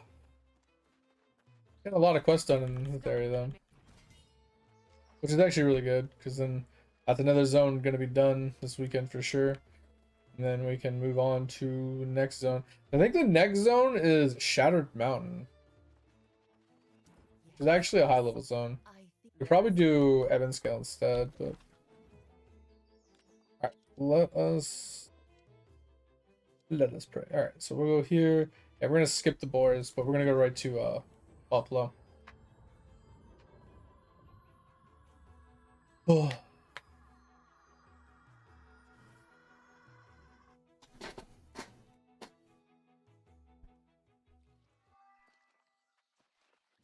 So mate, to farm the rest of my power statues, should I just do Divine Knight?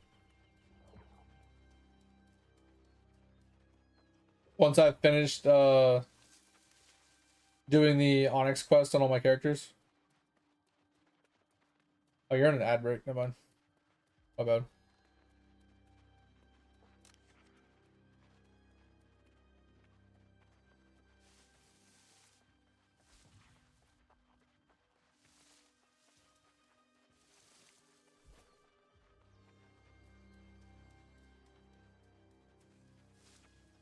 Yeah, that would be huge. At least like a 1 a day.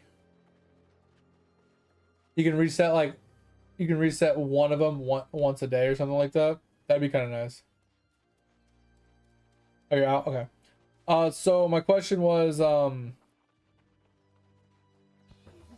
shit, what was my question? Oh yeah, when I'm done with my quest for 100,000 statue farm on all my characters for the Onyx quest to be completed, do I farm the rest of my power statues for Zenith on my Divine Knight at Board Beans? Is that just the best way to do it?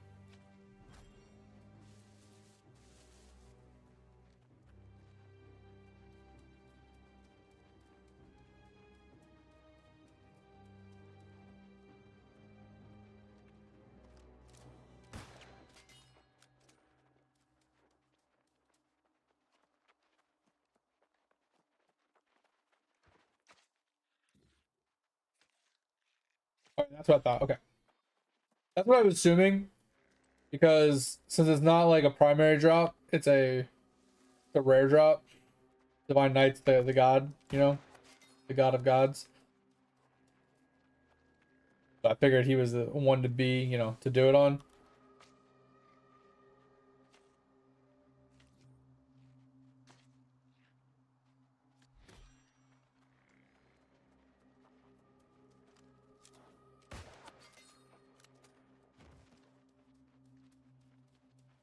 Yeah, these buffalo give 1,000 each, man. Let's go.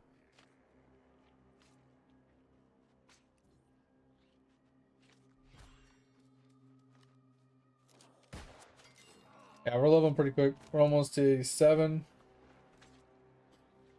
Yeah, skinning is just way too easy to level, man. The mobs are in way too much of abundance. 88. That gave me basically 2 levels.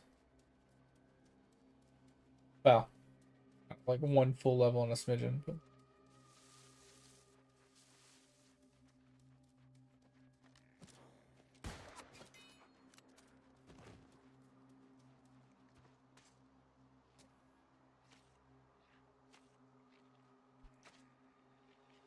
yeah, but I mean, like skinning has always been the easiest skill to level in the game because there's no, oh damn, there's no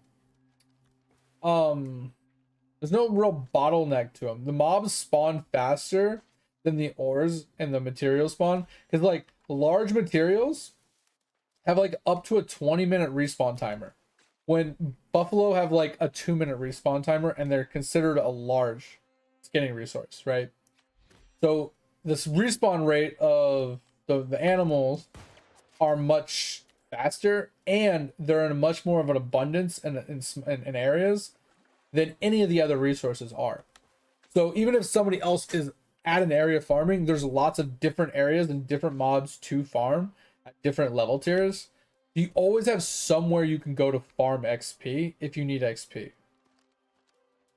That's why I was saying, like, specifically skinning is the easiest one to level, followed by like harvesting, in my opinion. The reason I say harvesting is because there's so much hemp everywhere and silkweed everywhere. Even if people are farming it, you find it everywhere. But once you get to wire fiber, it becomes a little harder to, you know, farm, right?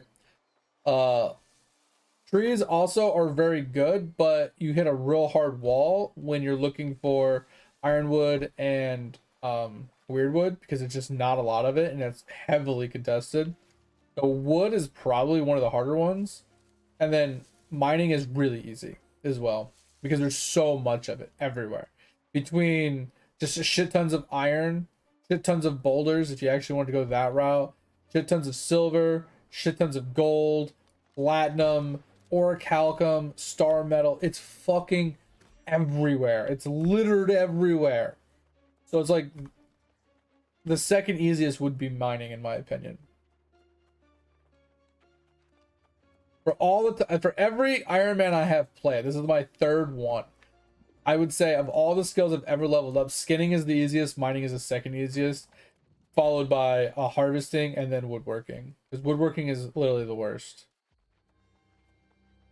Because yes, you can find a shit ton of young wood and mature wood everywhere. But finding any of the higher tier wood for a decent amount of EXP rates at past level 100, 150 is just so obnoxious. Because there's just not enough of it in the game. And that's because of a complete oversight on their part and a knee-jerk reaction where they didn't put a lot of those trees in the game, like weirdwood trees. They didn't put a lot of weirdwood trees in the game to begin with because they were banking on people killing the wolves and getting the weirdwood from the wolves, but then they realized that the wolves gave too much weirdwood and they nerfed it from giving like 15 to 20 all the way down to 1. So it made it like worthless to actually farm the weirdwood from the wolves anymore. So no one did that, but they never added trees back to the game. So there's just never been enough weirdwood in this game ever.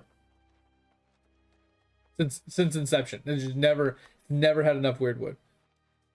Then ironwood has always been scarce because it is the highest tier wood. Well, it was the highest tier wood for a while, so it makes sense that there's not a lot of it. Just like there should be a lot less orichalcum, but there's not. There's just like that shit's fucking everywhere. It's like iron. It's literally everywhere.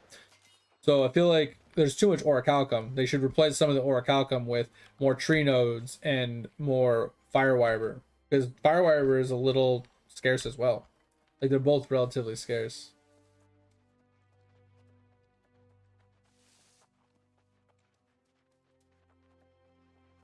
Honestly, I have some pretty good gathering routes for like all the resources, and I like all of them. They're very simple, they're very straightforward. Granted, sometimes you run into people being at the farm, so you know, you either find an alternate or you share resources or you just come back another time to farm it. I've never had too much problems farming any materials I've ever needed. It's funny too, because people are always like, man, I can never find iron, it's always taken, there's always bots on it, blah, blah, blah. I'm like, bro, I never have these problems. I literally run my route on repeat, like non-stop. And yeah, a lot of times somebody's running my route too, and I don't get 2,000-3,000 iron. I only get like 1,000 iron, but I still get so much iron. Like it's more than enough to keep just running my route like over and over again. It does. And I play it at night, right? Obviously. So I play it at a non-peak hour, so there's less players. That's probably why I never really run into the problem. I mean, I guess if there's 20,000 people playing, 30,000 people, which there's not anymore, but back in the day, right? I could see you having a problem with people like oversaturating areas and you not being able to get resources. I can see that being a problem. So, I mean, I guess I can see where you're coming from, Dig, of it being really annoying because like every route you have to run is kind of scuffed because either people are on it or you have to do some secluded, just obscure, scuffy ass weird route to actually get any type of resource. I could see, you know, that being a problem. Yo, Buffalo, where you at?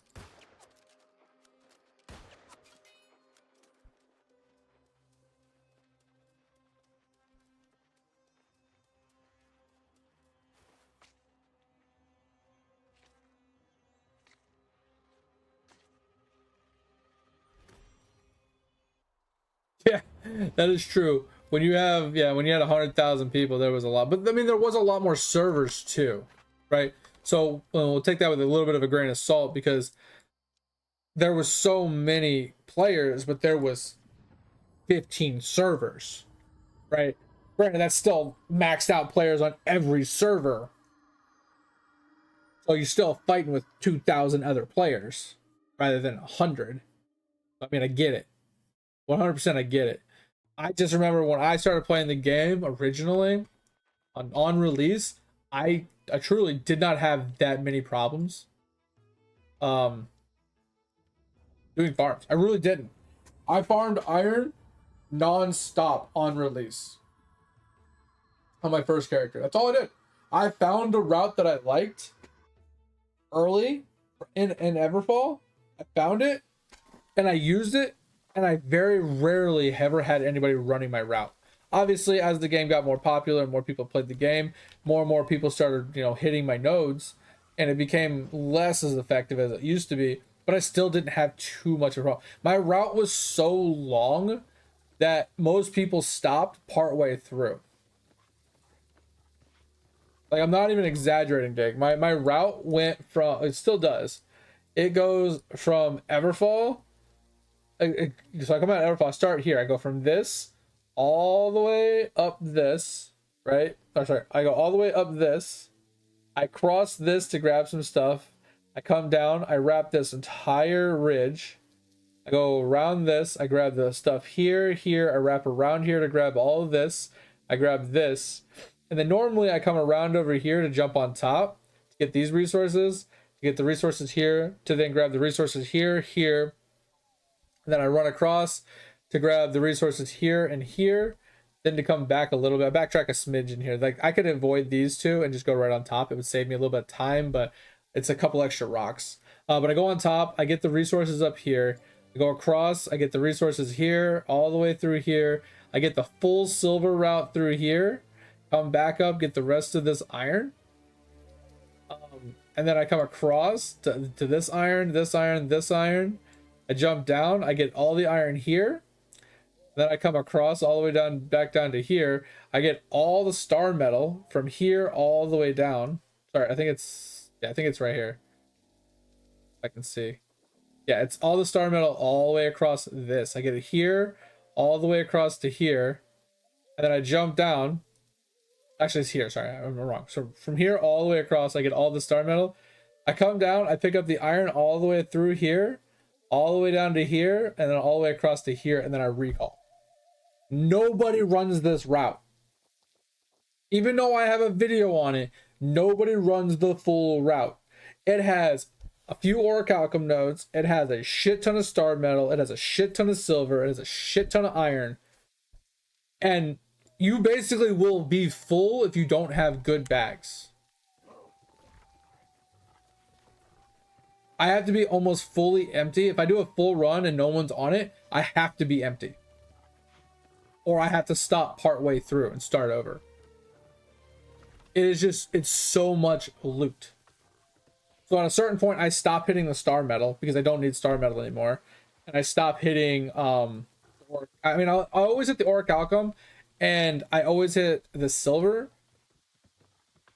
because silver converts to gold, which converts to platinum, which converts to orichalcum. And then at a certain point, I stop hitting the iron and I go specifically for silver and orichalcum on that route. That's pretty much when I'm purely at orichalcum nodes. When I'm farming specifically for orichalcum, I skip iron going forward because I no longer need star metal, I no longer need steel, I no longer need iron. So I no longer farm iron anymore, and I just farm the silver. So it's definitely a different thing. It's just crazy how people are always like, "Oh my god, I can never find any iron. I can never find this." I'm like, "Bro, it's everywhere. What do you mean you can't find it?" There's so, like, if you just look at the interactive map, my man, there is so much iron in this game, and people complain they can never find iron. Like, I understand struggling to find orichalcum because people farm that shit like crazy, but not being able to find iron, that should never be a problem. Like, honestly, it should never be a problem. Specifically, iron should never be a problem.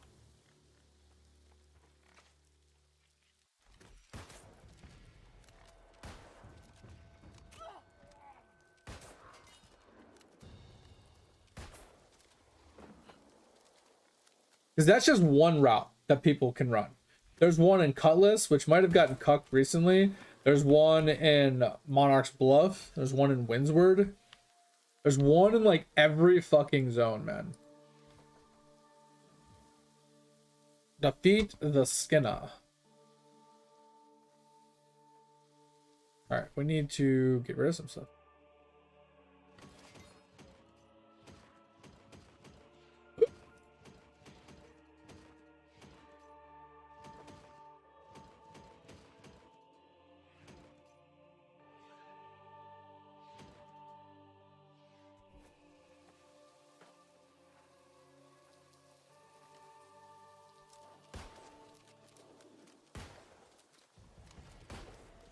Bro.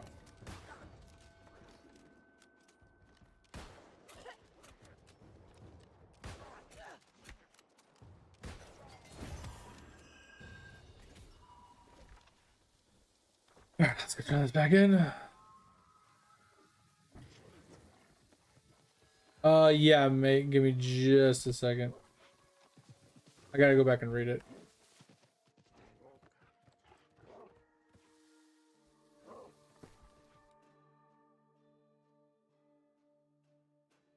Oh, a pallet and duplicate going? Oh, I'll show you. So my palette hasn't changed all that much. I've just been leveling up the specific two that I've had selected. So I've been leveling up the chance for Devil Snail. It's almost at 50% now, and the sprout speed. I'm up to 8 minutes and 8.1 minutes. So it's not really gotten much better. I got my snail to fucking level 22, and now I'm starting to encourage because he's been pissing me off because I keep failing to get to 23. And then my duper bits are just these 5 unlocked right now. I could probably save for Jar Jar, but I feel like it's not really worth it for me right now. And the amount of time it would take me to farm for it is just not really worth it. Like, I need to get a higher snail basically for it to really be worth farming for it.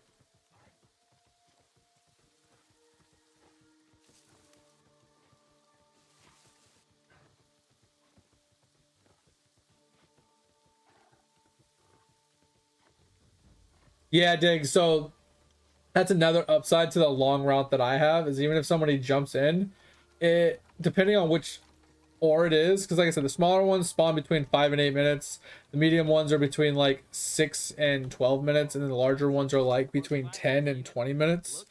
So depending on which ore it is, like, it's a 20-minute run. Like, the route that I run is 20 minutes. So it's enough time for, even on like the worst RNG of a 20-minute respawn timer of an ore, that everything will be respawned unless someone else is running it like alternate for me, like a 10-minute alternate, like a variant for me. So I'll get like half of it typically. And it still works out. Even if they're like 5 minutes ahead of me, I still get a good amount. So it's not that big a deal. That's why I like the large route because it gives plenty of time for it to respawn, and multiple people can run it at a time technically. But if you run a very small route that is perfectly timed like that, any interruption is a huge interruption to your supply chain. That's why, like I said, even if I run my route and someone has the first quarter of it, like, because typically what I run into with this route is I'll have no ore all the way up through here. Like, I won't have any ore in Everfall. But the second I jump down, sometimes there won't be any ore here or here, but there's almost always ore in Everscale and Evanscale. Now, keep that in mind. Evanscale isn't that much because there's like 3 nodes here, 3 nodes here, 3 nodes here, 3 nodes here. And I think there's 3 more nodes here. So it's 3, 6, 9, 12, 15 nodes. That's not a lot of ore. It's probably close to 1,000 ore. Maybe a little less. But that's still more than enough to keep me going. You know what I mean? And then 99.9% of the time, even if someone is running my route all through Everfall, if I notice everything is taken like that, that's where I usually do my detour.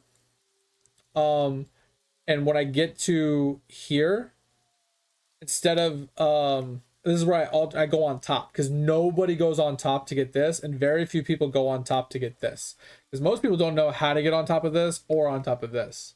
So I can almost always bank on those like 10-ish nodes as well. I would say the smaller one, not the big one, not this one over here. This one is 99% not taken. This one's 50-50. Some people do know how to get on top, some people do go on top, some people don't. But 99% of the time, that other one, it has 9 nodes on it, and almost nobody takes them.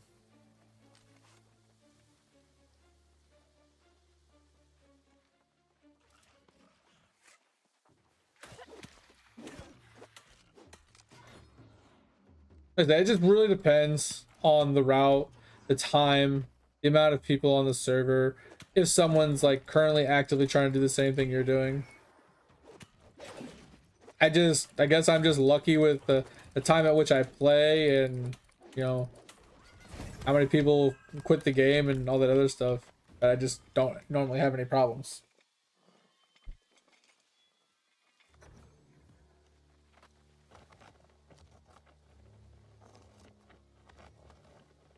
Yeah, that's the thing too, is like a lot of those games too, they get hyped up super early, super, you know, super high, and then everybody starts jumping on the bandwagon because it's so popular, and then it just fucking crashes like out of nowhere. It's like, yep, we're all bored of it, we put 100 hours into it, next game, and they just move on to the next greatest thing, and the game just never holds water going forward. So, I mean, only time will tell. Not saying that it'll die like New World did or anything, but if trends hold, most games don't survive past the first like 3 months. I mean, they do, but that's like the core loyal customers, right? Those are the people that love the game and aren't going to leave it for like any reason. But the big numbers, the big hype numbers, the big flood of people, those ones will usually die off in the first 3 months. They almost always do. On like pretty much every game. I think the only exception to that is maybe RuneScape, but I definitely think RuneScape had the same problem. I'm pretty sure RuneScape didn't hold max, you know, users like the max amount of people they have now the entire time. Like, because back in the day when RuneScape first came out, it was bad. And it was back in the day where gaming wasn't as prevalent as it is now. So there wasn't nearly as many gamers back then. Especially not as many people that... Not as many people had computers back then to even play it. So it was very niche back then. But like WoW was like one of the anomalies, right? It was like fucking gold standard, stamp of approval, everybody played, everybody liked, because it's like nothing compared to it. So it hyped and it stayed hyped.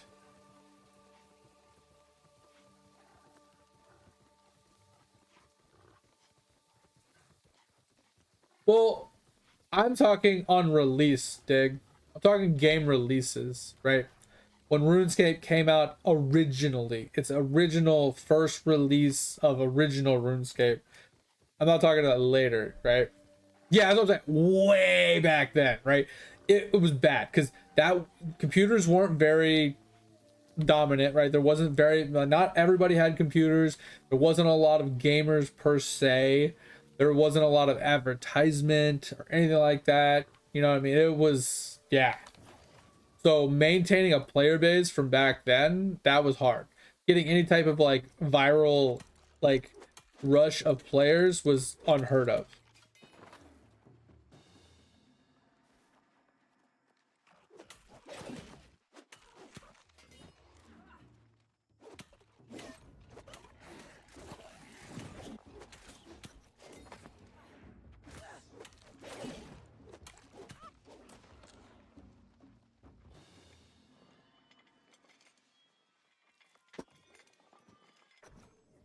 It's more levels. Yeah, I got a couple more unlocks, but not too many. How'd you get 4 slots? How'd you get more slots in general? I haven't found any extra slots yet.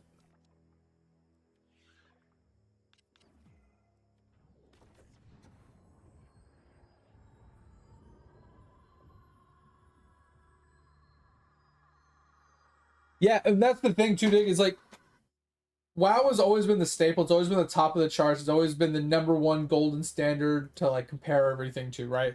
Ever since it released, because like back then it was leaps and bounds above everything else, which made sense. But nowadays there's so many things that are so similar to it, but they've had so much time to polish that game that nothing truly compares to it, in my opinion.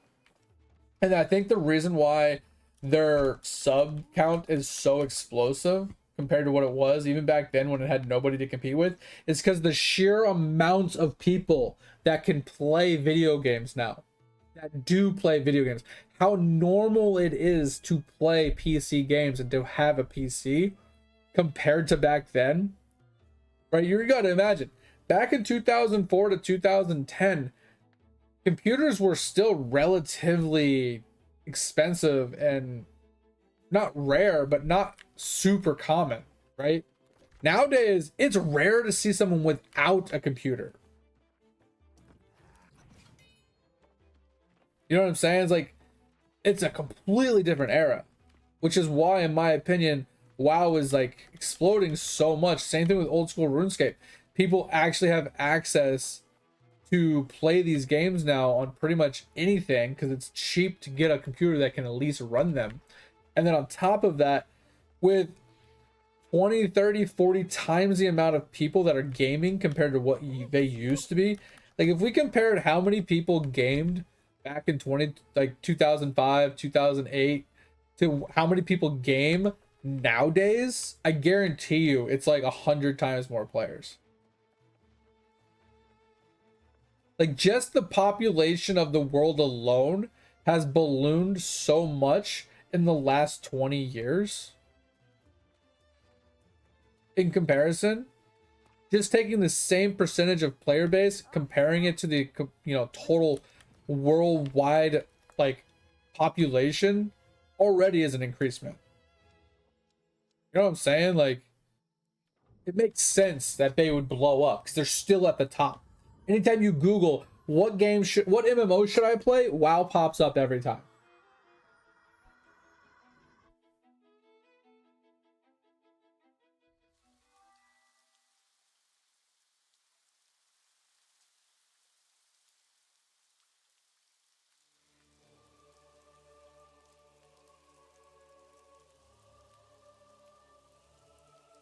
Yeah, 20.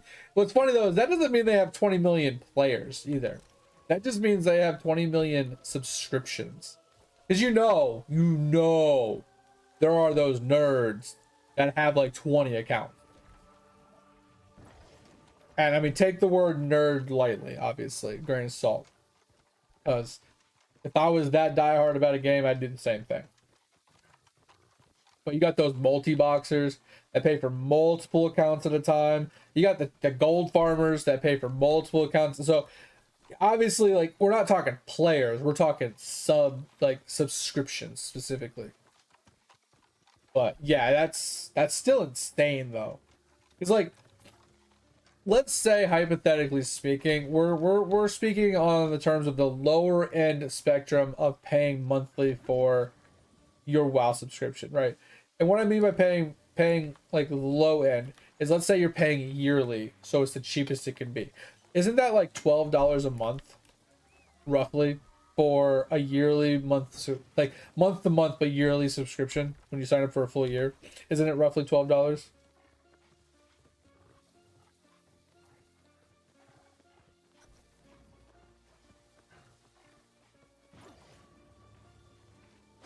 Because, like, if we take that into consideration, let's say there's 20 million subscriptions for $12 a pop. That is... What is that? The 10 to add a 0 to the 12, it's 120 times 2. It's $240 million a month. Bro. That's ridiculous. That's not counting microtransactions. That's not counting DLCs. That's not counting fucking character transfers or race transfers or people swiping their credit card for tokens, right? To sell for in-game gold for other people to buy with in-game gold. So it's like, it kind of balances that part out. So I don't know what that equates to. I don't know if that equates to $12 a month or more.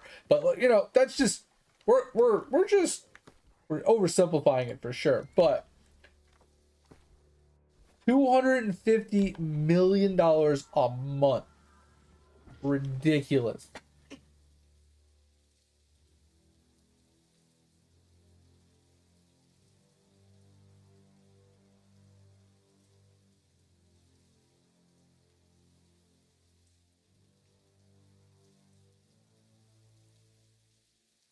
What the fuck, Topher? Is that what somebody said? That's crazy. What does he do? Bro, why does he pay for so many accounts? Hey, yo, I'm just gonna throw this out there. If he's already paying for 36, why doesn't he just do 40? I'm just gonna throw it out there. Why doesn't he just do 40? Why has he got to bitch out at 36?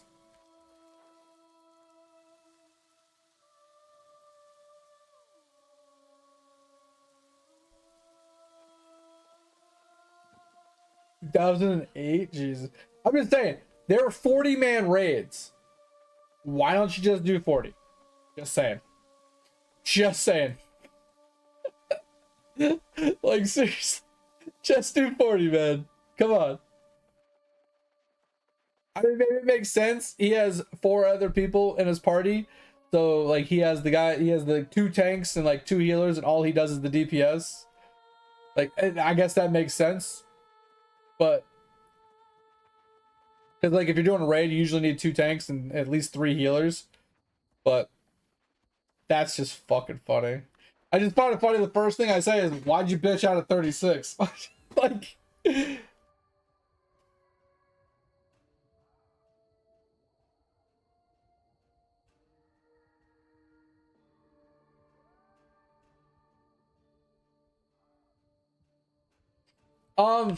So I kind of heard that, Dig, but I heard it in more of terms of RuneScape is kind of in second place behind WoW, but is catching up. That's what I heard. I don't know how valid that is. Jake, stop. I don't know how many subscriptions RuneScape truly has back when this was, you know, announced. But the gist I got was WoW was still first, but RuneScape was on its heels and kind of gaining on it. That's what I grasped from it. I could have just misunderstood it for sure, but oh, that's crazy though. I will say that there were things about WoW that I definitely do miss, but there's a lot of things about it that I definitely don't miss. And I will say that if Classic WoW comes out, or when it comes out, I will 99% sure play it. I really fucked that up, seriously.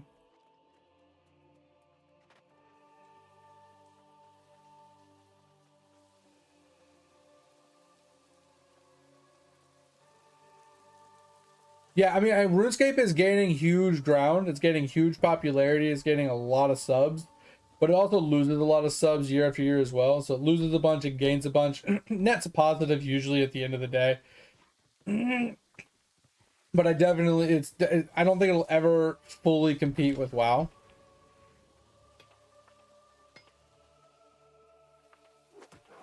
WoW just has too much. Don't get me wrong, RuneScape has a lot, but it's not as much of a group-oriented game like RuneScape isn't. It's more of a solitary game. Like, there's a lot of like group-oriented stuff, but not nearly as group-oriented as WoW is. Oh, did you make? Okay, I'll look at it in a second. Thank you. Yeah, so Guild Wars 2, in my opinion, blew up recently because of New World's announcement. Almost every single New World player switched to Guild Wars 2 almost. Not everyone, but you know, a lot of the major streamers for New World, when I went and looked at them, what they were playing, they're all playing Guild Wars 2. And I'm going to say it's purely because Guild Wars 2, of all its, you know, glory, has probably some of the better PvP than the other alternatives that they could choose, right? So I think that's why a lot of them went to Guild Wars specifically, is because they wanted good PvP. They were specifically looking for PvP to do, you know?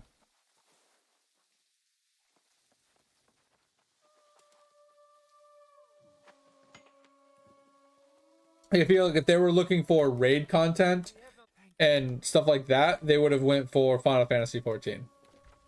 But anybody looking for raid content probably went to Final Fantasy. Anybody looking for PvP content went to Guild Wars. So it depends on what the people were looking for. But I think a lot of people coming from New World, they wanted PvP because that was mostly what they did in this game, right? They did do raids and stuff like that, but they mostly did, you know, open world PvP. They did wars, they did OPRs, they did arenas, they did a lot of PvP stuff in this game. And going to the game that doesn't have great PvP just doesn't feel good coming from a game with good PvP, right? Not saying this game was good PvP, but at the end of the day, like, they enjoyed the PvP, they enjoyed PvPing in this game, so they want to go to a game that has good PvP.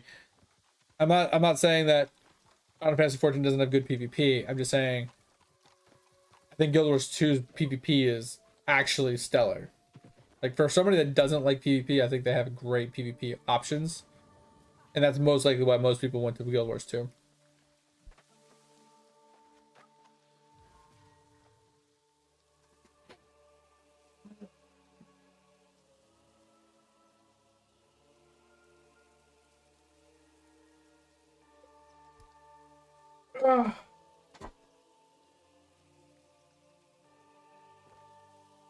You had 17 T6, what, chemical plants?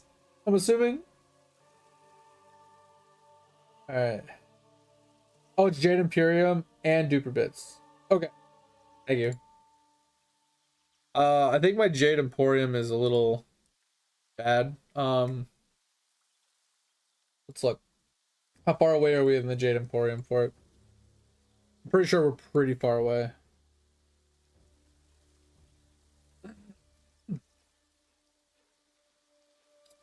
Oh, we're not too far. We gotta get to E34. That's not too bad. I think we're probably at the point where we could probably afford this, and maybe we could farm for this. That's not bad. And you said the other one was Duper Bits, right?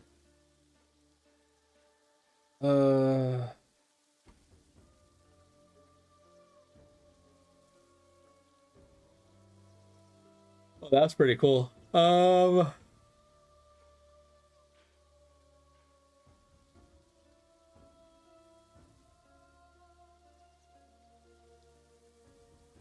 where's the extra pallet?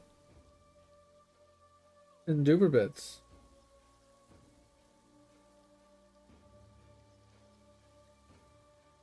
Am I dumb? I mean, don't answer that, but where is it?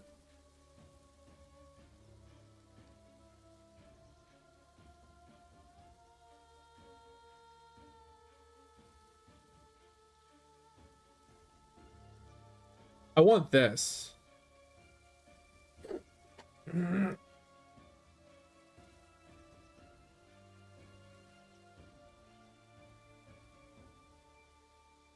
Oh, plus one pallet color. Okay.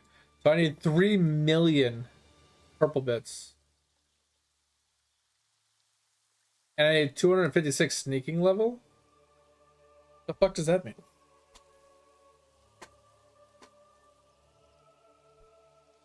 I need one character with 256 sneaking level, I guess? Interesting. Yeah, 3 million. I'm a bit ways from getting that. You ready for bed? All right, Dig. I appreciate you, man. Take it easy. Talk to you later. Have a good one. Appreciate you being here. Hope you had a good time. If you need me in the meantime, as always, hit me up in the Discord, man. Oh, I'm getting tired myself. Oh, I got like 45 minutes left. All right.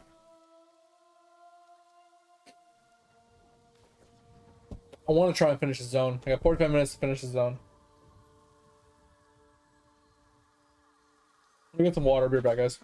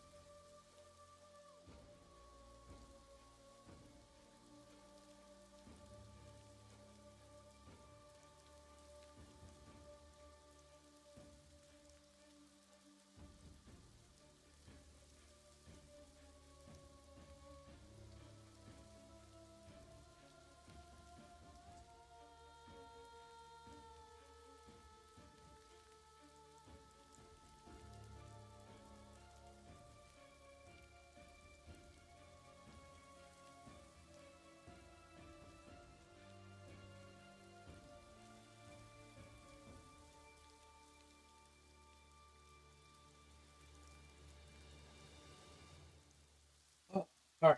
So I think what we'll unlock first, mate, is we'll unlock the Jade Emporium one. That one should be pretty easy.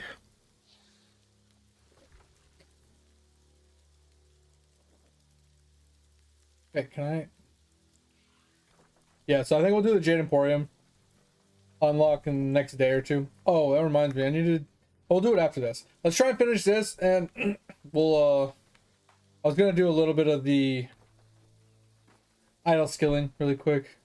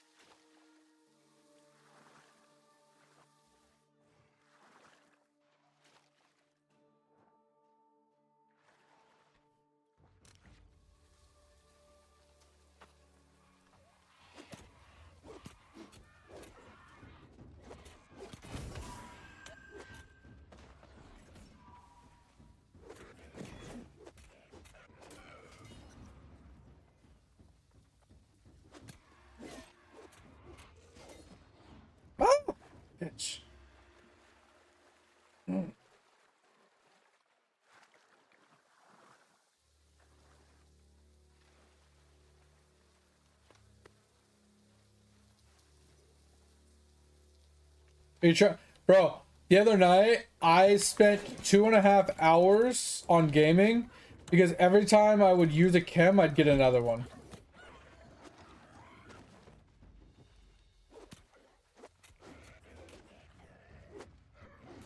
And I don't have good gaming.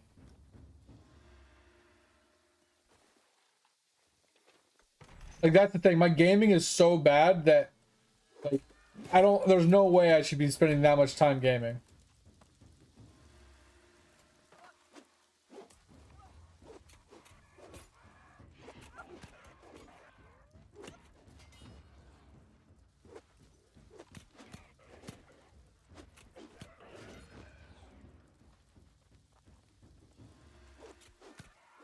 Jesus. What does gaming levels do for us anyway? I don't really remember off the top of my head.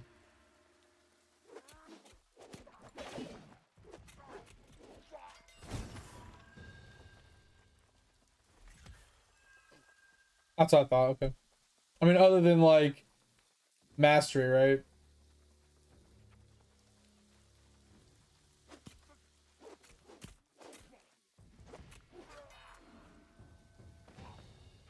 Like, isn't there like the skill mastery?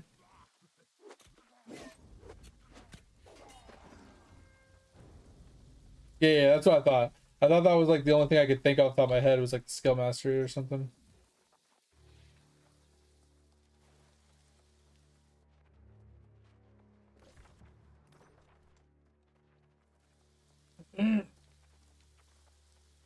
Wait, gaming is book refresh speed?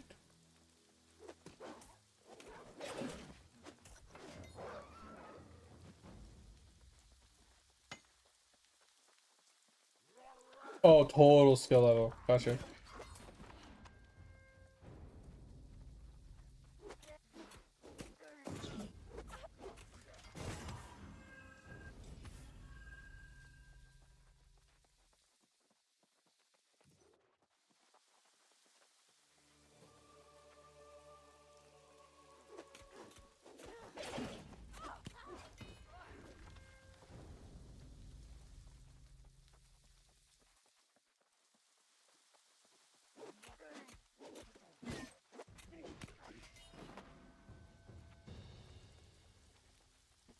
Oh, from one of the super. Gotcha. Okay. Yeah, there's so many intertwined connections in this game. It's just ridiculous.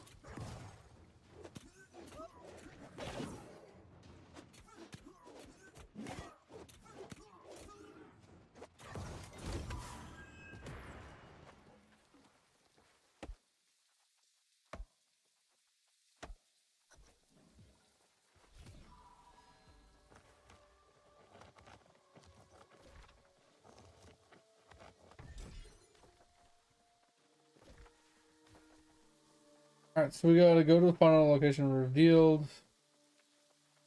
Oh, this is gonna be the hard one. I think it's gonna make me go into the level 70 zone. I think this is one of the ones I couldn't really do solo. I'll have to wait for like a world tour to do this one, I think.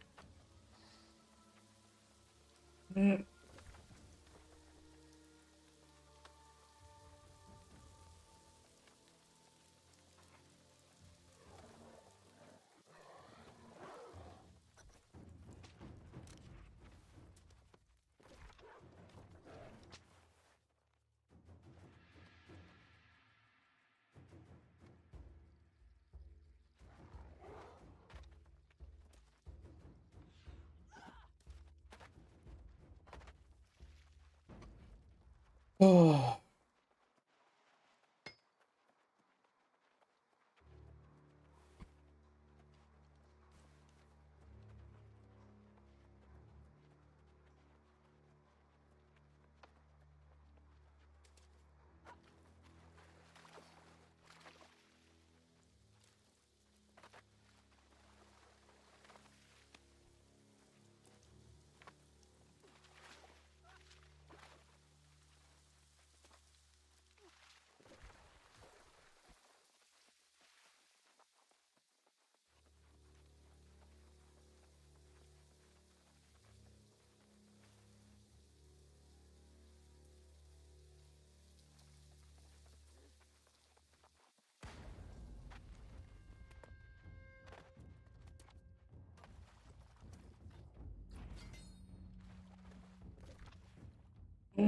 Okay, well, that didn't bring us. I think there's a quest to go over there. Maybe we'll get it going back. I'm kidding.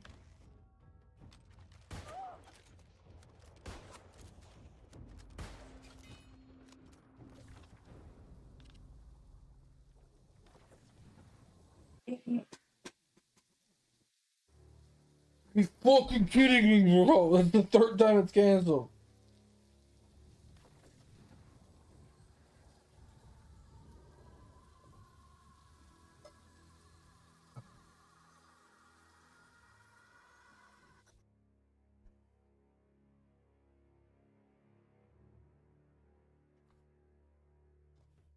$53.5 is kind of cracked. Yeah, that's kind of cracked, bro. Yeah, 8.1 minutes for me is it's relatively fast, but yeah, it's not great, obviously.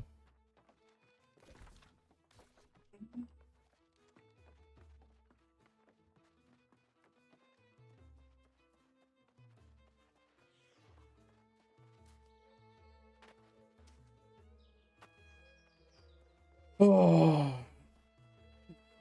The fall you have.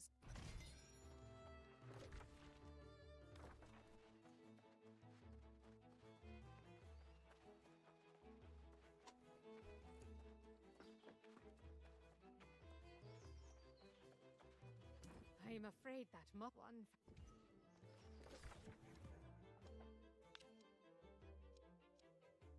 another quest up there? Come on. We gotta be getting close to being done with the zone.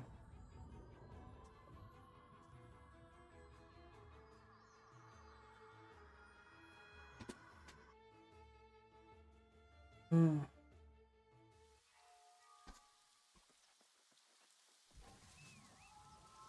I'm trying to get my snail mail leveled up a lot so I can get more snail mail per day. Jake, shush.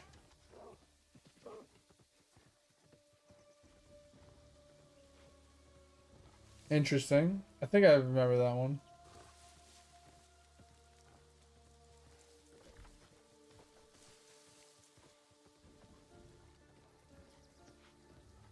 Yeah, I need to look up how to get more snail mail per day.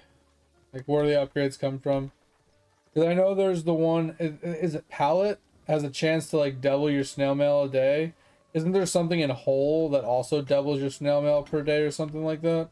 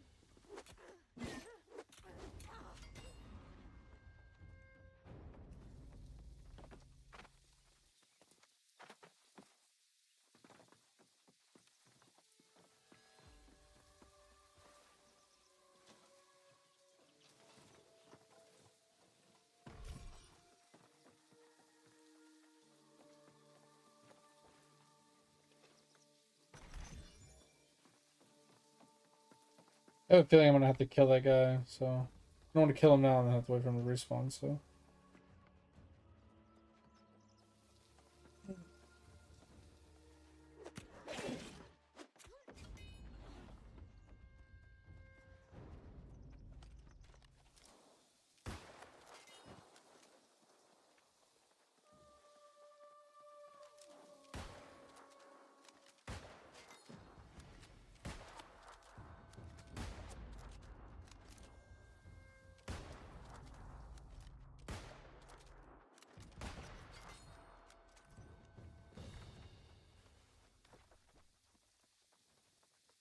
Gambit?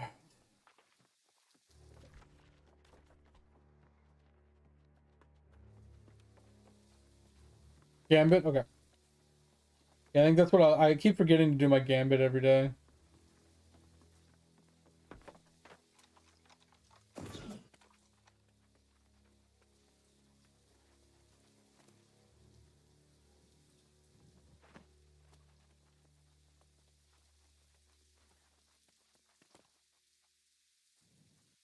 But I think my Gambit's getting close to being able to do it. Because that'll give me a decent amount. Because I think right now I'm getting anywhere from 3 to 6. So if I doubled that, I'd get anywhere from 6 to 12.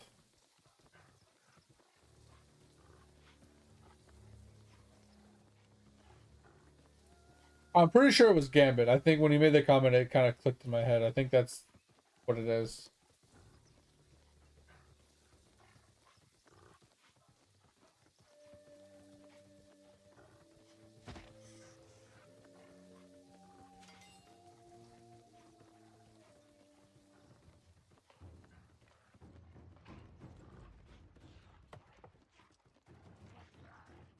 Hold on. I'm running in the middle of fucking nowhere like an idiot.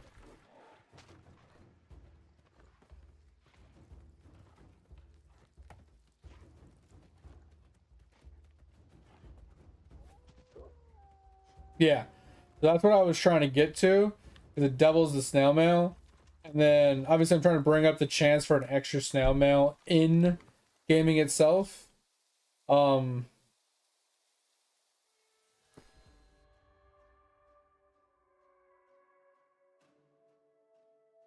Yeah, I just got this one. I like how these just say World 7 bonus. Like they're not actually in here yet. It's crazy. But yeah, the palette also has chance to double snail mail, right? So if you get both at a guaranteed chance, that means I would be getting, at my bare minimum, I would be getting like 12 mail a day.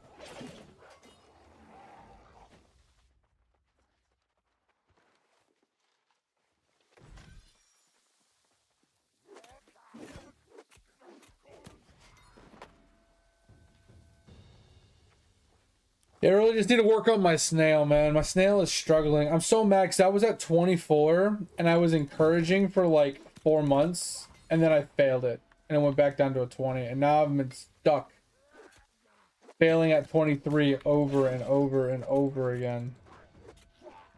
It's just driving me insane.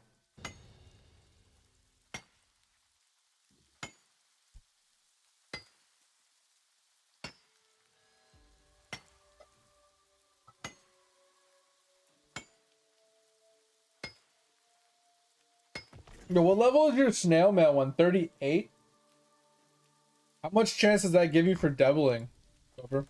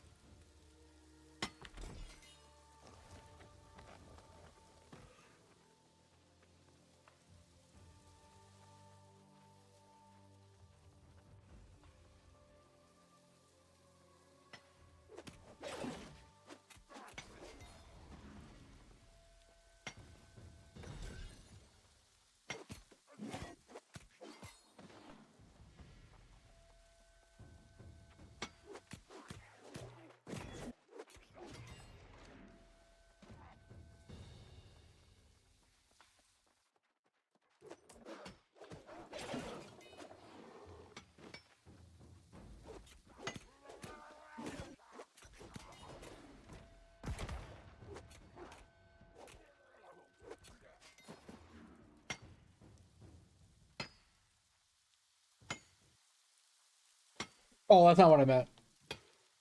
Yeah, you have 259% chance for extra, but I'm talking about on the palette specifically. This one, I think it's this one, 38. What does that give you?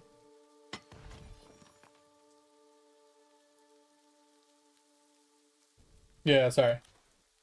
Yeah, because you almost have 300%, which isn't that like 4 mail a day or something like that?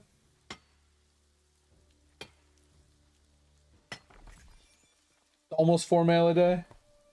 Yeah, 4 times growth speed. That's crazy. What about the? Are you not leveling the snail mail one too? The one that gives snail mail a chance to double. Oh, there. Yeah, that's just sprout growth. Wait. Oh, there's 2 sprout growth speeds. Oh, there's your snail mail. Yeah, 56% chance. Okay, that's what I was looking for. I didn't know there was a second snail mail.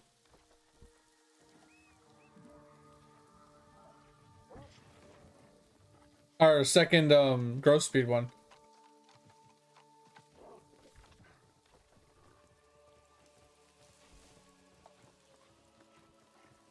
Oh, double golden food. That's nice.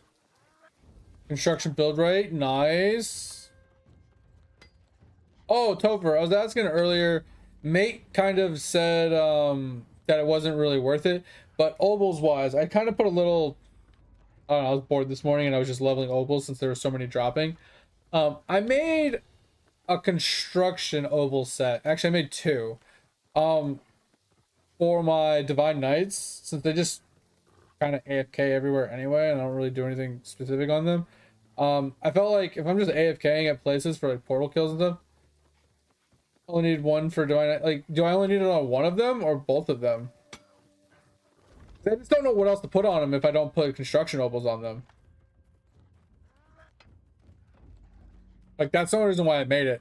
Because unless I just do another drop rate obol set, like, I don't know what else to really put on them. Unless I'm putting, like, mining ones on them so I never have to, like, worry about switching them.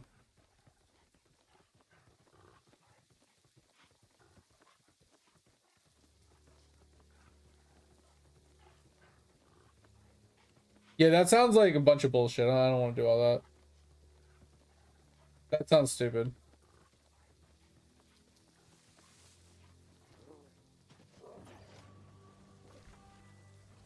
Whole snapshotting shit. I fucking hate that shit.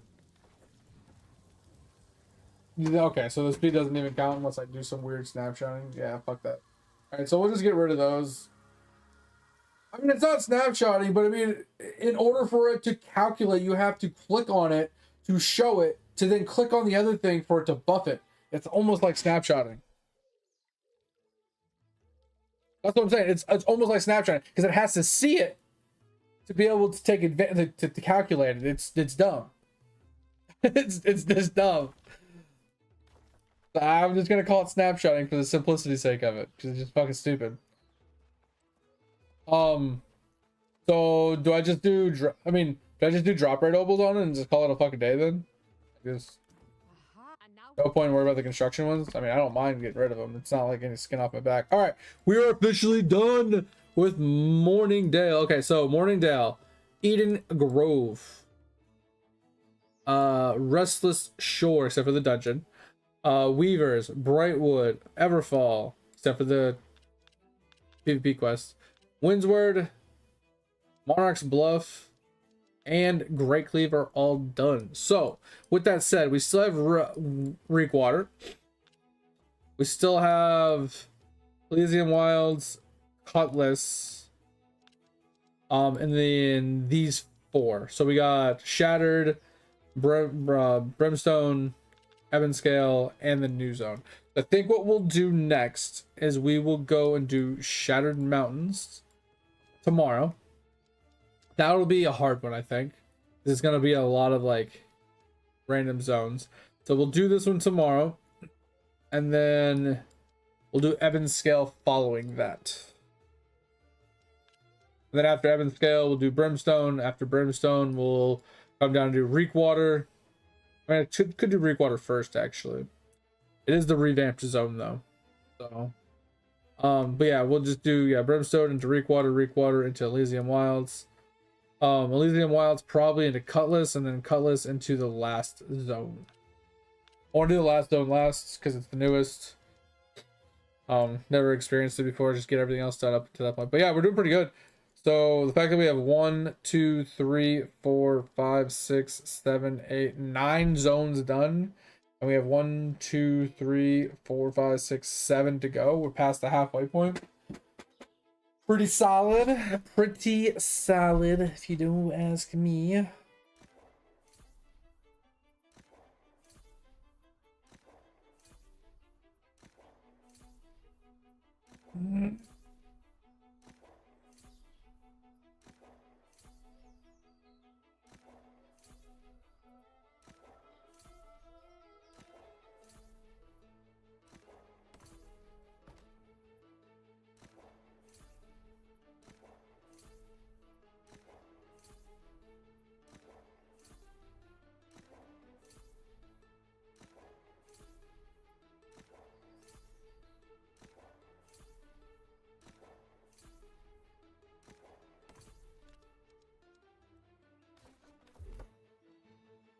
Alright, and we got 1, 2, 3 weapons completed.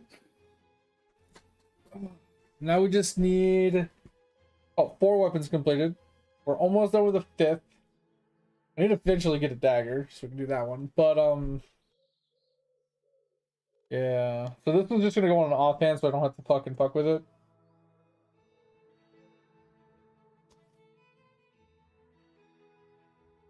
So yeah, I'm not gonna fuck with the rapier. I'm not even gonna level that shit. I'm gonna level it, but I'm not gonna play with it. I'll probably do rapier spear combo, and then the rapier will stay on the back while I level up. Probably the hammer, probably. Because the great sword, the great axe is gonna go on my back. I'm not gonna actually actively level that. I'm not gonna actively level any of the magical weapons. I'm not gonna actively level the blunderbuss or the flail. I might actively level the daggers to try them. So we're almost to a point where I'm just going to jump into a build and just sit on a build and just AFK level some of the extra stuff going forward. All right, let's do our season journey stuff.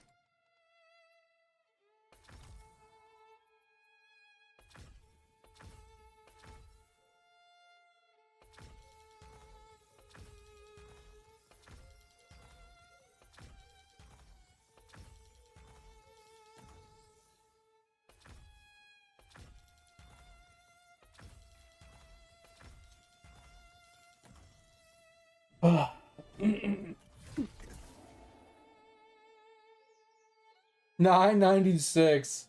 That's crazy.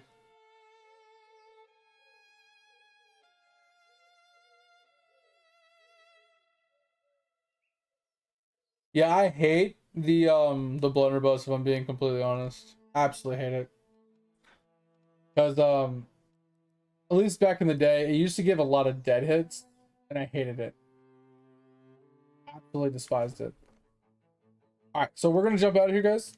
We're going to just do a bunch of our AFK gains and stuff. So we'll switch over to Eidolon for the rest of the night.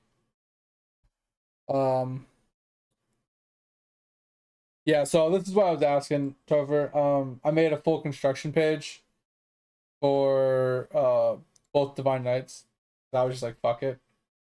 But if that shit's just not worth it unless I like do the weird finagling, then I'm just gonna get rid of it. Because it's only like 120% build speed. And I feel like 120% sounds like a good amount, but I feel like it's not that great either.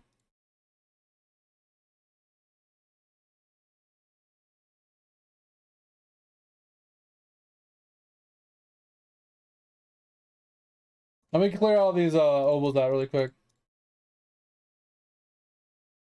Is there a faster way to clear these while actually gaining the fragments?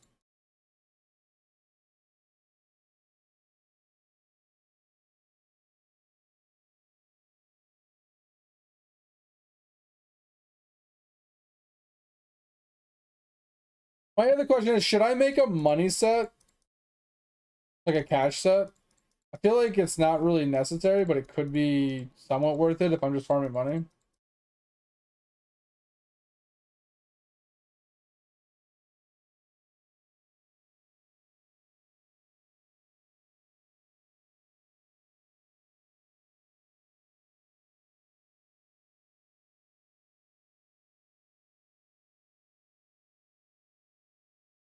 Yeah, Gmush, that's what I thought. Okay. So man, I'm close. I need 5.2k statues to go. I'm done here. But so what did you want me to do, Topher?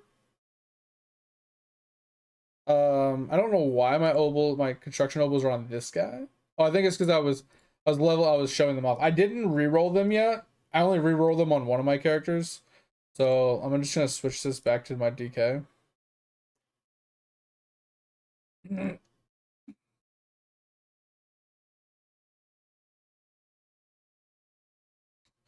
So this has one and this has one. Okay. I'm pretty sure those are the two. I'm pretty sure this one is DB.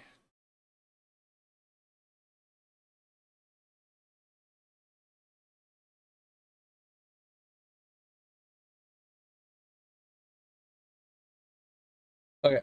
Yeah, I was gonna change really quick. I just wanted to make sure that my things are on the right thing. I haven't checked any of my stuff. All right, go to this guy.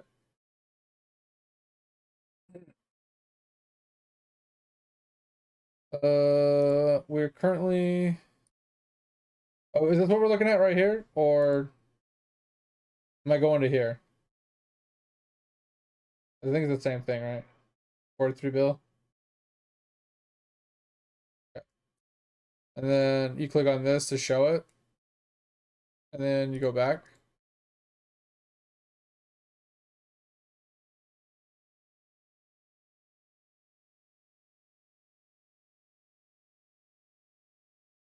I mean, maybe he fixed it. Here, how about we do this? What if we...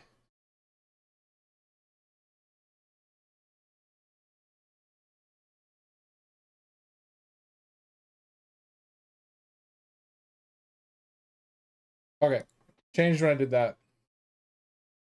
So it changed when I changed tabs.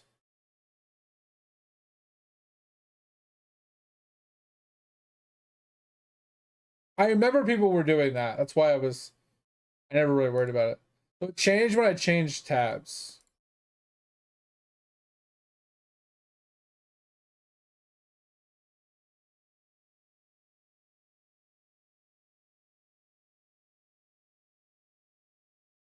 Oop.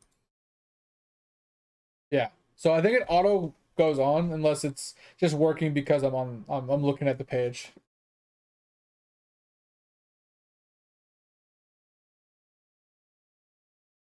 Well, I accidentally deleted one when I was showing something, and then I'm looking for two more down arrows to put here. I mean, I could put something in temporarily, but I'm looking for two more down arrows to put here. That's why.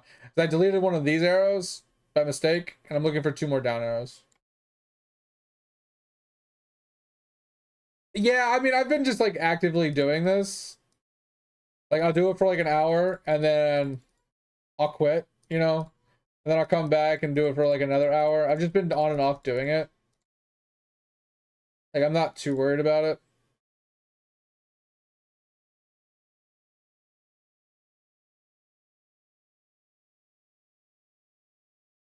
I've been just getting it done. It's just like I could have easily put down arrows in there, but they don't have percents on them, like EXP percents. So I haven't put them in because they've just been 0. I'm like, what's the point if it doesn't have? But I do agree. Like if I can just put on like a 50% or a 90% or 100% one. It's just more XP is more XP, and then just replace it when I finally find a down arrow. Yeah, we were talking about it earlier. Mate feels, and I kind of agreed. I was kind of 50-50 that EXP bonus rates to the Divine Knights for more XP might outweigh the build speed in the long run, because them getting more XP just means more levels. More levels means more build rate. I don't know. Yeah, and then I feel like at a certain point you're going to be leveling so slowly that maybe the build rate is better. I don't know. Maybe it's swapped at a certain point.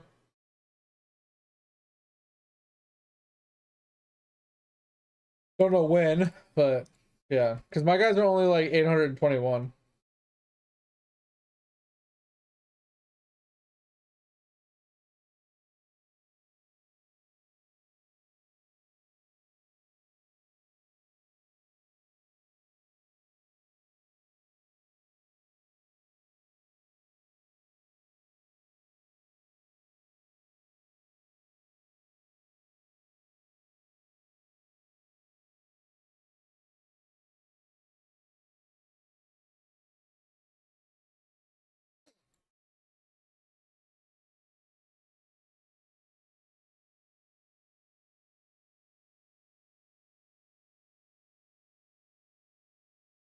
I'm so sad because the one I got rid of was like a 90% as well. Anyway, good enough for now.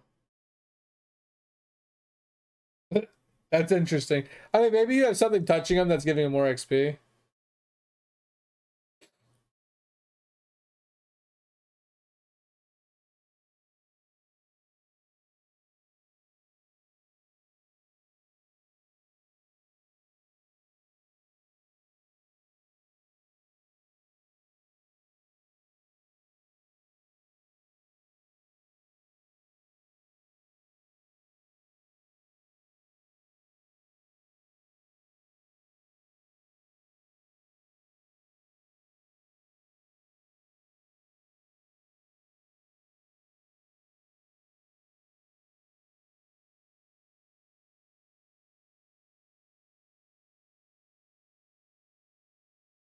Oh, you took. Oh, use the blue one on the one that's already a charm. Upgrade to. Oh, I got you. Sorry, I didn't read that till after.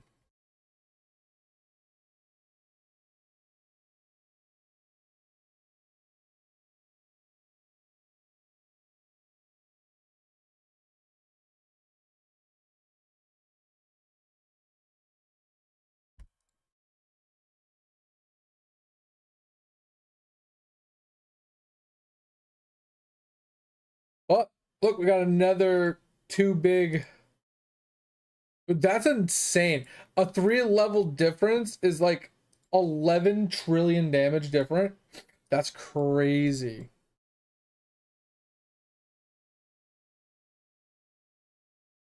Hey, look at this. 20 to 19 is 4 trillion damage. What the fuck?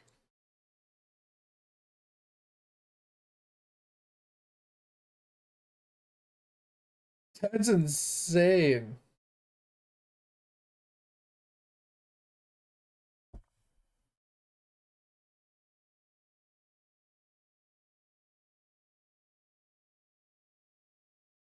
Thoughts on the squares?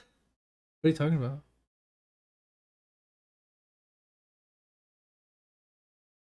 Oh, 1 2 1 1 1 1 or 2 1 1 0.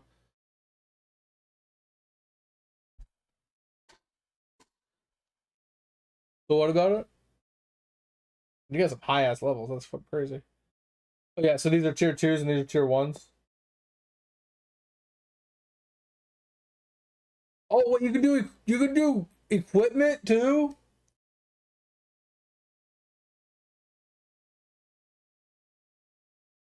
What? Oh, that's busted. That so it doubles or whatever your equipment too, not just the golden things. That's crazy.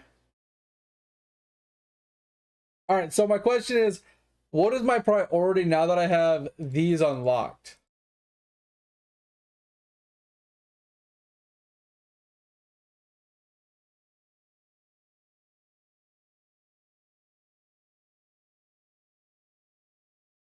That 518% and then that gets boosted?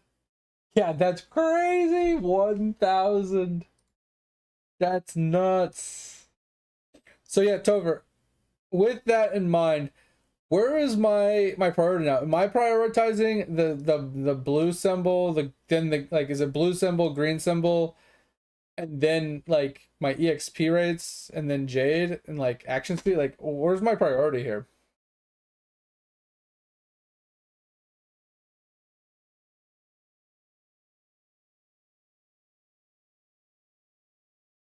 Because if I need to start like juicing out my symbols, I mean I've been putting points into this and these like as well. That's why I was saying like maybe symbols wouldn't be too bad, just because if I can actually start leveling those things up, it's gonna give me huge bonuses. They're just relatively expensive, so I can't get very many upgrades on them without getting more Jade percent.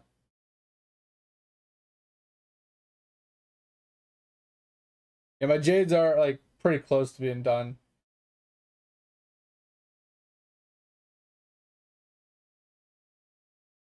Yeah, so do Jade and then Charms. Do I do a Mastery Loot as well? So would it be like those three in that order? And then the Charms would come after?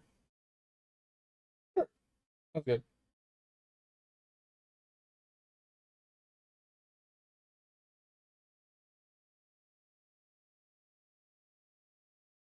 Well, if I can.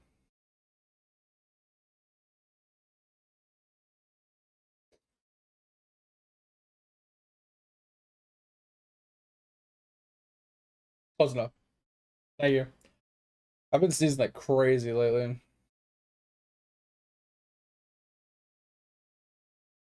That's nuts. Those are gonna be crazy.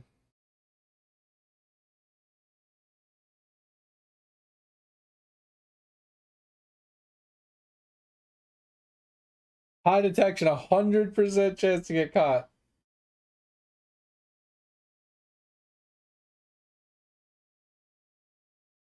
Yeah, that's why I picked it up early. Like when I could afford it, I just bought one.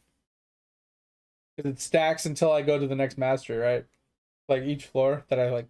Because once I get to a floor and people are like getting caught, it's gonna go up, up, up until they stop getting caught.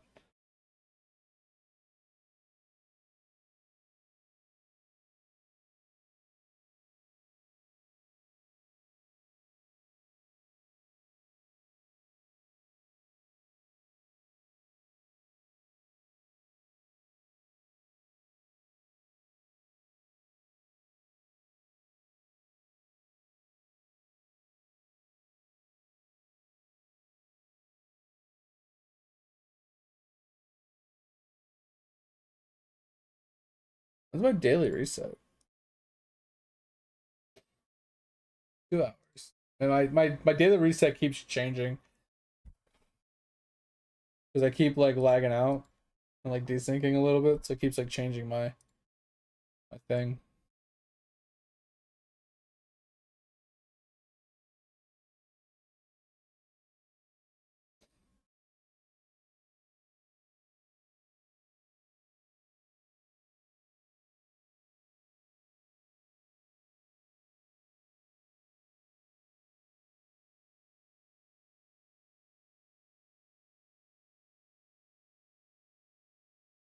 Oh man.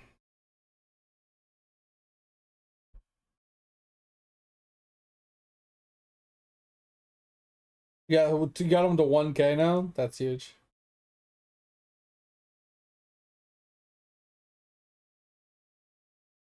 Yeah, the God Pot. Yeah, it's sitting in behind Jerry.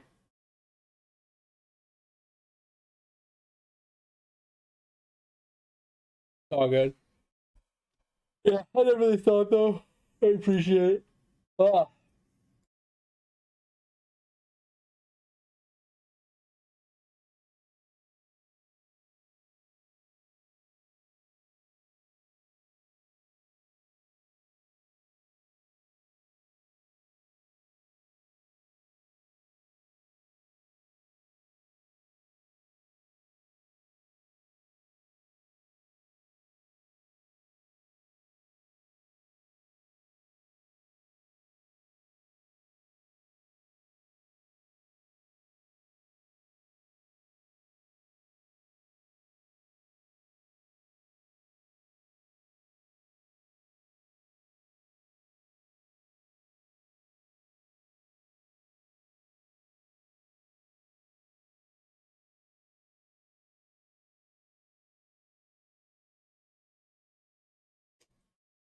Alright, we need to do some bile changes. Oh, this is so close. I get like 1,000 progression a day. So bad. The only other thing I do is put them into liquids though, so I just leave them there. Uh, I don't think we have a daily reset, so we can't do that. We can do this.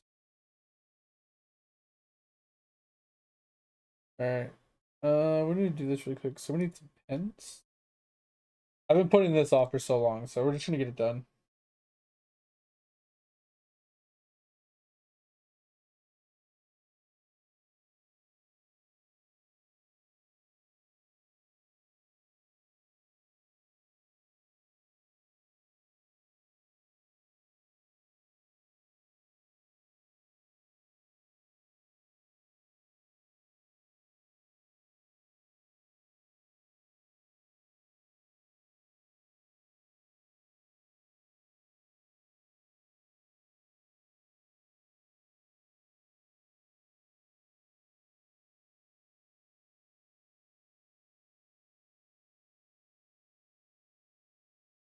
Why on the V-Man specifically?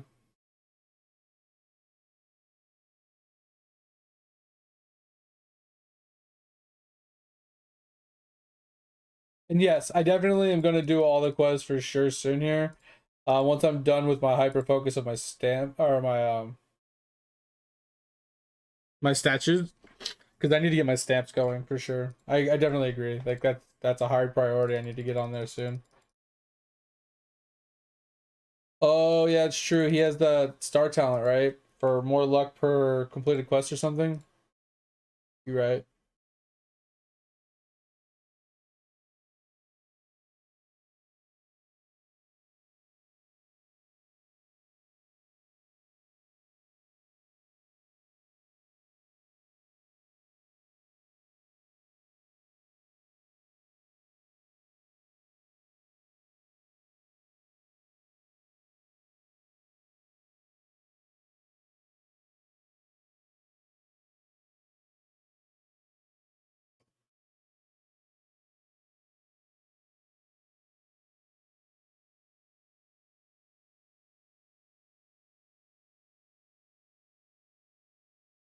This is something I've just been putting off for so long because I just always forget to do it. Might as well just get it done now that I'm paying attention.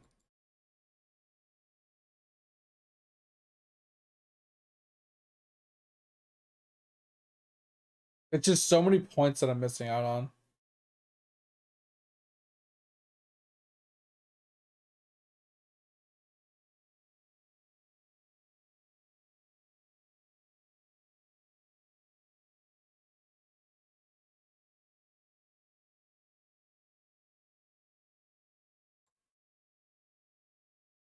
Alright.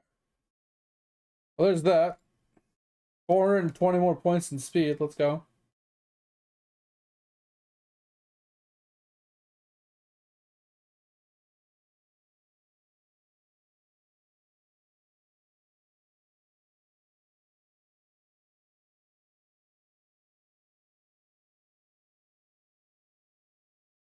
There we go. Huge. Yep. Um, don't remember what my proc was for this guy. So let's go back to this guy.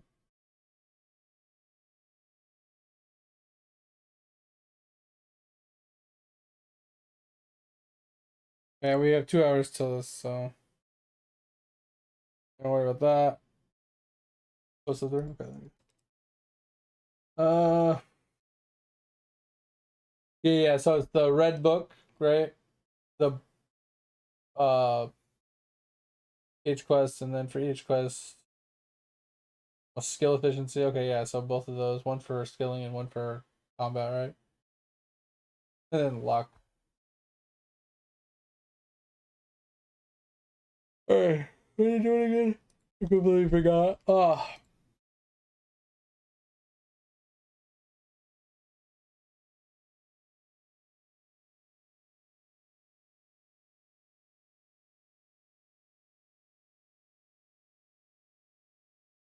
So is it true that No Bubble Left Behind stops leveling things past 10,000?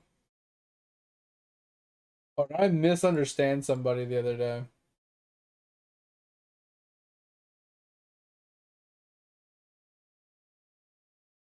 Yo, it's 3 a.m. I wish. I'm so tired.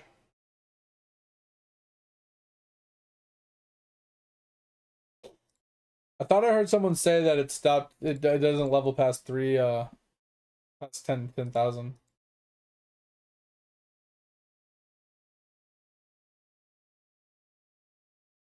Yes, I could have easily misunderstood them.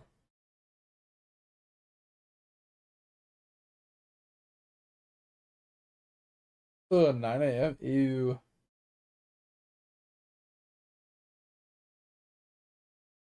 Ew. No thanks. No thanks, Thanksgiving. No thanks.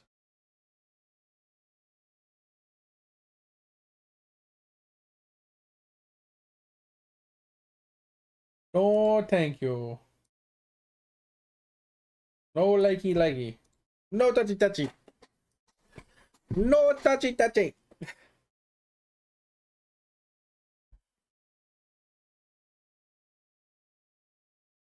Oh yeah, I also got past my 184, 185 that I was on. I got kind of lucky on my single life one. 208, let's go.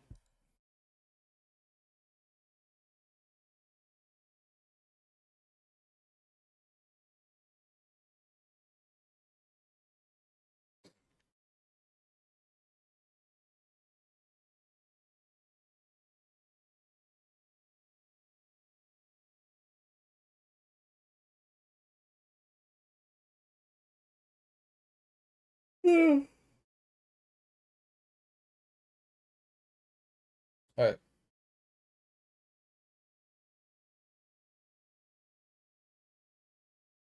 I don't know what to put where. Fuck it. I don't care. All right.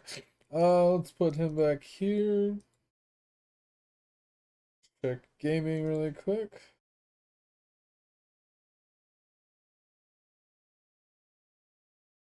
All right, let's do all our AFK claims, I guess. So we got this guy. Wait, how many kills did we get? Yeah, fuck it. I'll just check the card.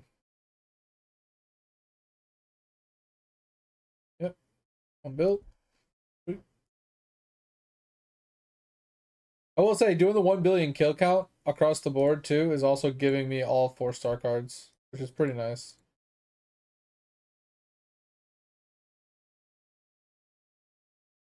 All right.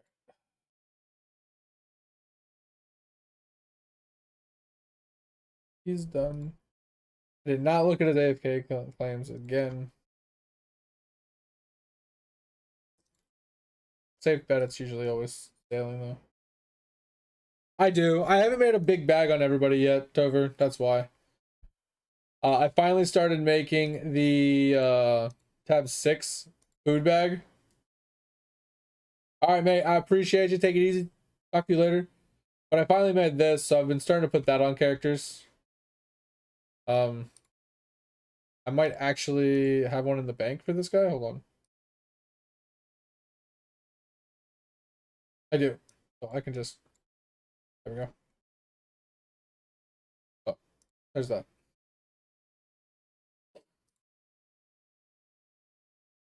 Not yet. I haven't tried to, but I think I'm missing something. Yeah, I don't have this, and I need to go and kill Emperor a few more times. I might not I might have the God Shards, and I'm pretty sure I have the Fireflies, but I don't have the logs. I mean, I can get the logs, that's easy. It's just I have to go kill Emperor him 4 more times. But I could, like I said, I could do it. Not hard. Yeah, I was saying logs is easy. I'm not worried about that. I just gotta go and kill Emperor him 4 times. Let's go kill this. So this is sailing.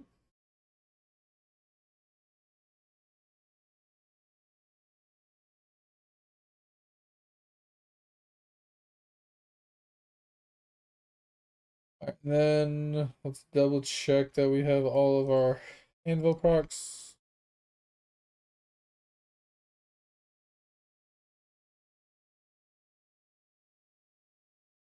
Okay, he's done. All right, so this was just sailing. So I got like 7,000 things going on and trying to remember my Omniprocs and read the chat. 205? Hell yeah.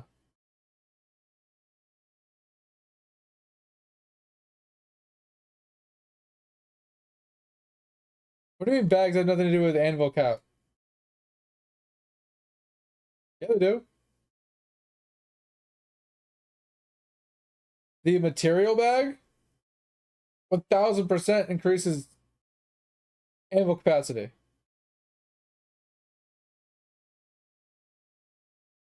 1000%.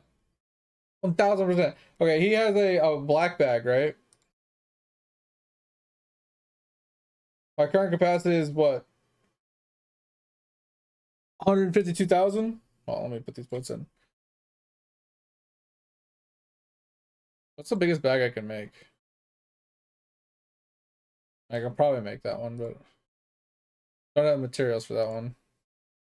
Currently have the black bag. Let's make this one.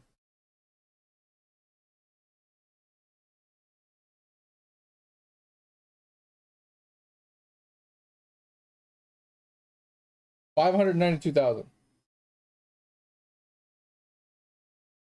Wasn't I like 150K? That's why I always tell people don't invest in a carry cap. Yeah, don't invest in a carry cap. It's useless. The material bag specifically just explodes the carry cap. Speed is useless. What do you mean speed is useless? Speed is God. Speed is EXP.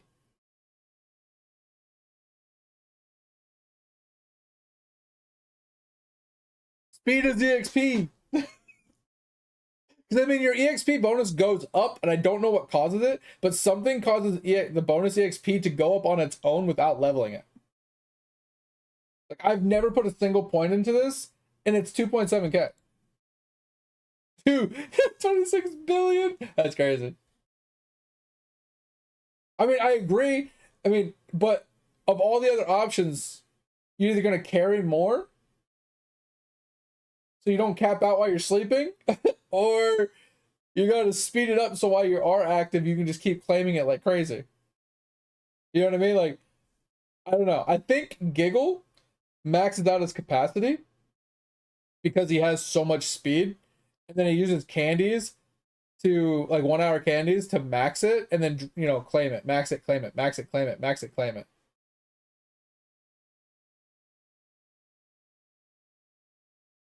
He's like 60,000, really? Jesus, that's nuts. I mean, that's worth it though. That's definitely worth it. All right.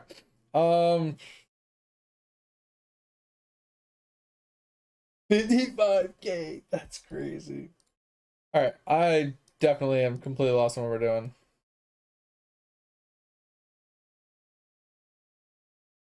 Oh yeah, that's nuts. But yeah, like I said, it's mostly just make the bag. It gives you a ton of carry capacity. It's crazy. At least early on, it's like super helpful, right? All right, so this guy needs pens. Let's. This guy does need to level his up, so I forgot.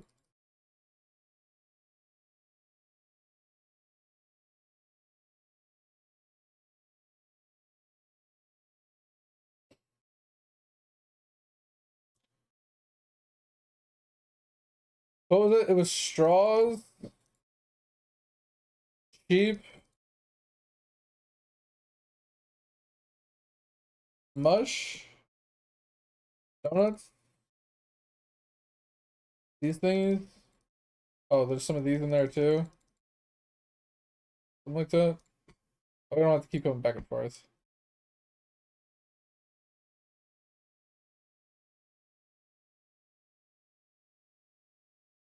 Oh, I missed Demon Genies.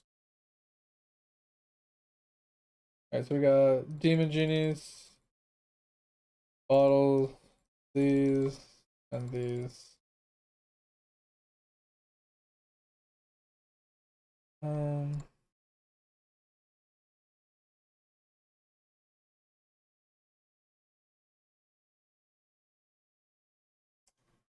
Lammies, really?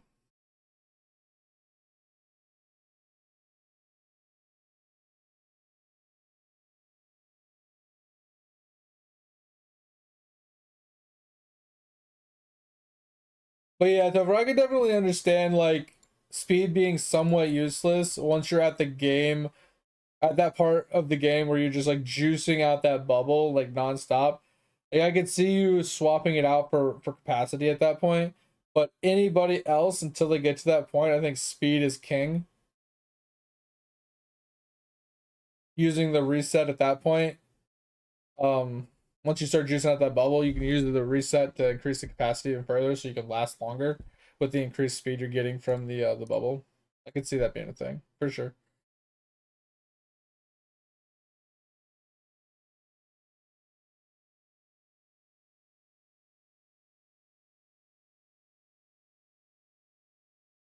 How much did we get?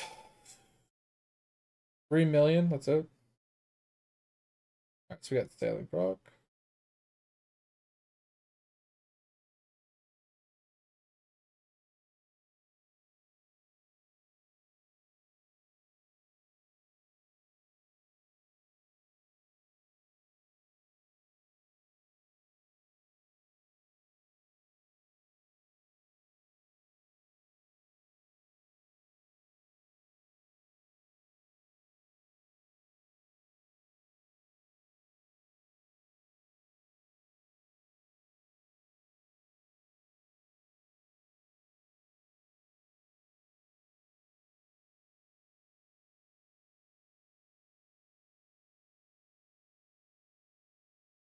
Huh.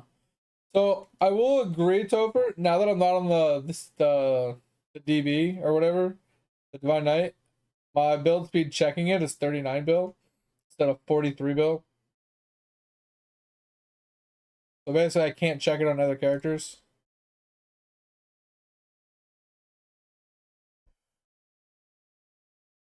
Sailing and guard.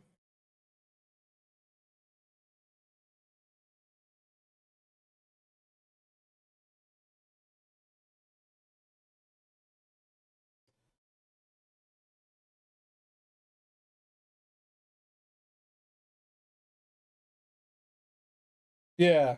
I mean, I believed you. I was just saying, like, I don't know if I have to check the ovals to make the upgrade, or if I just have to check it on the DB, which is I mean the Divine Knight, which is really dumb. At the end of the day, like having to check it on that character specifically and not check it on others. So we'll check in a second here. We'll go back to the Divine Knight and we'll look at it and see if it goes back up.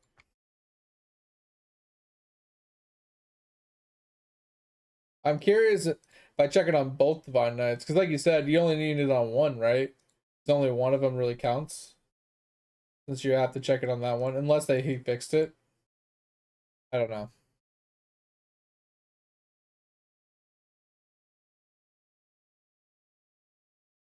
Like you said, unless he fixed it. Who knows?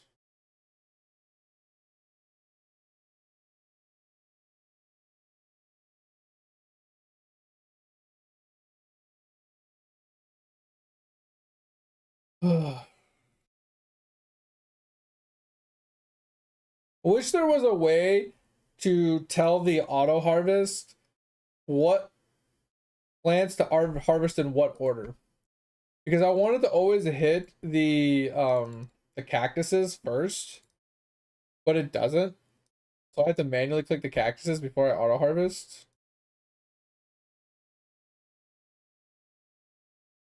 So I actually get the extra buff to like all the other like plants. I wish that was like kind of like an additive thing he eventually adds.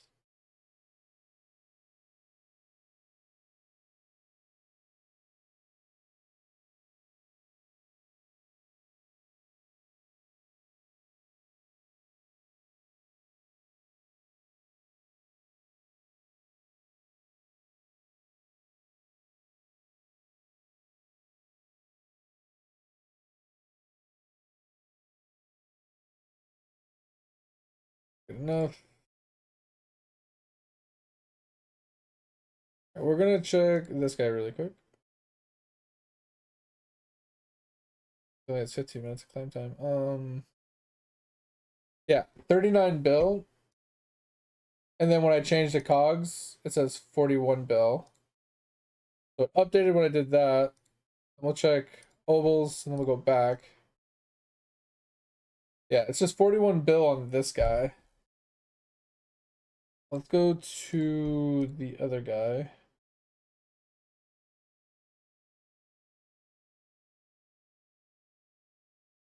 $41 bill.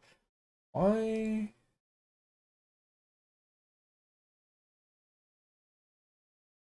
I had 43 bill earlier. What happened to my 2 bill?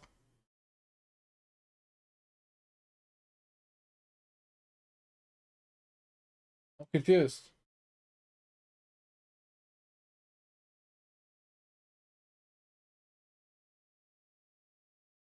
Whatever. I'm missing 2 bills somewhere.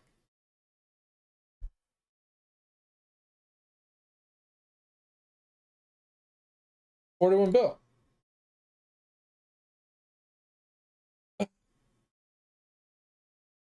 All right, I gotta let the dog out. Come on, let's go on. Come on.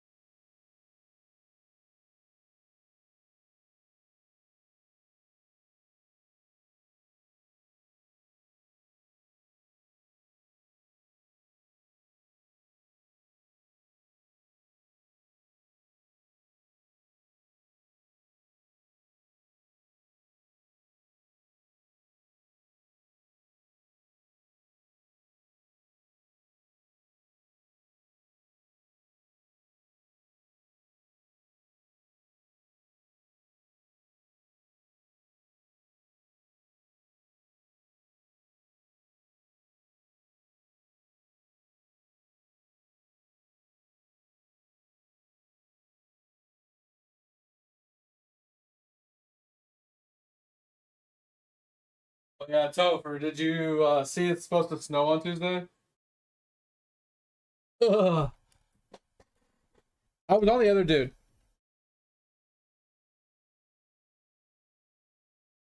I checked both characters. It's supposed to snow between 1 to 3 inches of accumulation. 1 to 3 inches of accumulation. Yeah, but this is the one Divine Knight, a 41 bill, and I checked it on this guy as well. He was also 41 bill. All right, 41 billion. Change, still 41 billion. Oh, wrong button. I even checked this. He also has the, the things on. I go back and even checked it again, and it's still 41 billion. I don't know where my other 2 bill went. Yeah, it went poof. It just went poof, bro. I don't know. I didn't move a single cog. Oh wait, did I? I think I did move one actually. You right. You right. I did move one. I'm pretty sure I deleted this one. It was a 20% build rate. I switched it for EXP. So. Yeah, I forgot. All good. All right, it's fine. I just won't check construction on non-DKs anymore.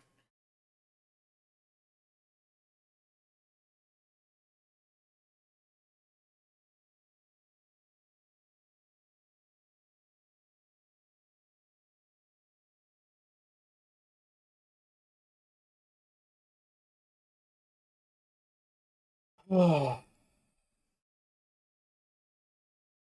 you ready for 1 to 3 inches of snow, Topher? Sounds like a blast. Sounds like something I've always wanted in my life.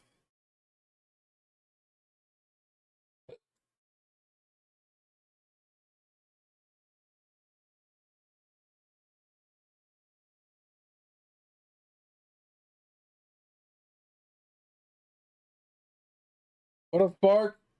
What's going on?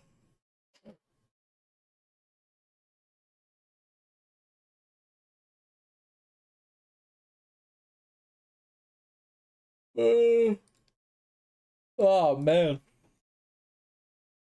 it's going pretty good. We're about to be getting off soon. Sorry for, the fact you just joined us and we're about to be getting off.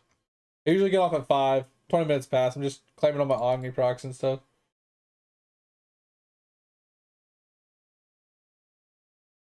Clearing everybody out. Getting ready to swap to another character to finish the Onyx statue quest chain. Double sailing.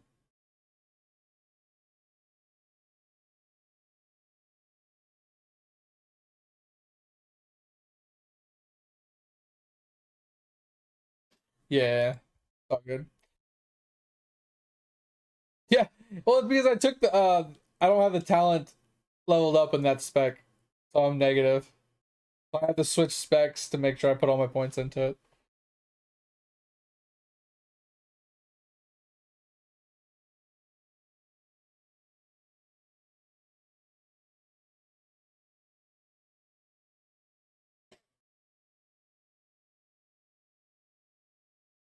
I don't know why I left this guy here, because it's not like I can gain bones while I'm AFK, but it's fine.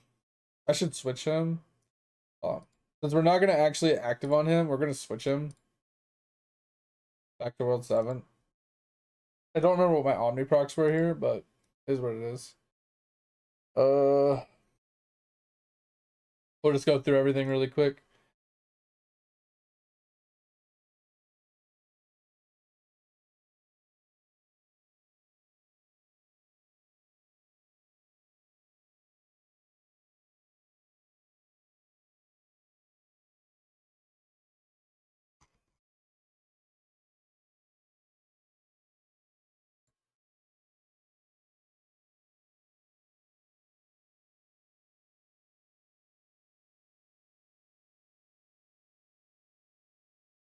All right. So the only thing we haven't claimed today, is spelunking.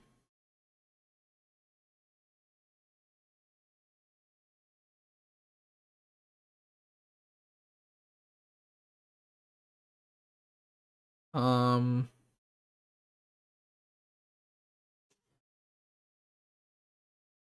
where did I just go? In my hole.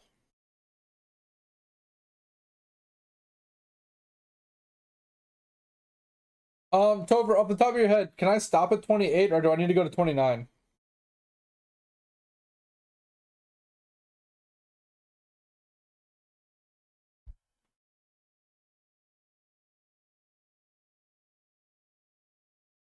Okay, that's fine. I'm just gonna go to 29. It'll be a couple days. It's whatever.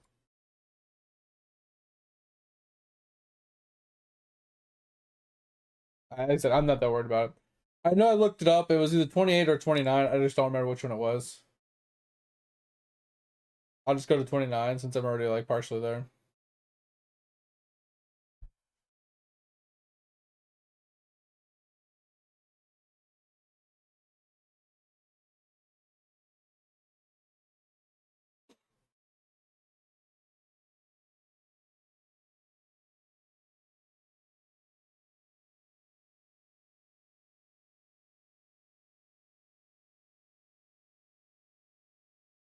I need to AFK here a little bit more so I can get more completions.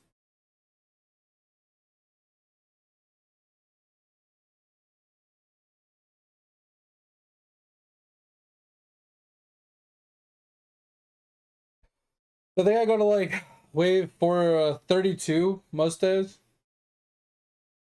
I usually just stop at 32 just so I don't accidentally like fail.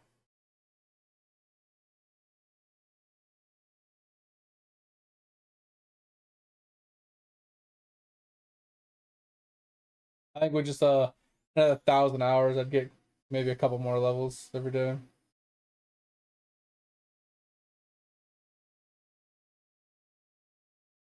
I need a lot of cooking speed because of how far. I mean, at the same time, like I feel like I don't need that much cooking speed since I can rely upon no meal left behind. But no meal left behind, leveling all these meals to max from 80 would take it forever. So I definitely do need cooking speed to help push that closer to 130, so it doesn't take as many days. But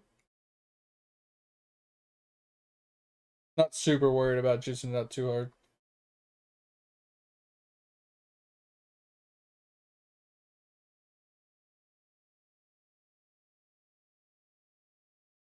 Tover, do we know how much damage the plus the level of damage of all characters mod gives us from the justice or from the monument? Do we have an idea of like how much it gives?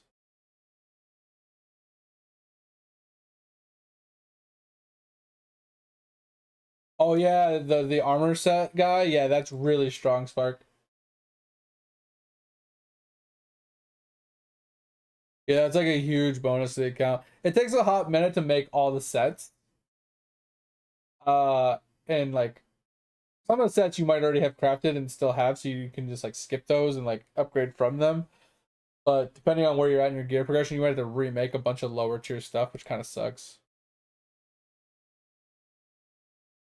Yeah, the Ephon gear. I haven't made the Ephon gear myself. There's a handful I haven't done yet. Actually, that's something I do need to sit down and finish. I got all the way up to Kettle. To Kettle Croc gear or whatever. It took me a while, but I finally got the Croc wings and I finally got the Croc one done. And I think I'm on the one after that now, which I think is the Marby set. Oh, sorry, Magma. Wait, no, Magma into Croc, and then yeah, I think it's a Marby set that I'm on right now. I have two of the four Marby pieces made, but I should just go and farm out the rest of the Marby pieces because I have everything I need for it except for a few of like odds and ends. So I should actually finish that really quickly. You haven't got troll gear. So have you not made it yet, or have you not unlocked it yet?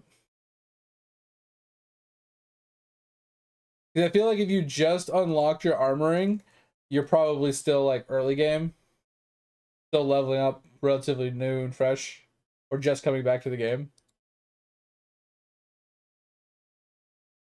Because I mean, I will say I had a 2-year-old account before I even made troll armor, because I was just slacking. I literally pushed all the way through World 6 with Amarok gear on.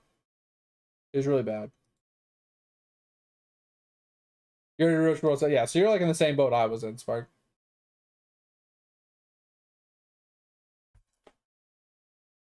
I was an Amarok gamer for the longest time. I finally sat down and farmed everything I needed for 10 sets of troll armor. And then I just made 10 sets of troll armor, basically. Oh, you went Chizor route? Gotcha. Yeah, I literally just made Amarok gear in World 5 and I just left it on. Like, I recrafted it in World 5. And I pushed all the way through World 6 with it.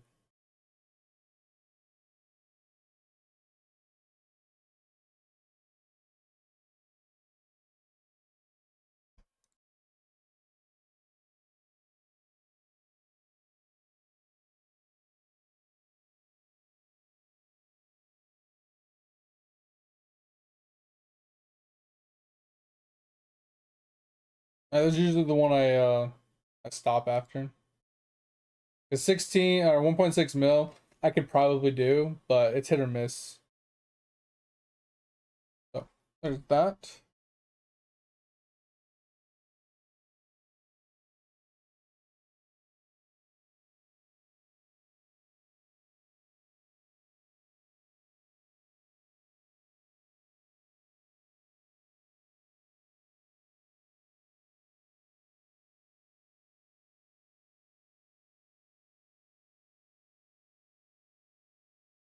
Yeah, I'll do Justice one day. I fucking hate Justice, if I'm being honest.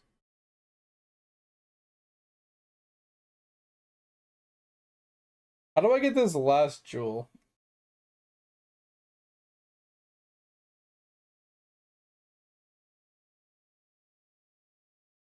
Oh, is it this one? Is it the heirloom jar?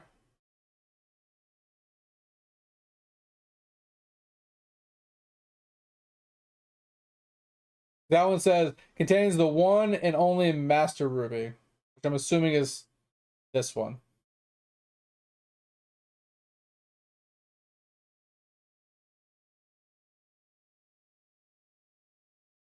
Well, we'll just put that on for a little while. Oh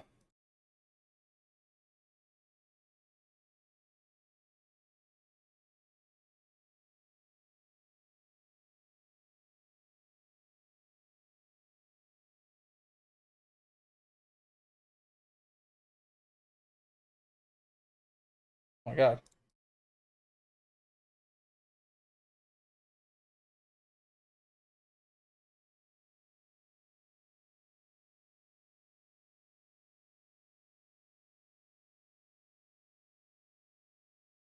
My memory is absolute dog shit.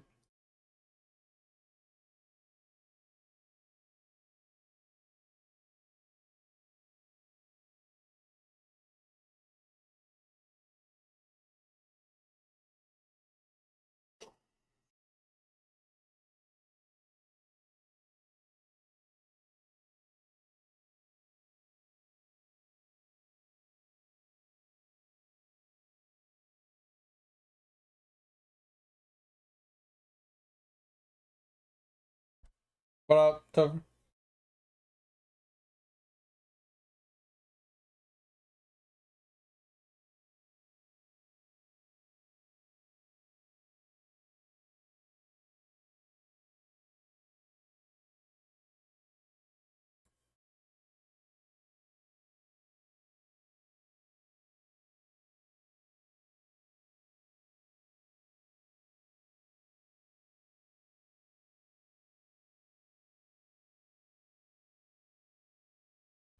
$9.58. That's crazy.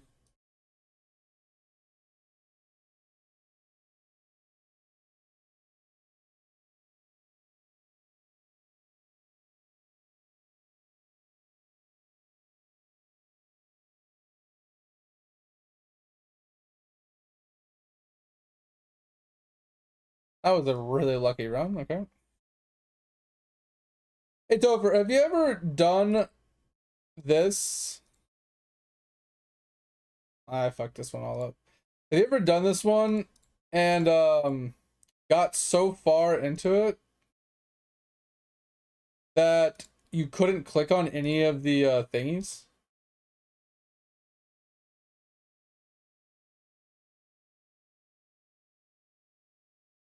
Does that make any sense? I'll try to explain in a second here.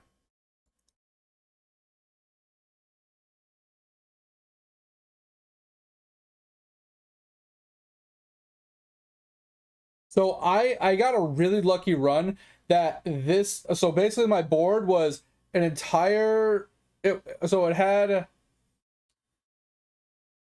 like an entire row across the top, entire row across the bottom, and these rows had just a blank spot on both ends. So I almost had an entire board. And I couldn't click on anything. It wouldn't let me click on anything. Like, you can't click on the card up here. So the card I needed to click on, I couldn't click.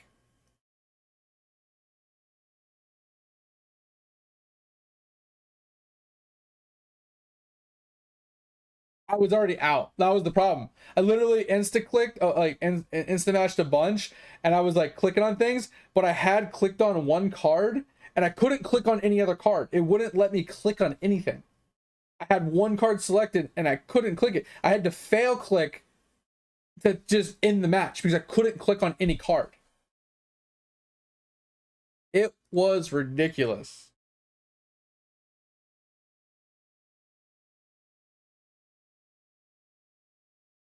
Okay, I am failing miserably right now. Okay, I remember that one. Bro, why do I keep fucking misremembering everything? What is going on? I was like off by one click, and I was just like spam clicking these things. Oh my god.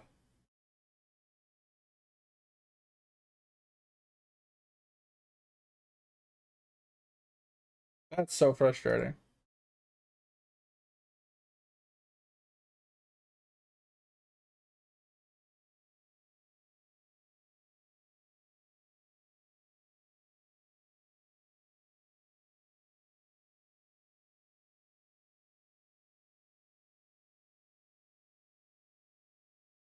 That's pretty crazy.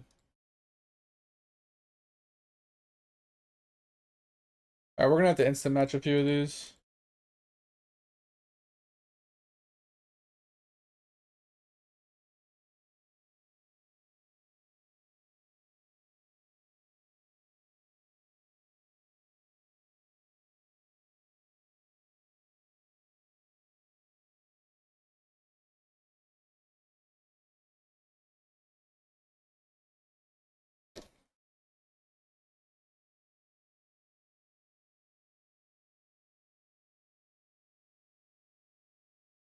I hate ones that are like that.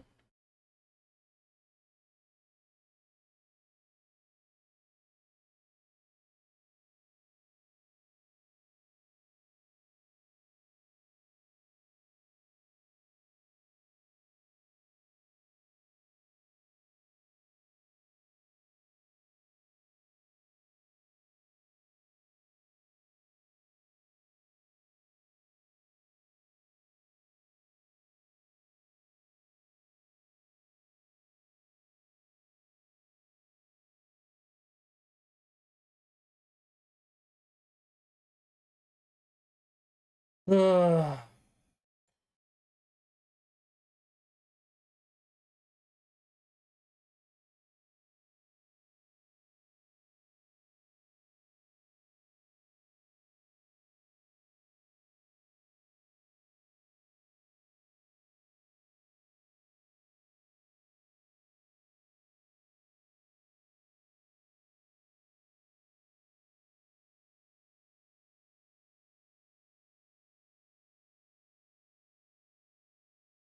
Oh,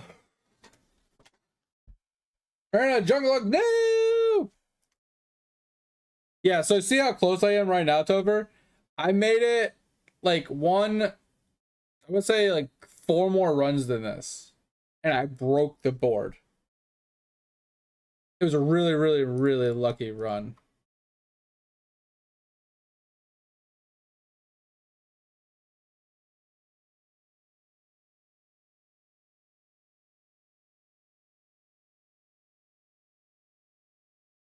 Oh, it was that one. Wisdom bonus, let's go.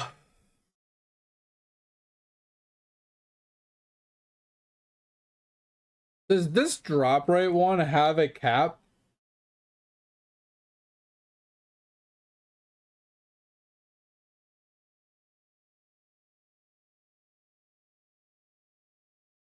I know mate has told me in the past that there's like 1 or 2 of them that have a like a cap where it can't give you anything bonuses past a certain point. Yeah.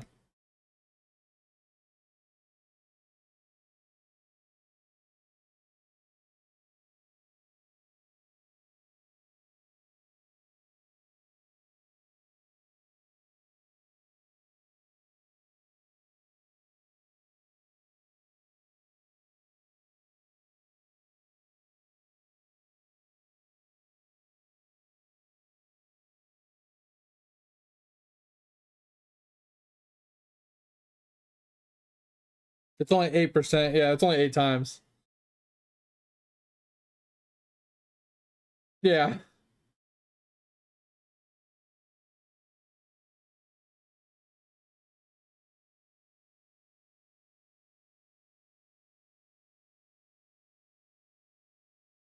It's not huge, but it adds up. Especially since it's something so easy to pick up every week.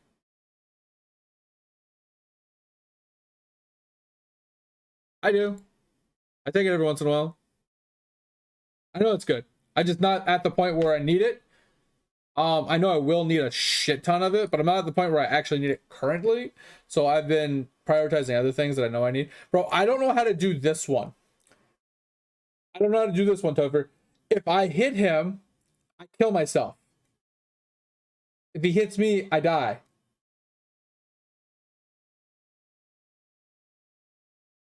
What do you mean I'm stupid?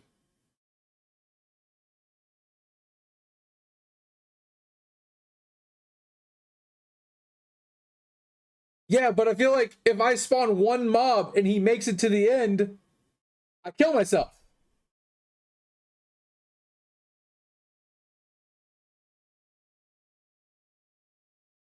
Like that's the problem I have with it.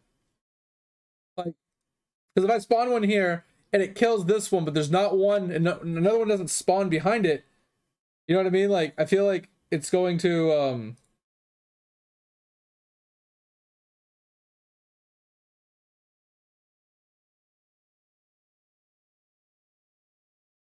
look at these guys. These guys are gonna basically just gonna push all the way to the fucking end. I mean, granted, there's enough spawning to prevent that to a point. Yeah, I think it'll. Okay, I think this will work. I was worried that they weren't gonna spawn fast enough, and I'd catch some bad RNG where the one guy would just walk straight through and just kill me.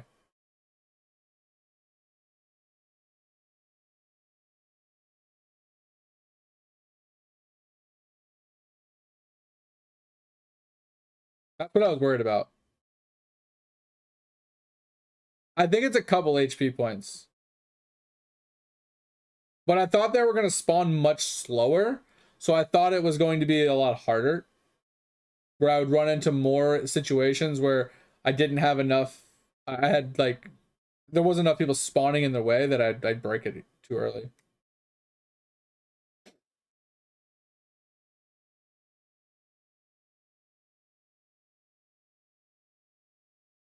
I just remember I let them like, I let them attack me a little bit, I think. And then I spammed a bunch of guys out. I was like, oh, I can just kick his ass thing, because as long as, you know, he doesn't hit me, you know, whatever, then I'll be fine. I didn't think that I could kill myself. So I ended up killing myself because I sent too many guys. This one's annoying. But this, hopefully if we do decent on this, we'll be able to get double snails for tomorrow.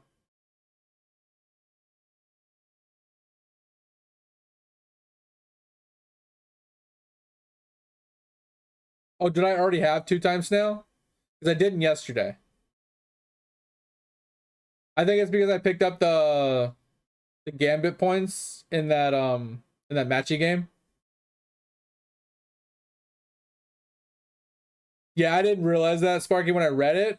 I thought he just did damage to himself when he got through. I didn't realize it did damage to me when I got through as well. So reading's hard, you know. Yeah, I just didn't have it yesterday because I hadn't been doing Gambit, and I never leveled Gambit up until recently. So now that I have Gambit and it's actually unlocked, I can actually do it. I didn't have a Gambit unlocked until like last week.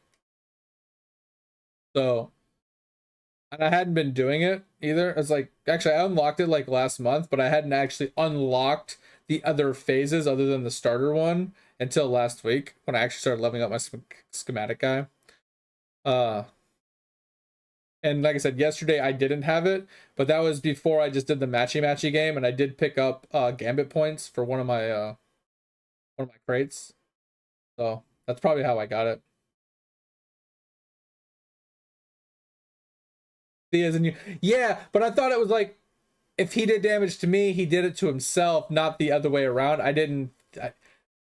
Brain power, okay? Brain power. Okay, let's not talk about it.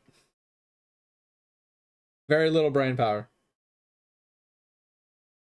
This game gets a total of like 1% of my brain.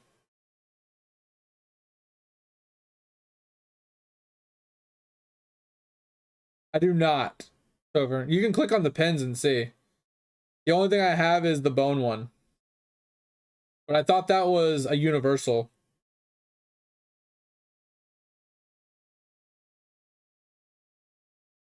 I thought the black one that uh Mate posted was a universal for like all classes, but I could be wrong. Gambit bosses? Wait, what? There's bosses? I don't think I've ever seen a boss.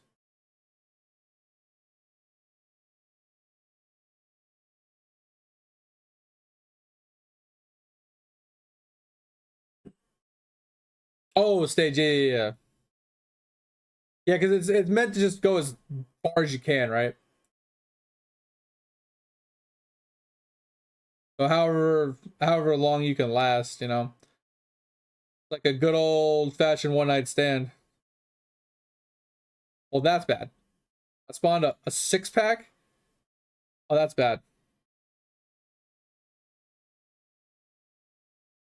I was just worried about all those mobs about to get through, and I spawned a 6-pack of fucking fatties, man.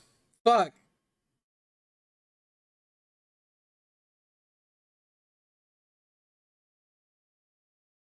Yo. Let's talk about this. Let's talk about this. No, let's talk about this. No. Yeah. Yeah. Yeah.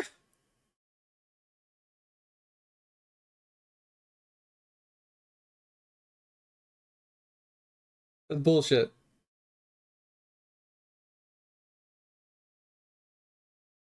Yeah, the 3 jeweled cards in a row, you're right. At least I got this one. Then I got 2 jeweled cards. So I mean that's not too bad. Like I would like Guardios. Guardios would be good. I'm gonna use this card and then I'm gonna redraw again, I think. I didn't realize it was a jeweled card. That fucked me so hard. And not in a good way.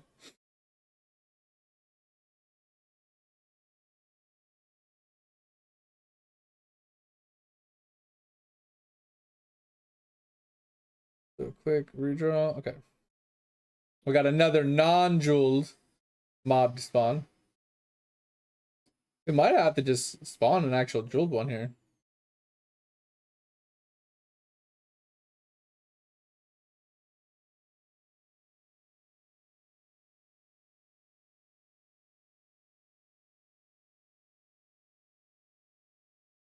There we go. This is a good board. This works.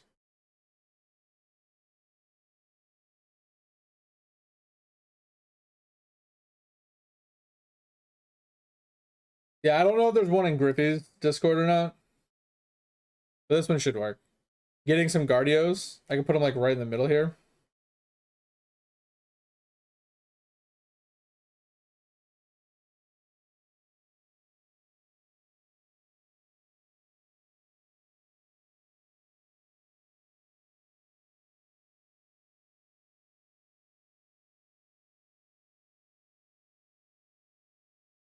Oh.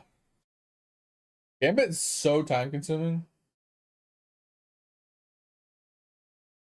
It's one of the only things in the game that you can't just walk away from.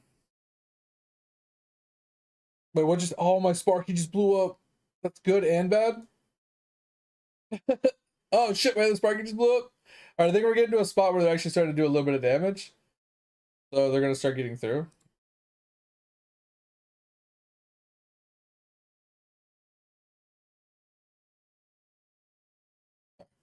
I'll just do that.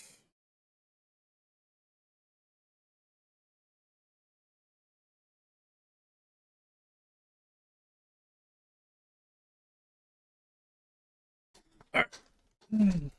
Alright, now they're actually doing some damage, I can start spawning mobs, right? So I gotta be a little careful. Seems like. It's going good, Fuji. How you doing? Appreciate you stopping in. We're about to be getting off soon here, so hopefully that doesn't hurt your feelings. We're just gonna finish this up, and I think we're pretty much done for the day.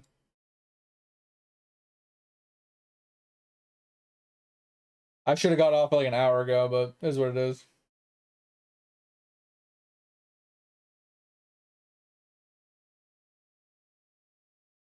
Two glitches. Wait, what happened?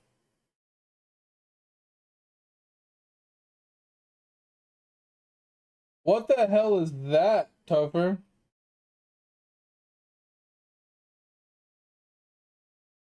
That is a lot of darts on one screen.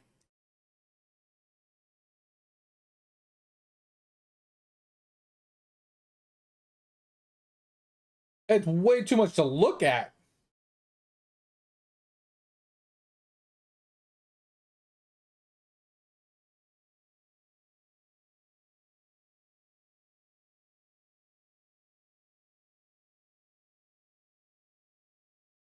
Bro, that's too much. That's way too much. Like, seriously, people. Oh, I'm really worried about the regalius. Alright, we'll put one there.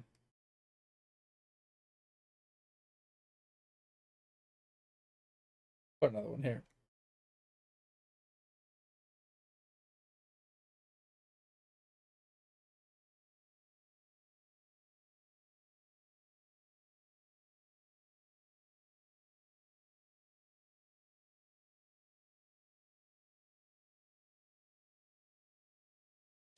Dude, these guys are probably gonna kill me.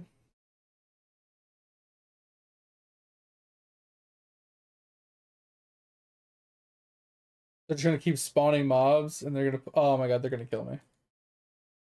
They're gonna kill me, bro. Stop it. Stop it. Oh, one's dead. Okay.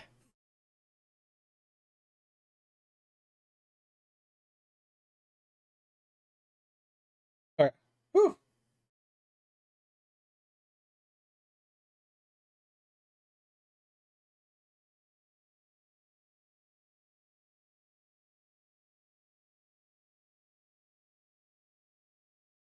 Oh.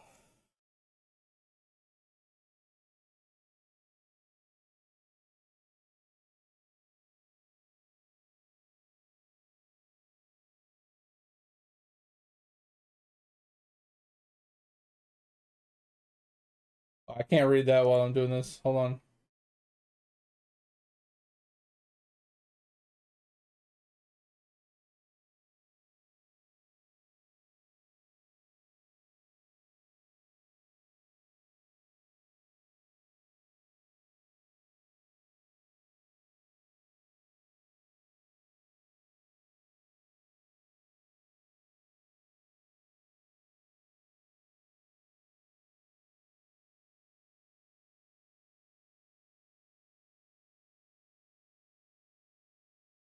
So with the carry cap bag though, does it still work as intended? Like you still have the correct carry cap, but the image is just wrong inside your character sheet?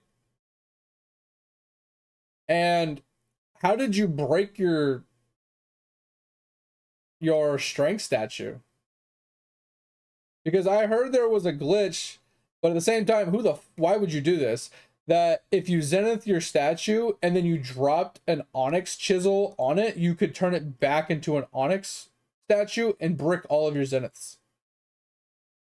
I heard you could do that. But my question is, why would you go and drop another onyx chisel after you've zenithed it? What's the point?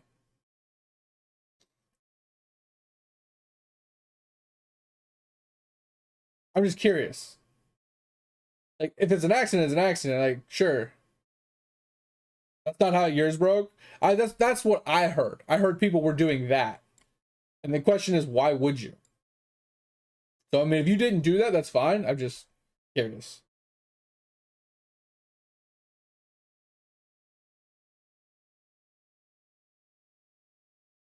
But that does suck. Is there any way to turn it back into a zenith? Because since the quest is done, can you like reclaim the zenith chisel or something to do it? Or do you have to drop another million statues on it?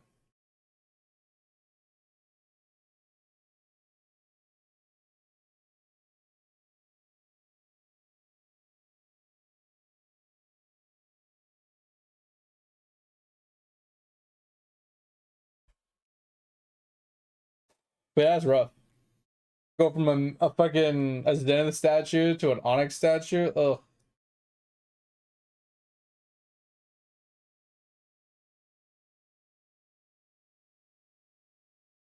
I think we're about at our limit. I think 15 minutes is roughly my limit in this game. I don't know about this one specifically, but Most of mine are roughly around 15 minutes.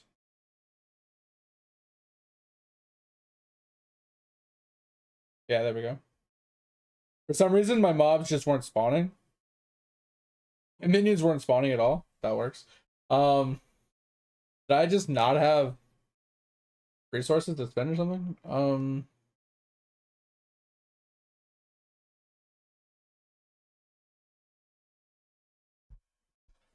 Interesting. Okay, so we have everything done. Daily particle bubble upgrade. So we get 2 times particle upgrade. That's huge. And 2 times bones. And we get the extra snail every day. All right. Sweet. And then, all right, yeah, we needed to finish our statues. Yeah, so that's all we wanted to get done today. We'll just go back and finish our statues. So, back to the question though. So, so I'm trying to read your message to catch up. Sorry.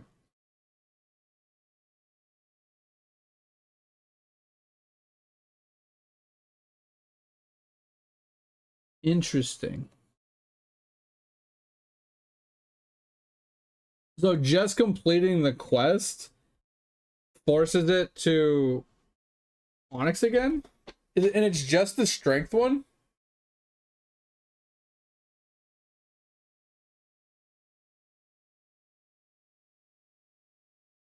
That's so weird. That's weird. Not gonna lie, that's actually super weird. Which one's a strength statue? Is that the power statue? This one?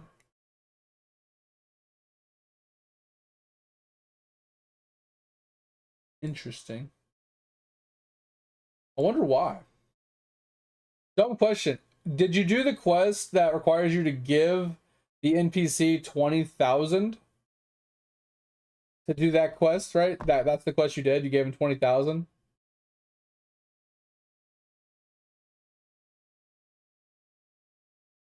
Because I'm wondering if it's not just a quest glitch, if it's actually a statue glitch, that if you dropped 20,000 exactly of any type onto the statue, it would turn it from Zenith to Onyx. I'm curious.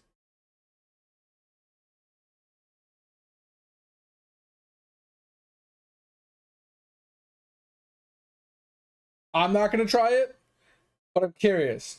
Yeah, that's the thing. I'm not going to try it because I don't get that many statues to just go back and forth and all nilly-willy like, but you know, someone like Topher could probably try it for us.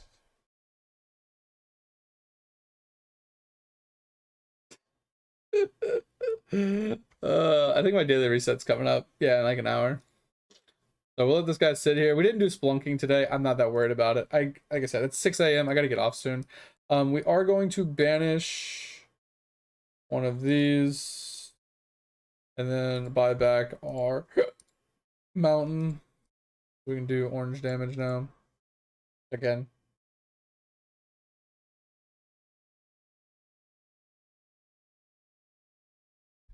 So that should push us through this.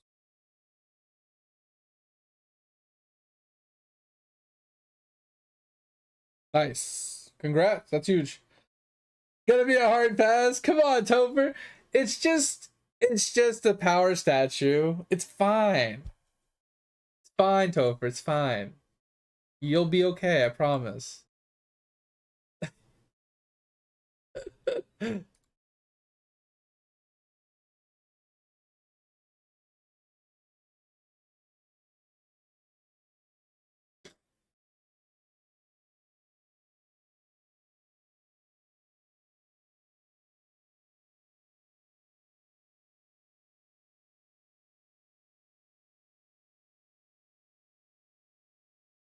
I can trash this guy.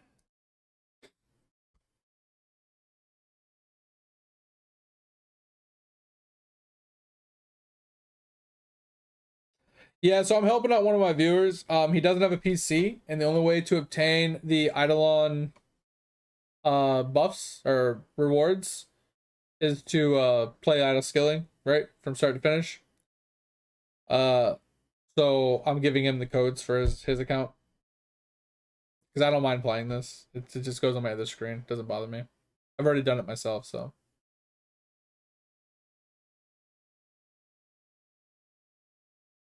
It should let you do your World 6. I don't see why it wouldn't.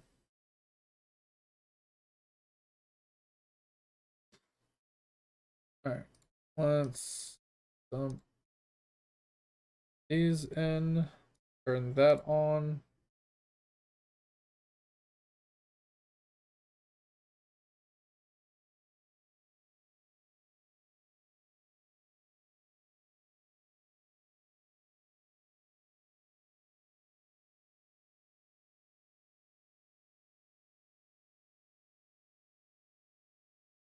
Alright, there's that.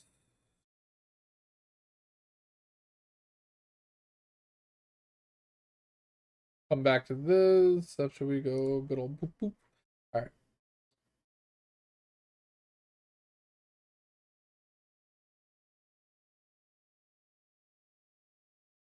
But yeah, Spark, that's why I'm doing auto skilling. Because of this right here. I'm helping out viewer. So I'm gonna push through it really quick. Someone did help him all the way up to the dice. Or sorry, this. So he needs dice in the last 4 basically. I'm just gonna push through. I'm gonna give him the codes and let him experience it, you know. Help him out where I can. I mean, he's a long time viewer. He's been around for over a year, so you know. He supports me, I'll help him out, you know.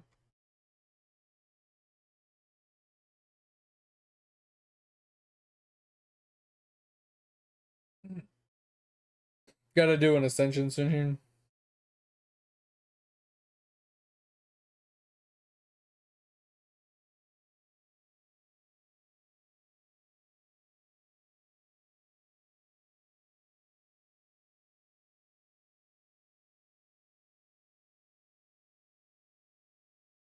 I really hate the spirit side, honestly. I choose it for levels. Alright. Yeah, I think I'm gonna ascend once I get to mountain. Shouldn't take me too long to get to mountain. I have decent damage now.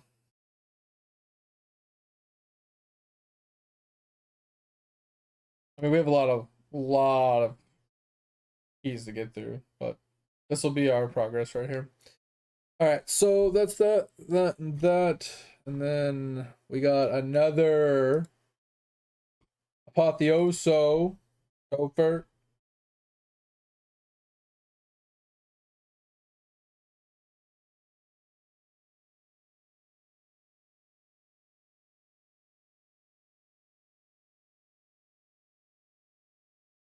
No, bro. I finally finished this the other day. The Nerf Bringer. I finally finished him. And then I just haven't really been progressing all that much lately.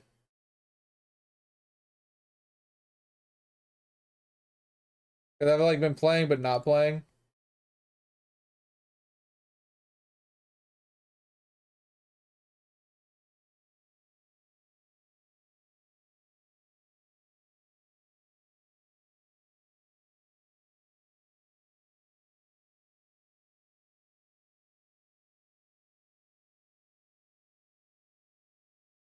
I could probably force 52, but I don't think I could do 55.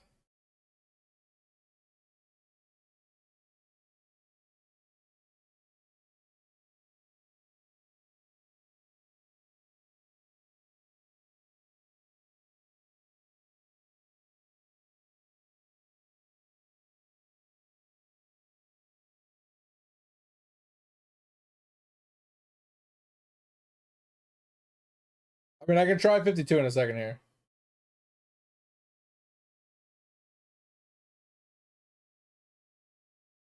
I did just hit 1300 rank on this one, so I might be able to start backtracking for 1300 on the other ones. I basically been doing 100 at a time. I got 1000 on all, and then I did 1100 on all, and then 1200 on all, and I'm doing 1300 on all of them.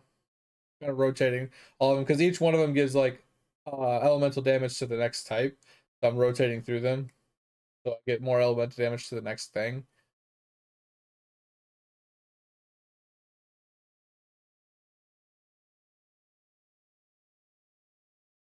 I haven't upgraded these guys in a while, so it should give me more mats and stuff per day.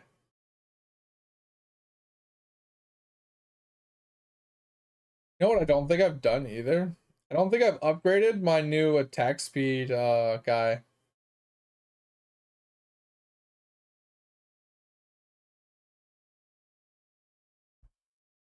The guy that gives increased attack speed, the one we did the Nerf Bringer to unlock. I don't think I corrupted him yet. Like 10 seconds of corruption, he'll be like fucking juiced out of his mind.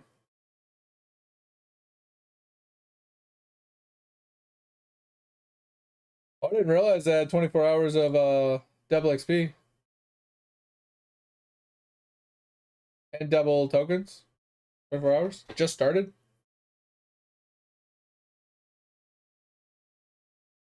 I think I have him on.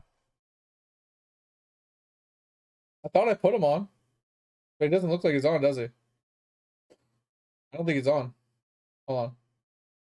I think he's passive. He might be. Let me look. Okay, we're gonna close this. We're gonna finish this one and we're just gonna close it. I'll reopen it in a second. Let's look. Oh, he is active. It says unequipped. He is on. I just don't see him on my sheet. He is on. Wait, let me corrupt him really quick.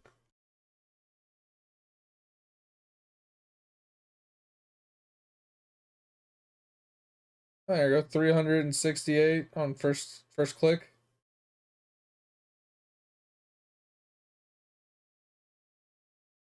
Oh, okay. That's fine.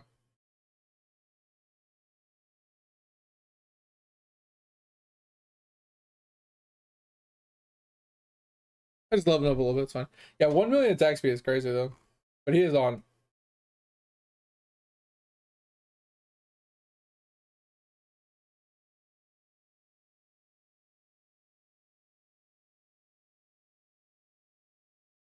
Mine's not even moving.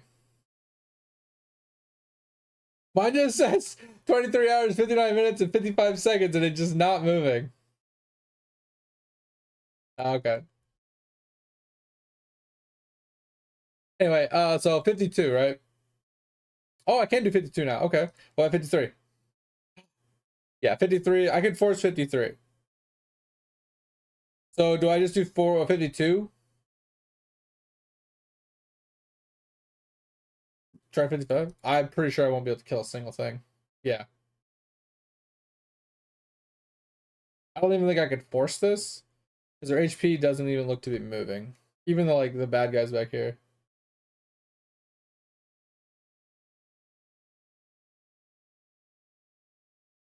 Sit all night. Bro, their HP isn't even moving. They have 9E82. I mean, it's kind of moving, I guess. Because I'm doing 79. E79.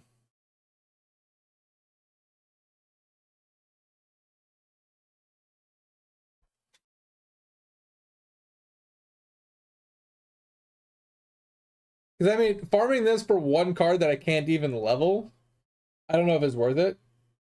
Because if I can't even use the card, I mean, it does give a little bit of passive, but I feel like it might not be worth it. I mean, they are strong. But is it actually a good card? Yeah, it is 55 for the next one. And it would take a while, because I have to kill it so many times to get one of them to spawn. To then finally, yeah, I don't think it's worth just AFKing to get him to spawn.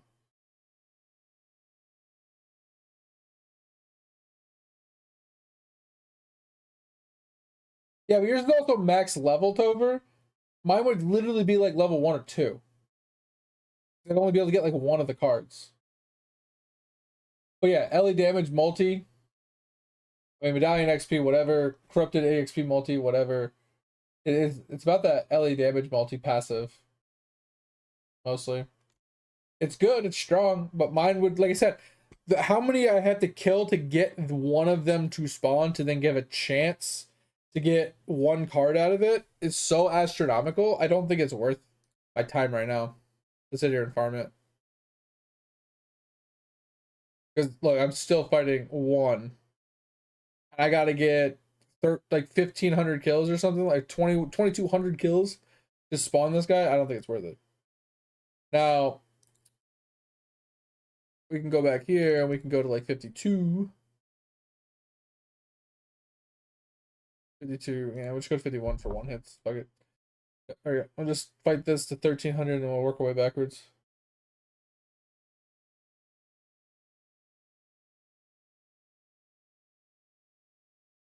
Yeah, well, I switched over because the other one was 1,300 and I'm going to get this at 1,300. I'm just going to do them all to 1,300 like I was saying before. Because I have 1,200, 1,200, 1,200, 13. I'm going to do 13 across and then I'm going to come back down to do 14. Usually by the time I get to 14, maybe I'll be able to do 52 across the board. That's just how I've been doing it. I don't really care that much.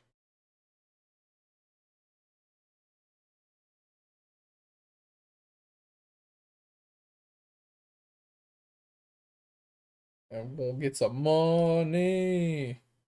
Money, money, money. We got damage, resources. We could go kill per kill here. I think we go kill per kill here. But I'm going to be resetting soon anyway, so. We go kill per kill here.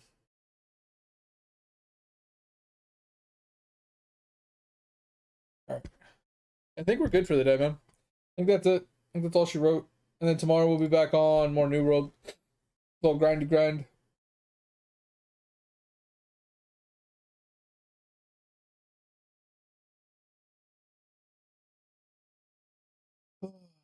Anyway, I'm out of here, guys. I hope you guys had a good time. Hope you guys enjoyed the stream. Hope you have a good rest of your day. We'll be back on tonight. We'll be grinding some more Iron Man, New World. A little bit of Iron Eidolon on the side. If you guys haven't joined the Discord and want to join the Discord, feel free. The only answer is don't be a dick. If you ever want to gaming questions, ever need any help, ever want to share something, show something off, or help somebody out, feel free to chime in at any time, at me anytime.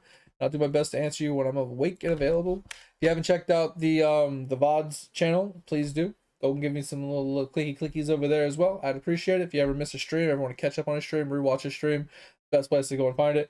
Hope you guys had a good time. Hopefully see you tonight. See you, see you, see you. Bye, bye, bye. Talk to you later. See ya. Thank you, thank you, thank you. You're way too late. Like always, Topher. I'm a bad influence. I'm sorry. But see you guys. Bye.